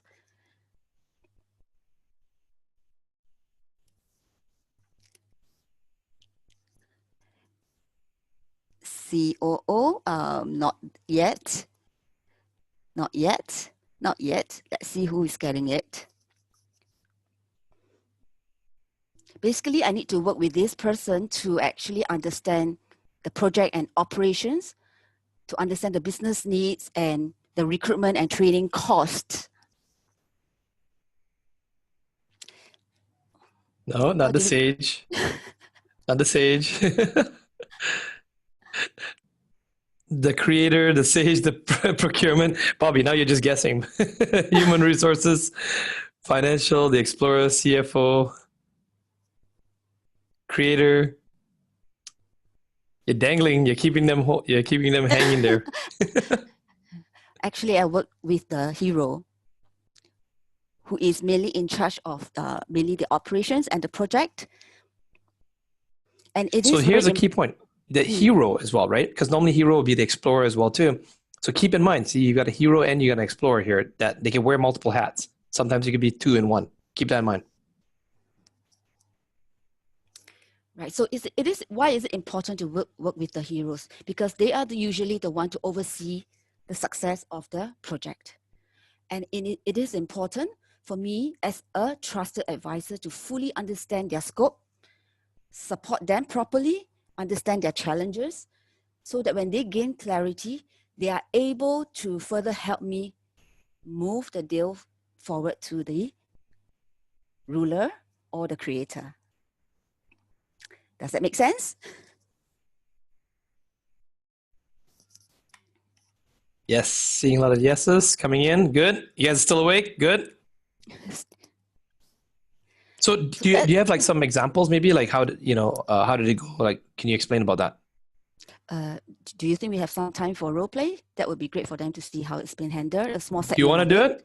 I'm up for it. I'm up for role play. Unless I waited for 1 year to do role play with Desmond.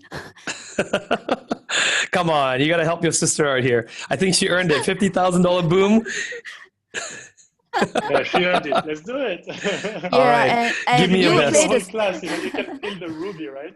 She's been waiting. And you have been the CEO for all the role play, so you're going to be CEO again. Oh yeah, okay. I'm not going to be easy then. Right. So we're going to do this role play before applying the UHTC Part 1 lesson. So okay. I'm ready if you are. Okay. Yep. So just give some context to the, to our brothers and sisters here. What is the context? Who am I? What's my role? And then just maybe, leading up to the conversation. What stage are we at? What phase are we at? Okay, we are basically at the final stage. We have actually had the 4 meetings already. I work with the heroes, and I actually crafted out a blueprint and submitted the information to the C-level. So this is a blueprint that is incomplete. Got it. Okay. All right. So now you've come, hypothetically. So this one you came to physically meet me, right? Because this deal you did in Singapore recently. Yes, Singapore. Okay. So you came to my office. You're sitting in my office. Yep. So and. Well, are we doing it just by Zoom because of the circuit and the quarantine still? Oh no, we can meet up. Just 2 of us, so it's safe as long as we don't exceed 5 people.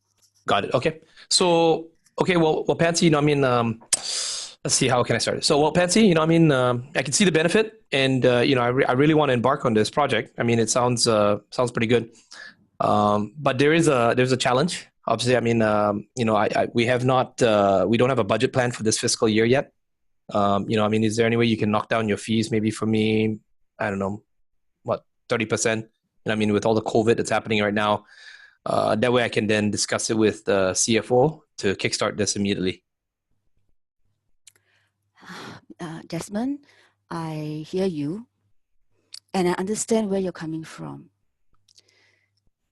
Looks like you have a budget constraint because it's already been set for the fiscal year.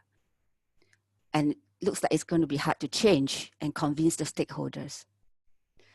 But I really can't knock down the fees for you. But what I can do for you instead, maybe I could give you additional deliverables on top of the 10 we have already discussed. I can also provide additional training for your staff so they will all have a thorough understanding about the project, and I can also ensure that they will implement the initiatives. I will also ensure that I follow up the entire process from inception to finish line, which I will charge a higher fee, but for this case, I will waive it for you. Okay. Yeah, I don't know. I believe what I propose is a pretty fair deal already, right? And I mean, can you be more flexible since this is our first collaboration? Desmond, you are really putting me in a tough spot. But since this is our first deal, I really want to close this deal. We already spent quite some time together. So, okay, I can knock down the fees for you. The max I can go down like 20% on top of all the additional deliverables. And that is the best I can do for you. So 20% down, and you'll still deliver the additional, the entire process, and which normally you charge, but you're going to waive that, right? Yes. Okay. Well, let me think about it and get back to you. Okay. Pause the role play. Yes. Pause the role play. So put in the chat what was lacking in my negotiation. Oh shit. Authority, great. Urgency, positioning, question.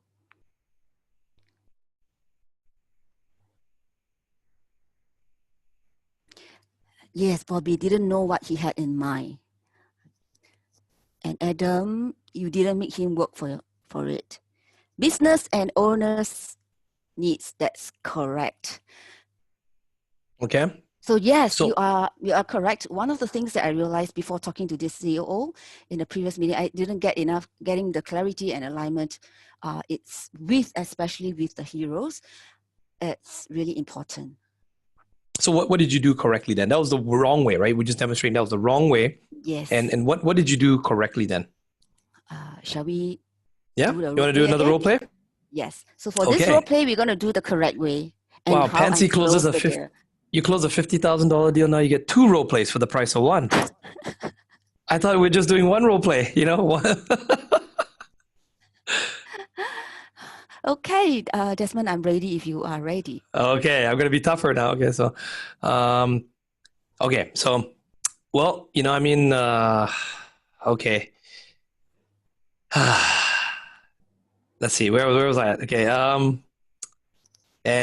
so Patsy, basically, I've seen your proposal and already discussed the plans with the Sage, right?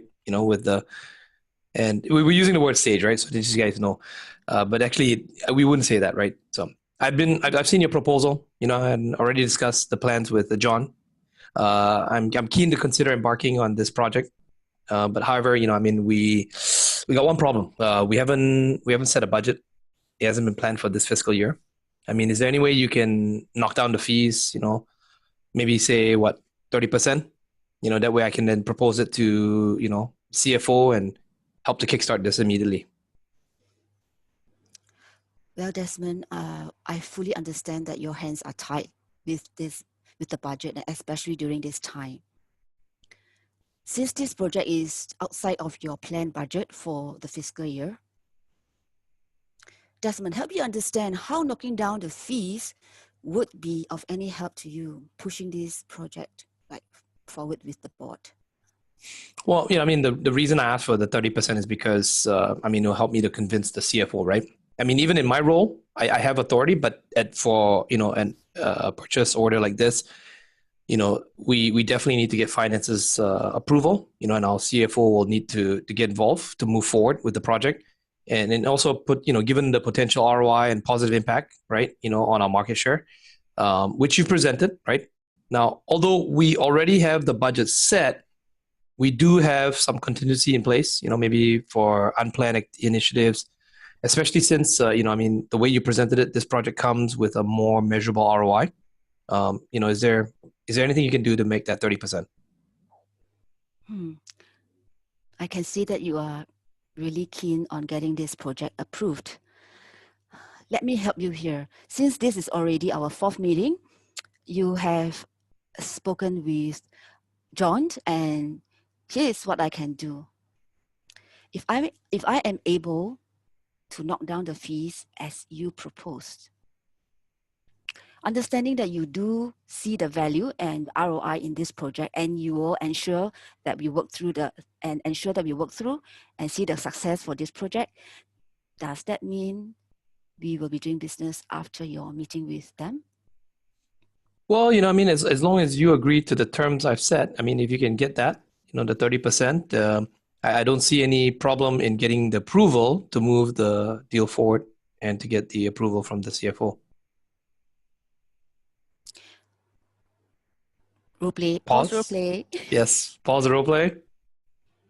Okay, share let's with see. me again.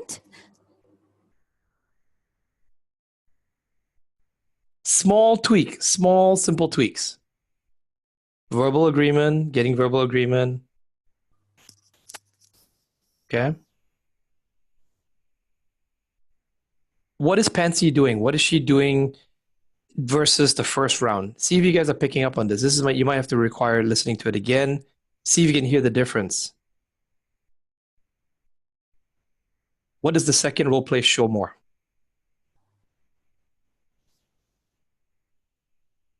Yep. Let's see. What I can do. Gael, She's chime in as well eliminating too. objections. Yeah. More authority.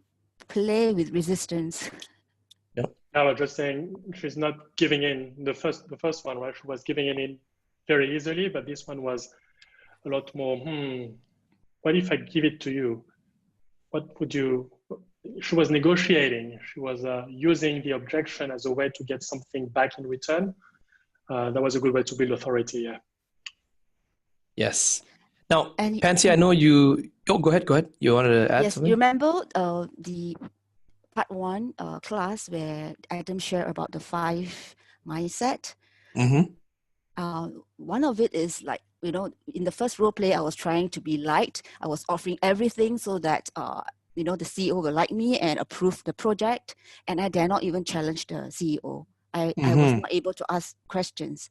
So with this, I was able to actually challenge and ask the CEO, if I agree to these terms, does that mean we have a business to do? Yes, exactly. You still ask for the sale, right? Yep. Assuming that we overcome this, or I agree to your terms, I meet you halfway, are we willing to move forward, right? So, delivering it also, and you can tell, even Pansy, I don't think she sounds overly smooth, and this is not disrespect to Pansy, obviously we're reenacting a bit of what the situation was like, but I can tell you, she's not super smooth. She's not going there with some, like authoritative tonality or anything. No, she's just, asking.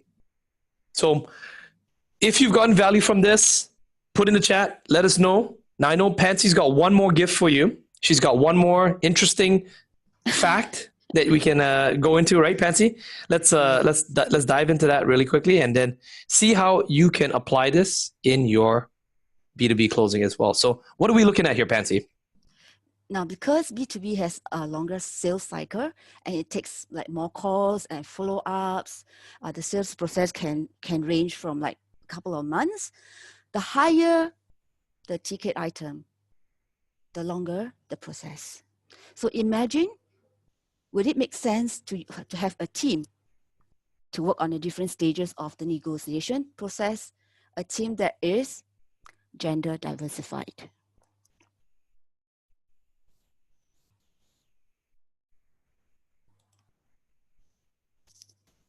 So if you look at this image, this is the brain image study conducted by scientists from National Institute of Health in US. You'll find some interesting discovery here. The female and male brain behaves differently. As you can see, women display higher brain activity versus men when conducting complex verbal tasks. That's why you never argue with a woman. They always win. Okay.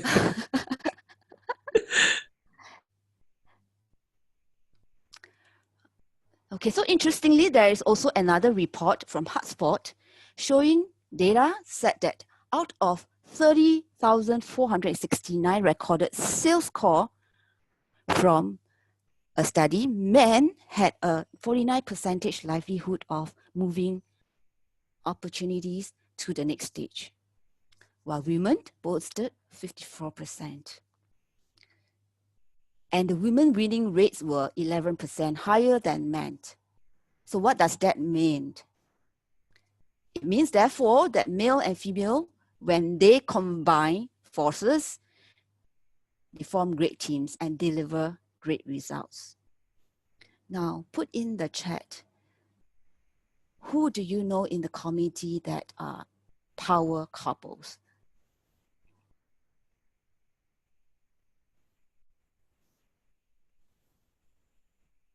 See, Adam and Lisa. Yes, Adam, Lisa. Okay, Sifu Jenny, yes. There have been many more. Desmond Shu, thank you very much. I don't know, man. I don't know. Just a side note here, just recently my wife and I, we were teasing. We were at a gathering with some fairly wealthy friends, and we're sitting down at the dinner, and her nickname is The Rock, and I'm Glass. So I'm sure you can imagine what happens with Rock and Glass, right? I'm the emotional one, but yeah, don't get into an argument with her. She's the Rock. Can't change it. It's like trying to squeeze blood from a rock, right? And then for me, Glass gets broken. Good for filling up champagne, but not good against a rock. So, Pansy, how can we use this? As closers, right? You talk about this. That's a great study, right? Was it 54%? You said, right? Out of 30,000, almost 30,500 recorded sales calls. Men 49% likelihood. You said moving, opportunities, right? But women have a 54, and then of course winning rates also 11%, right?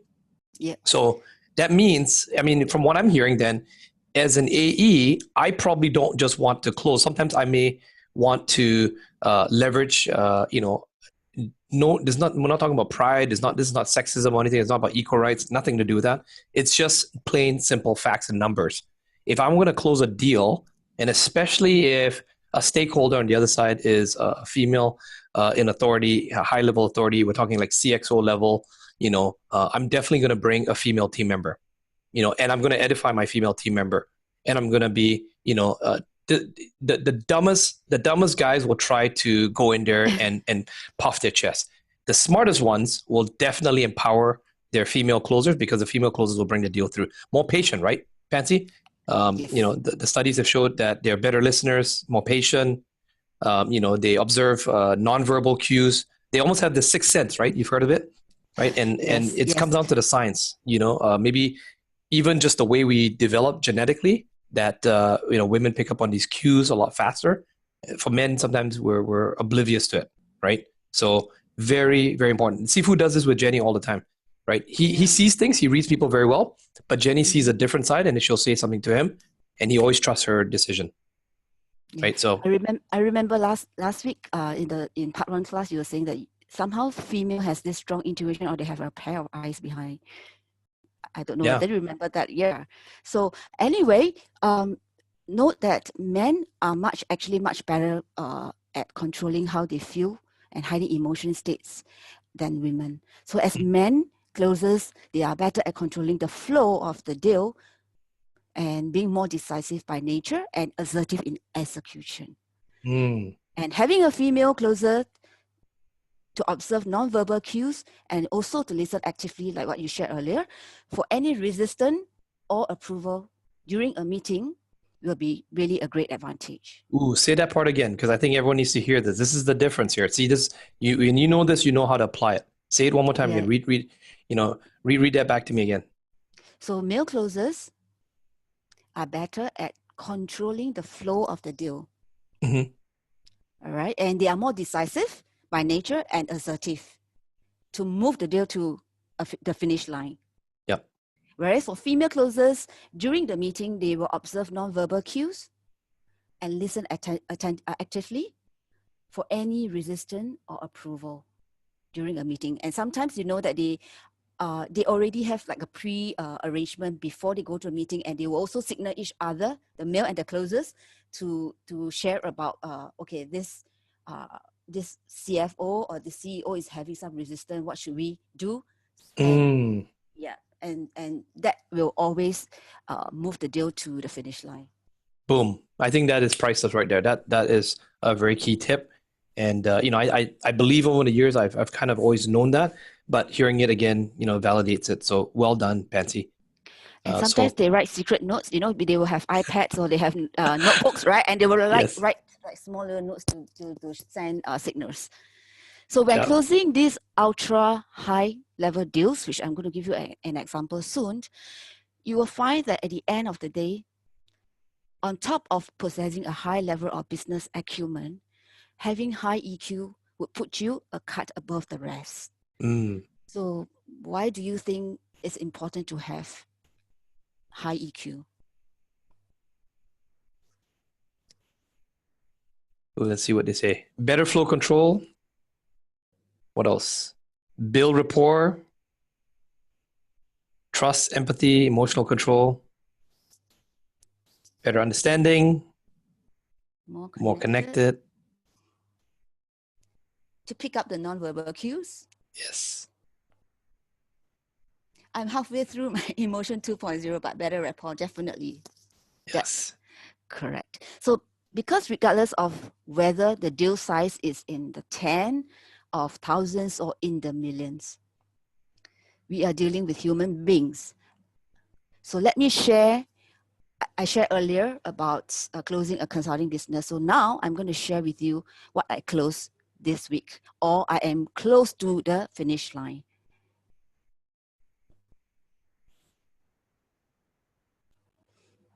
So what are we seeing here, Pansy? Pansy? The slide. Yeah. Put in the chat, what approach would that be?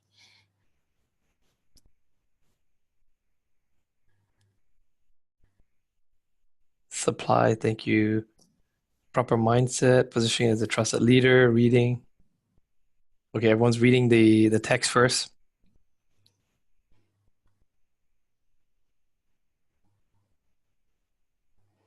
Come on, guys. This is we've been covering this. I think everyone's getting sleepy here. They're getting towards the end here. What's going on? In which triangle do you have the S stage? That's right. Yes. So Pansy is actually demonstrating using the DES approach. Is that correct? Yes, that's right. So what helped me in closing B2B, especially in ultra high ticket deals, I would say that besides being a good listener, extremely patient when, especially there for ultra high ticket deals, right? There's actually a lot of legal documents that you need to check, and paying attention to details, having a strong business acumen to enter into the financial world and speak their language and jargon is essential. So if you want to learn how to close ultra high ticket deals, you need to pay attention now. So we must have an understanding of our place in the scheme of things so that we could position ourselves to command the respect from the players in the industry who are usually, I would say, so far I have actually not met a female closer. This industry are actually dominated by male. And they are usually the sage or the creator. Are you, Pansy, are you putting this up to get $100 from Desmond? I don't know, man. This might be the proof right here. Almost there, almost there.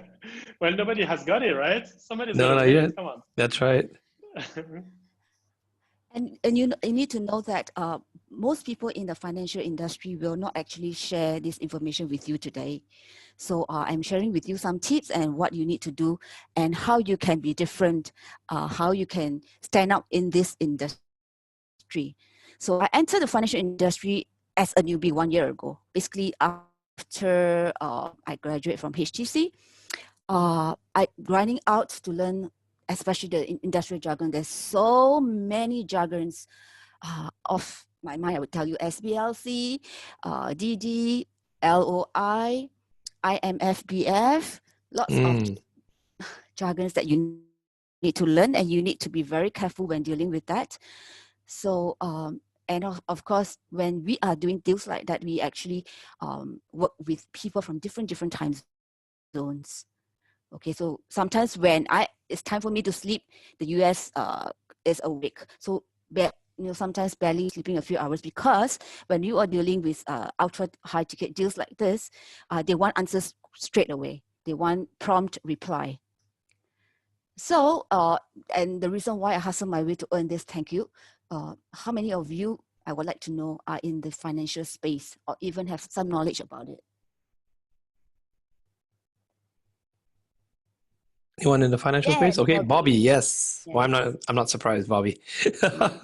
Bobby, you know that you and Pansy are very similar in your culture index as well too. So maybe you guys are very good at problem solving. No surprise, you guys are dealing with finance as well. Okay, keep going. Okay, so just in a nutshell, for those who are not in the financial instruments or financial industry, financial instruments are monetary contracts that monetize SBLC. So SBLC basically stands for Standby Letter of Credit. So it is a major financial transaction of assets between two parties. We normally call them the buyer and the seller. So they are usually representative of large companies that deal with commodities like oil and natural gas. Now, the oil that we are talking about, we are not talking about the olive oil or the cooking oil we use at home. It is jet oil and diesel oil for industrial purpose. Yeah, crude oil, LNG, right? All those kind of, yeah. So the sales cycle for such deals, right, usually range between a minimum of 10 million. It will not be a million, 10 million to the billions. I did liaise with a deal that is looking at 50 billion for a SBLC. So because of the size of these deals, the commission payout is also very good. I remember earlier, I think Guy or Jasmine shared about, such big deals, you just need to close one a year or two a year. You can just relax. You can buy a lot of things. You can settle a lot of things. So for a deal to bottom line, the process usually take about 3 to 6 months to a year, as it does not only involve the 5 level of stakeholders. I think by now you all know who are the 5 level of stakeholders. It also involves especially the external authority, which is usually the major offshore banks, the Citibank and the Bank of America. So as an ultra high ticket trusted advisor, my role is to perform the due diligence to ensure that the other party, which may be the buyer or the seller, is legit. Obtain accurate data of the deals, ensure that we are able to match the specs, ensure that the party, maybe the buyer or the seller, depends, is experienced in this business with proven track records and testimonials. So more often than not, as an advisor, I help to save this deal from human oversights in the negotiation process. And this has helped my client from being scammed or flaked. I will give you an example of what do you mean by a human oversight that can cost you a big fortune. So I know most of us would know what is an NDA. Put in the chat, have you signed an NDA before, or you are aware what is an NDA? Okay, so this question is not for Bobby. Tell me, do you know what is an NCNDA?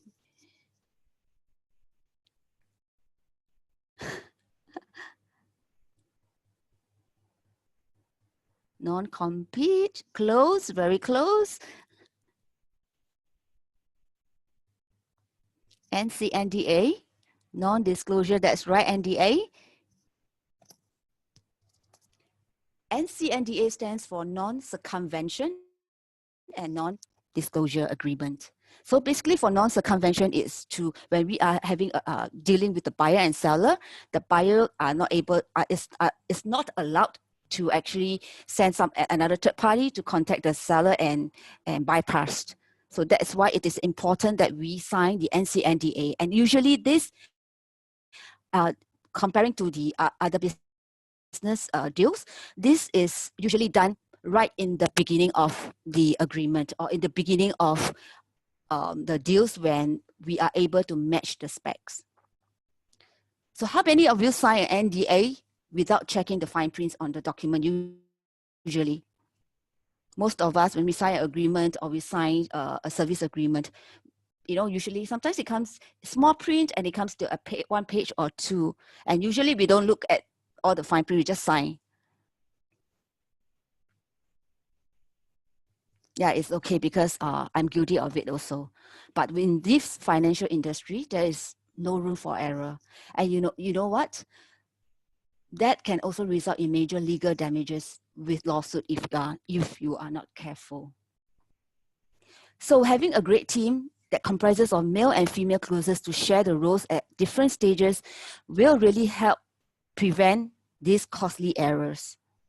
And because this is the value I was able to provide for the deals I work on, over time, I receive more deals and referrals that I build credibility with. So this thank you is actually quite fresh from the oven. I just received it this week. And if you look at the text, basically on Monday, we're going to sign the LOI, so letter of intent. So with that said, well done. Female. Tag team. So Pansy, when you've got your full referral and you got your proof, send that to me. I'll sign your NDA as well too. NDA. And well done. Round of applause for Pansy. Very well done. Very impressed. And Pansy, I mean, you've done this even with raising your daughter and everything else, right? You've been able to pivot, and even this is all in light of all the changes happening right now. You're still doing very big deals in the B2B world, correct? Yes, that's right. Awesome. Okay, so we are coming into the final stretch. This is the moment you've been waiting for. Everything's been leading up to this. We're now going to go fast, but pay very close attention. Okay, focus. This is the step that you want to look at. This is closing the CFO, the ruler. Now, closing the CFO can be easy if you have the secret blueprint. The secret blueprint. Let me say that again. Everyone say it together with me. Closing CFOs can be easy if you have the secret blueprint. Now, I say CFOs, but many times in companies, depends on whether they're small, mid-sized businesses, whether you're going to have someone who is in that role, the ruler, okay, who's holding the purse strings. So I'm going to give it to you from multiple different angles. This is definitely a section you want to come back and re-listen to, re-watch again, right? Especially if it's pertinent to you. It depends on which phase of the deal you are at. Okay? Make sense? Yes? So let me start off by asking you, first of all, does anyone here know any good chief financial officer jokes they'd like to share? Anyone? Okay. Okay, I got one. Okay. So here's one. I mean, it's getting late in the evening for some of you, so we gotta wake you guys up. Okay. So there's a guy I know, and his name is Joe, and Joe managed a very large, multinational account that required him to interact periodically with that company's CFO. And Joe dreaded. I mean, he dreaded these meetings. He would prepare meticulously with spreadsheets, graphs, KPIs, SOWs, which is statements of work, slideshows, and all these other supporting materials imaginable. Okay. And then one day, this is before COVID, Joe was, traveling, he had to fly long distance. He's supposed to go meet with the CFO, but he gets a call, right, just before he departs. And, and he gets this call from the day-to-day contact. So he has a day-to-day contact, more like his Sage, the account. And the person says, hey, Joe, the meeting that we had scheduled to meet with the CFO, it needs to be postponed. And Joe goes, well, what happened? What's going on? I prepared everything. And then his contact says, well, the CFO had a heart attack. And then Joe goes, oh, you mean he actually has a heart?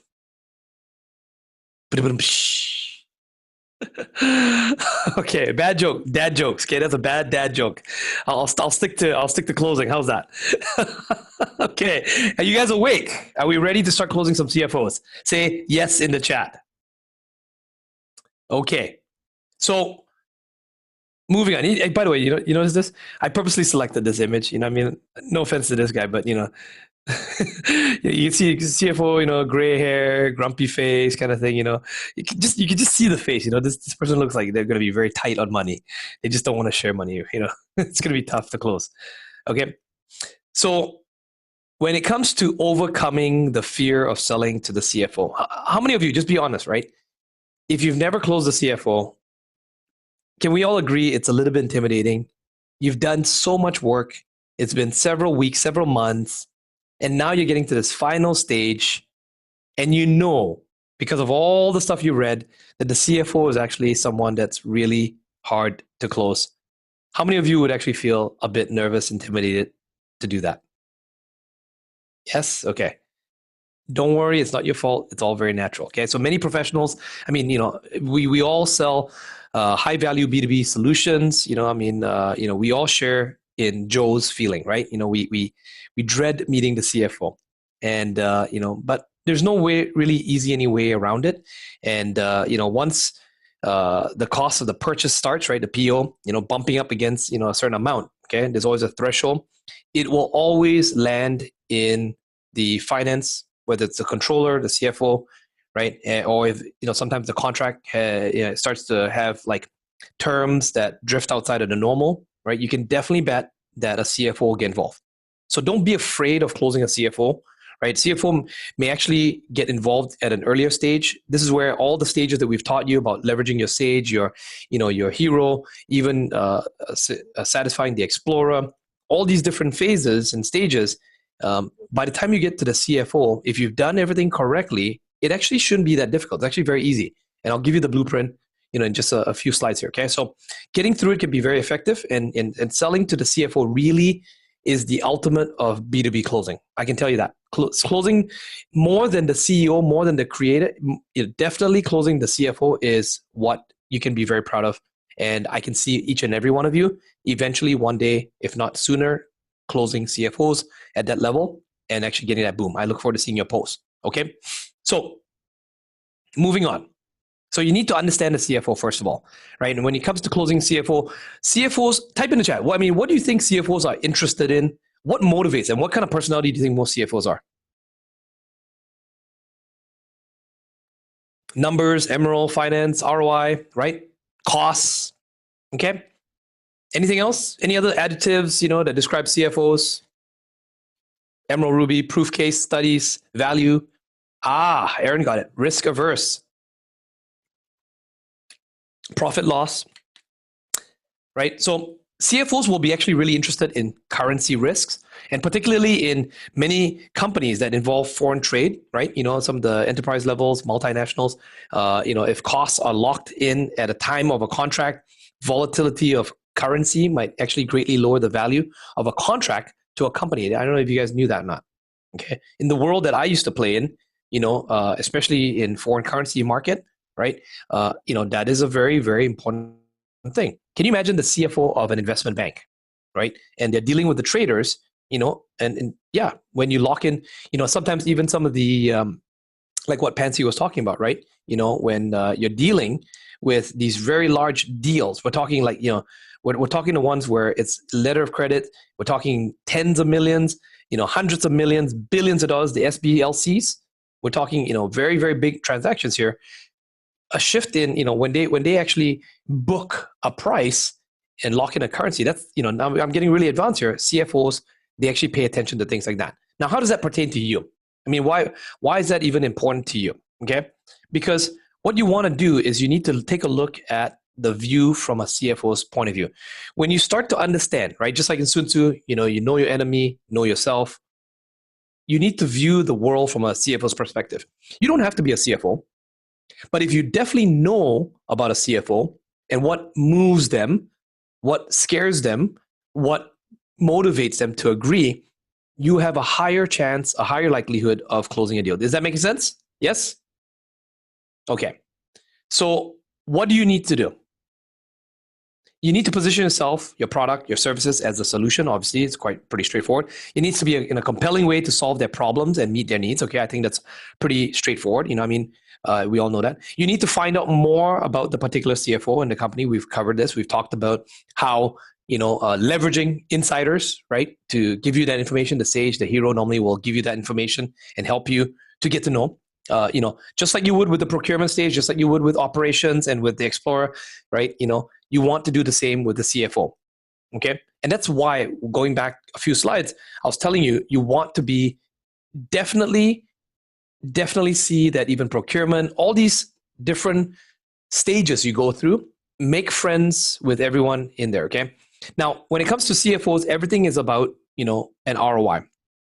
We've covered this. I don't think I need to educate you. ROI is a return on investment. CFOs are only concerned with return on investment, right? It starts off with a core issue, right? Which is always money. So, and how much more money will it take, to make the purchase, of your solution, right? This is what's going through the mind of a CFO. And almost by definition, the ROI will have to be better than other alternatives. Okay, so what are other alternatives? Don't just think ROI as in transactional, like you bring a solution, oh, we're going to give you this new CRM, for example, or we provide you this new software, or we provide you this new coaching for, the ROI has to be calculated. The CFO is always thinking in ROIs, and they're thinking exactly also at any given time, a company has multiple ROIs and multiple initiatives, but it's limited resources. So how do they manage those resources? So sometimes you're not even competing against a competitor. Sometimes you're competing against another initiative altogether. I don't know. I'll just pause there for a second. Think about that. Digest that, okay? And sometimes products and services both have ROI, right? So what is the total ownership cost? The total ownership cost for the products. Basically, in other words, what does the product cost above the initial cost? Okay, is your solution something that could be capitalized? In other words, paid for all at once? Or is it expensed, right? You've heard Gael, we talked about this, right, Gael?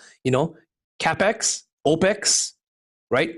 Capitalized, expensed, paid for when, expense means, it's paid for when the expenses actually occur. So sometimes, say for example, you're providing a training, and do they pay upfront for the 12-month training, or do they pay every month once you've completed the training? Right? That helps to manage and mitigate for cash flow management, for balance sheets. That's what CFOs are interested in. Okay, so capitalizing lower profits at the start, expensing lower profits for each period, that the expense occurs. Again, sometimes maybe they're going through different sales cycles. Maybe they're going through different periods. If it's not been a good quarter, they may not want to be doing expensed during that time. They may want to delay, and they may want to, when you're dealing with procurement as well, to different payment terms where it might be 90 days. Why 90 days? Because it's the next quarter. So then they can expense it during the next quarter. Is that making sense? So, Yeah. go ahead. Yes. No, I was just going to say, it's commonly known as the TCO, right? The total cost of ownership. And in tech, a lot of solutions have roughly a 3-year lifetime expectancy. So it's common for CFO to look at a 3-year total cost of ownership, because they know that in 3 years, they probably will need to do a refresh of their system. So they look at it from a 3-year perspective. Yeah. Yes. Okay, so we don't have enough time to go into all of this. I just want to give you a bird's eye view. I want to pique your interest. The goal here is, honestly speaking, if you are an AE, if you're in a B2B space, it's not going to happen in just tonight's class. You're going to need to take time, get to know a CFO. Where do you find them? Interview them. Really find out, if you're at a company, get to know a CFO. Maybe you don't have access to a CFO. Perhaps even a chartered accountant, a CPA, right? Even a controller. If you're going to be doing prospecting, don't omit out. This is a critical key secret weapon to all the top AEs and B2B closers, is that we understand the world of the CFO. The CFO actually can be your friend. So introducing CFO, the ruler, your friend. Now, this is actually Connie, our CFO. And I'd be lying to you if I told you that, it's always been a bed of roses with Connie. There have been times when I've butted heads with her. There have been times when she can be very challenging, right? And but that's her role. That's what she does. But sometimes she can be my friend, and she can be your friend too as well, or the proverbial Connie for you at your company. If you are closing at an enterprise, a company, get to know the CFO. Take them out for lunch. Go meet with them. Be interested. Actually, believe it or not, most CFOs, they are very busy. You have to time this correctly as well. Be persistent, but be polite and respectful. But eventually, if you are, I can guarantee you one fast way to make friends with a CFO is you actually take them out for lunch. You offer them to pay for their lunch, right? Because they don't want to be. I hate to say they're not cheapskates, but don't say, hey, I will take you out for lunch and let's expenses to the company. No, don't do that. That's a surefire way to piss off your own CFO. Say, I'll pay out of my own pocket. And then during that lunch, when you speak to the CFO, tell them you'd like to learn about, what are the criteria of a CFO? What's important for a CFO, right? Many times the two departments don't talk. You're thinking that you have to go externally to close your client's CFO, and you need to leverage the sage and the hero to let you know about that company's CFO. But I can guarantee you'll get in the door faster if you study and consult with your own CFO, your own finance team internally. And many times in the B2B world, many sales teams will have meetings with the finance team, because the finance team will provide sometimes some consultation. They'll look at the deal and they will make an assessment, and they'll give the sales team their perspective on what the client's finance team is going to be likely asking, right? What are the, for risk assessments, and they will help you to understand and navigate those waters. So when I say the CFO is your friend, it doesn't always mean that it's your own internal finance team. Take them out, let them know the language that's going to make the CFO's ears perk up is, do you mind if I take you out for lunch? I'll pay for it. Not just that part, but do you mind if I ask you, because we're trying to close $100,000 deal, $200,000 deal, and I'm getting to the stage where I now have to deal with their finance, their CFO. What if you were in that position? What are the critical things that we need to get this deal over the finish line? And if we can do this, it's going to bring in revenue to our company. CFO is going to love you for that. Okay, your CFO is going to love you for that. Is this making sense? Okay. So let me just quickly introduce who Connie is. A quick bio for her. For the past couple of decades, Connie, had started off. She rose through the ranks very quickly. She became a chartered professional accountant, CPA, and has served. And if you don't know what a CPA is, do research. There's a difference between, bookkeepers, accountants, CPAs. There's different levels of trust and licensing, right? And regulatory. I don't have time to go into all of that. You can do your own research. And so she also served as, the finance and accounting field for all these years. And recently, obviously Connie, has worked as a CFO for the Vancouver Fire Radius Security. Now it's a 72-year-old company. Connie's not 72 years old. The company is 72 years old, right? And in her last 8 years as CFO in that position, Connie helped them increase their sales by 1.5 times, right? So that's a substantial improvement when you're talking about a public company. Improve their profit level from break even to double digits year over year, and that's not the only business Connie led the financial success to. She also carried senior financial roles, Sleep Country Canada, DDB Canada, and in many other companies as well, right? So, now obviously everyone knows Connie is CFO at Danlock Organization. She's known to be fierce. I can tell you she's definitely fierce, honest, upfront. And of course, with her strategic and financial decisions, she has a lot of analytical abilities, negotiation skills. She developed, breakthrough strategies and obviously how to build long-term sustainability and profitability for the companies. Okay. So you definitely want to get to know your CFO. Keep in mind, okay, I don't know if many of you realize, but many times a CFO is in sometimes decision-making process is almost equal to a CEO.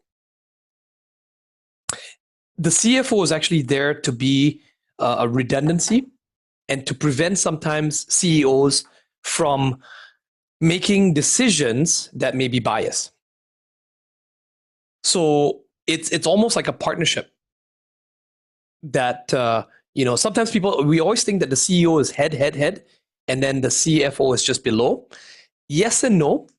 In many decisions, the CFO actually has more authority to kibosh and to over-authoritize or to, not approve a decision, even if the CEO would like to make it go forward. And the only times that would actually get kibosh is actually if the board, the shareholders, chairman and the board step in which then the CFO has to present a case, and actually go against them. Okay, so CFO is a very, very important position in a company. Is this making sense? Yes? Okay. So, questions not to ever ask a CFO, okay? And some of these are pretty common sense ones, but we've seen it happen. Don't ask a CFO to buy without facts. And this is what most rookie B2B closers do. They go in there. When we say don't ask the CFO, you don't even get to the CFO. You try to just get the department head to close, and you don't even get through procurement. Procurement doesn't even get to finance. Okay, so you have to provide your facts. That's why everything that we've been teaching you for the last 2 classes, it's about having the slide deck, about getting your information, sending your proposals, statement of work, right? Filling in your procurement orders, everything, RFP, everything. All these are the language that they understand. They see the facts. Okay. CFOs would view the following as credible benefits. Okay, so understand how the mind of a CFO understand. Yeah, Felix is saying true story. Felix works with Connie a lot of times, so he's actually sitting in the office, and in the B2B team, obviously, he's sort of he has to actually take and actually get the approval from Connie internally, right? So he deals with her a lot, with Joel, with Connie, and it helps. So if you're going to be speaking language to the CFO, tailor your presentations. Sometimes when you're an external, they purposely are skeptical.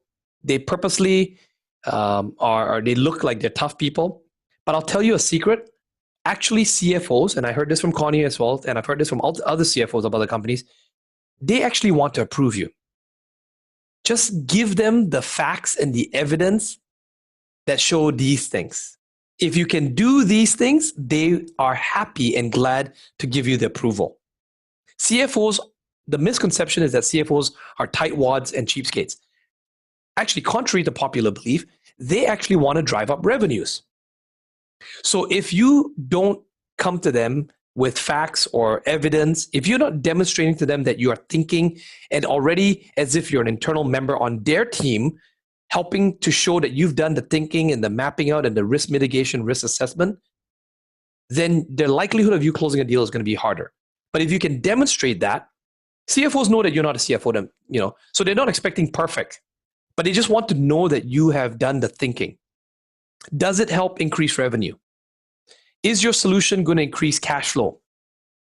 Is the product or service that you're trying to and you and the sage, you and the hero are trying to get approved for that department, is it helping to increase market share?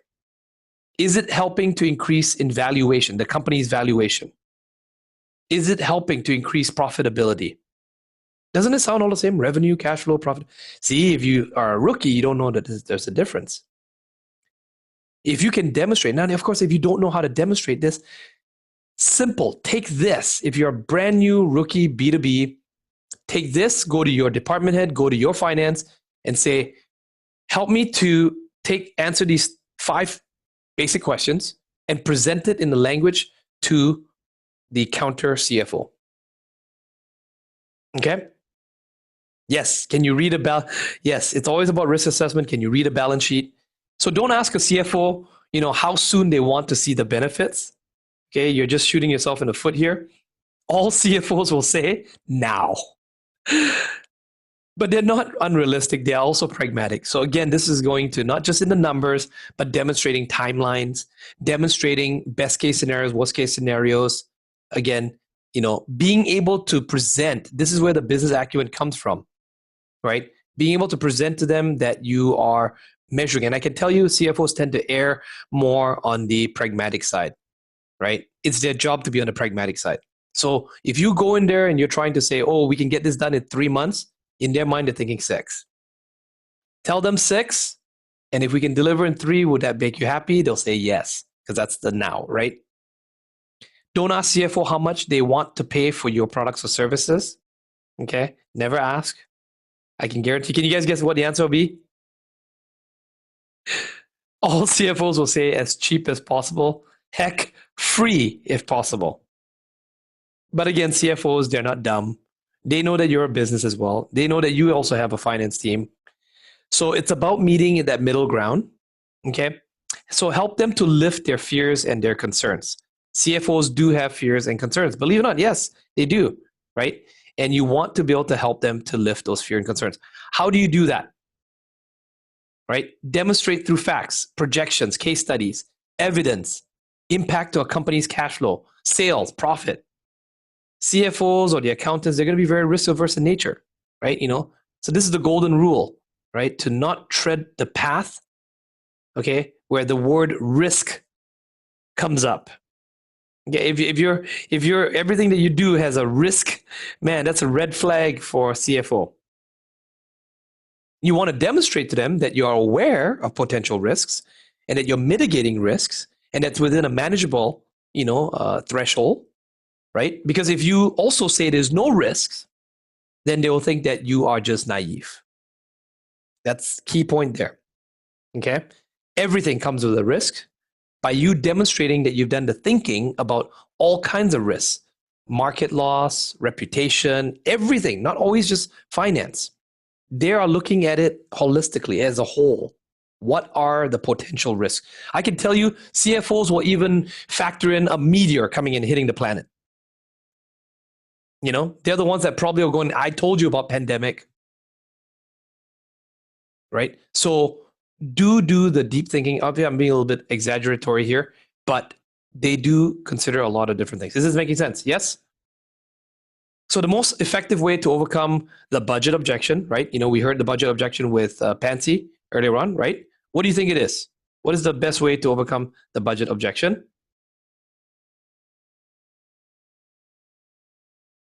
So I'm going to take you through a little bit of a script, and this script actually literally came from Connie. I've done this. I've role played with her before on this. Use this with some of the B2B closing I've done. So, you basically ask them if a budget is a concern. Would the CFO be willing to trade other expenses for this improved economic benefit? One-time investment or ongoing? So let me say this again. Ask, you want to ask them if the budget is a concern. Would the CFO be willing to trade other expenses for this improved economic benefit? Many times, like I said, you're not competing with your competitors. You're competing with another initiative that's rolled out. I'll give you an example. Real life case study, closing the CFO at a multinational company in Tokyo. We wanted to roll out the educational program, and they already, they don't have any more budget for this quarter, right? No more budget even for next quarter. Reason I found out when I dug deeper, through asking was that they actually had rolled out an upgrade of a certain software. But then, as it turns out, there were some delays. So because of those delays, technically, they're not going to see the true ROI of that software till the end of the year. We're only in Q2 right now. Whereas my program is only 1 quarter. So being able to identify that, talking to the CFO and actually saying, are you able to shift some of the budget? If that initiative can be paused, are you able to shift some of that budget over to our rollout? And then what will happen is your company will see a faster ROI in a different department, in a different area through the training. And then you can, when we're complete our program, you can then redivert the budget back over to that department, which is rolling out more of a software, which we didn't have any. We're teaching soft skills over here. They're implementing software. So again, it's about shifting and moving the resources at the right time. This is critical. I wasn't a financial specialist at that time, but it was just asking the question. It's no different than in, say, like even B2C closing, and you say you're closing a real estate agent and they're spending money. I'll make it very simple layman's terms, and say they're spending money on billboards at bus stops, okay, and they're putting flyers out, and you're a digital marketing agency, and you say, how much are you spending on ads? Oh, we're spending $1,000 on billboards and $2,000 on sending out letters. Okay, so that's about $3,000. And how much ROI are you getting out of that? And they say, well, we're actually not seeing much ROI. Well, what if, I'm not asking you to come up with new budget. I'm asking you, why don't you just shift that $3,000 over, to pay us at the agency? And even conservatively, our agency is able to bring you, an extra $10,000. So it's about just 3 point plus, ROI. Would that make sense? Now you're speaking a CFO's language. Okay. Now that's overly simplified, right? When you're dealing with a real estate agent, take that and apply it to the B2B world. So understanding what's happening in the company, many times this is where your explorer is going to help you, because they're the operations. They know what's happening. Get to know your explorer, the hero, the sage, the explorer are going to help you to find out. So that way you have cards to play. The CFO will actually be very pleasantly surprised and actually impressed that you actually understand that's what's going through their mind. Now, you may not know all the details, but you can ask. And many times you'll see a CFO, they'll stop and think about it. They may not get back to you, but they're definitely thinking about it. Right? Making sense? Yes? Okay, next one. Ask them how much they spend on marketing, how much they spend on legal, how much they spend on most, basically in their P&L. Then ask the CFO if they will consider what you propose, your economic benefits for the product services that you're trying to close. In other words, the CFO is constantly playing with these weighing scales in their mind. And they're constantly weighing out which one do I put the resources to, which will give me a faster ROI for the company. And they're calculating multiple variables to figure this out. So as long as it's not never so transactional. Sometimes it is, but most of the time it's not. You have to respect that, and if you respect that they're having to juggle and weigh out multiple scales, and it's not just like left and right. Think of like a scale that's like 6, 7 different scales. They're managing that. Okay. Tell them, hey, look, it's only 10% of your overall marketing spend, right? With this, you can look at how much legal expenses you'll be saving, or the highest costs are the people costs, right? So our training program, I'm just giving you a scenario here. Our trial training program will largely improve the confidence, the productivity, the efficiency of your people. So imagine how much additional revenue, margins, or profit it will get you, right? Look, we have proven testimonials, to support their improvement and productivity. Yada, yada, yada, right, et cetera, et cetera, et cetera. Again, come with facts, testimonials. This is why that slide deck, right? When you're getting to that level, you now want to definitely show the proof. We've mapped it out. Show best case scenarios, worst case scenarios. They'll be looking at the worst case scenarios because that'll help you to close. Now, we're not going to do a role play here because we've almost gone for 6 hours here, right? I think you've all got a lot of value. In fact, if anything at all, I'm going to challenge you. Okay, this is going to be really ballsy.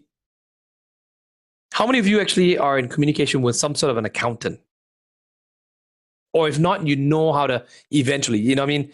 You don't go on LinkedIn and suddenly start bugging accountants. You know, I would say start off with accountants, right? Try to find, this is not something that you're going to do overnight.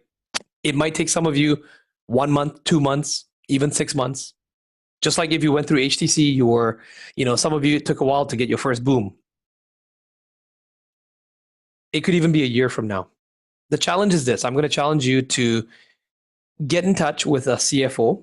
It doesn't have to be CFO. It could be controller as well, even just, you know, a chartered accountant or even CPA. And many times they act as, you know, fractional CFO or, you know, temporary part-time CFO. And okay, Shang says, you know, yes, I were an accountant myself before, so I need some personal conversations with myself. Maybe Shang, you're going to be like hit up by all the community now. Everyone's going to be wanting to speak to you. And actually role play with yourselves. Find someone who actually is, you know, and they're going to play tough, right? And actually role play this. It's a very different style of closing. There is no right or wrong way. Get them to give you very pragmatic feedback on a scale of 1 to 10. Would they approve your budget? Why? You know, at which point there's a tipping scale for them, a tipping point at which they actually approve. You know, they felt the risk is manageable, that you've delivered enough proof to them and built enough trust. This is going to be very critical for you. This is next level B2B closing. You master this, forget even mastering it. You even crack the code on this. Just barely crack the code on this. You have entered a very different world. It's a skill that I can tell you very few people in the world have. A handful. Companies pay big bucks for, you know, account executives that can handle this. And even in your own businesses, or even in the, you know, if you're dealing as your service provider, very, very big. It can really make the big difference between 6, 7, 8-figure deals for you. Yes. So with that, let's go into assignments. Finally, assignments. The Emeralds have been looking at the slides on there, like 4 more to go. We made it. We made it. So assignment number 1, sharpen your business acumen. Okay. Read 3 business magazines for enterprise and SMBs. Which ones? I'm not going to push you. You know, Adam, Gael, any others, if you have business magazines that you are reading, discovering, take a screenshot of the cover, post it, or maybe it's an online, post it in the Facebook group, right? You know, if you're reading, and then there's several very specific ones. You don't have to get the super specifics because it can be very boring and dry. I can tell you if you're brand new at this, don't just start off even reading like Entrepreneur, Inc., Financial Times, Bloomberg. Yeah, Bloomberg, Barron's, yeah, WSJ, big time, Wall Street Journal. All of these will definitely, you know, help to improve your business acumen. If you're a copywriter, well, you know how this works. You read those articles, handwrite some stuff. When you handwrite, something very critical happens in your brain. The synapses change. You will start to find that your vernacular will start to change. You don't want to be a pig. In the industry, we call that someone being a pig. A pig is someone who pretends to know. They think they read these publications, right? You know, and of course, any of you in the high income copywriter, we talk about the case study of the Bloomberg offering their subscription, right? They are targeting people, you know, who are trying to be pigs, to try to show off. In the financial industry, we call them pigs. You know, oh yeah, you know, I bought this stocks. Oh yeah, this is doing really well. You know, they really don't know shit. They're just retail, okay? And then all the, you know, the institutional, you know, bankers were laughing, right? So don't be a pig. Read, educate yourself, you know, learn the vernacular, learn the vocabulary. Read 3 companies' public financial statements. It's going to overwhelm you. The first time you read it, you're not going to understand it. You might want to, this is where, see, most of you won't even do this. I have a CPA, and, you know, I pay him, you know, he's not cheap, but, you know, he's very fair and a very good deal. And we have our monthly meetings. And many times we'll go over our financials, we figure everything out, you know, and we're done. Normally we have about a 2-hour meeting. And I always tell him, I said, I want to leave the last half hour to talk about other things. And really what I'm doing is I'm picking his brain. We're talking about businesses. I'm showing him, I'm showing him, financials of other companies. I'm asking him how he would look at it. And so he plays a role of fractional CFO as well. Now, I don't know if you guys are willing to spend this, but I spend about anywhere from $500 to $600 a month, right? But I'd get that time. That's a very, at my level, that's a necessary investment on my side, right? I'm not saying you guys all have to go out there and do it. When you're making over 6 figures, 7 figures, then it makes sense. Okay. Listen to those company, earning calls, right? Listen to those calls. Sorry, there's a typo there, but definitely listen to the calls. You will start to learn more.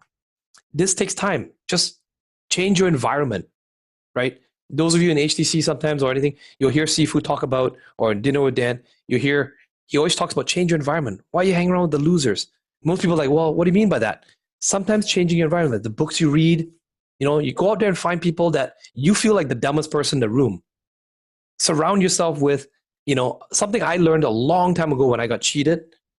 And I swore to myself that I would never be, and I don't even think I've even scratched the surface, but I'm definitely light years ahead of where I used to be financially. But I got cheated when I was in Japan. And from that time onwards, I swore, right? And this is around the time, I was introduced to Robert Kiyosaki. And, Robert Kiyosaki stuff is very like entry level, but it gets you aware.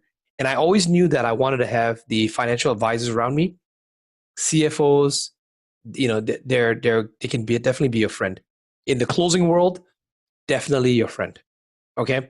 So role play CFO calls, I want you to, analyze recent ads you see and check if they are enterprise or SMBs. Create your own mini scripts, your playbooks for every stage. There's a lot. Simulate the procurement process. Choose 3 companies of your Ultra 100. Role play for respective roles within the next 2 weeks. Role play with your brothers and sisters. Role play with the opposite gender, right? As Pansy talked about. Take notes. Challenges. And of course, we have some bonus FI terms and glossary. So this is here. You can take a screenshot. You can come back to the recording. We decided to throw this in. Financial instruments, SBLCs, LOIs, BGs, FOBs, CIFs, DDs, ATVs. Those are not the 4-wheel things. Okay? ATVs, authority to verify. You can read this. I think most English speakers can understand the meaning of this, but look them up. Research them. For each one of these glossary terms, look them up. There are YouTube videos on these things. Get additional information so that you understand when you hear them. Does that make sense? Did you get value from this ultra high ticket closing class? Do you feel you are that much closer to being a trusted advisor? Can you do this? Say yes. All right. So with that, it was a lot of information today. It was a lot of information. It's a lot to digest. Okay. So pick one thing. What's the one thing that we're going to implement? That's the key. That's right. Thank you, Felix. We're going to wrap it up here. Sifu always say, right, you are closer than you think. In the ultra high ticket closing world, in the B2B world, you are that much closer to being the trusted advisor. And with that, we say good night, good morning to your success. Post in the Facebook group so that we can share in your success and continue on this B2B journey with all of you.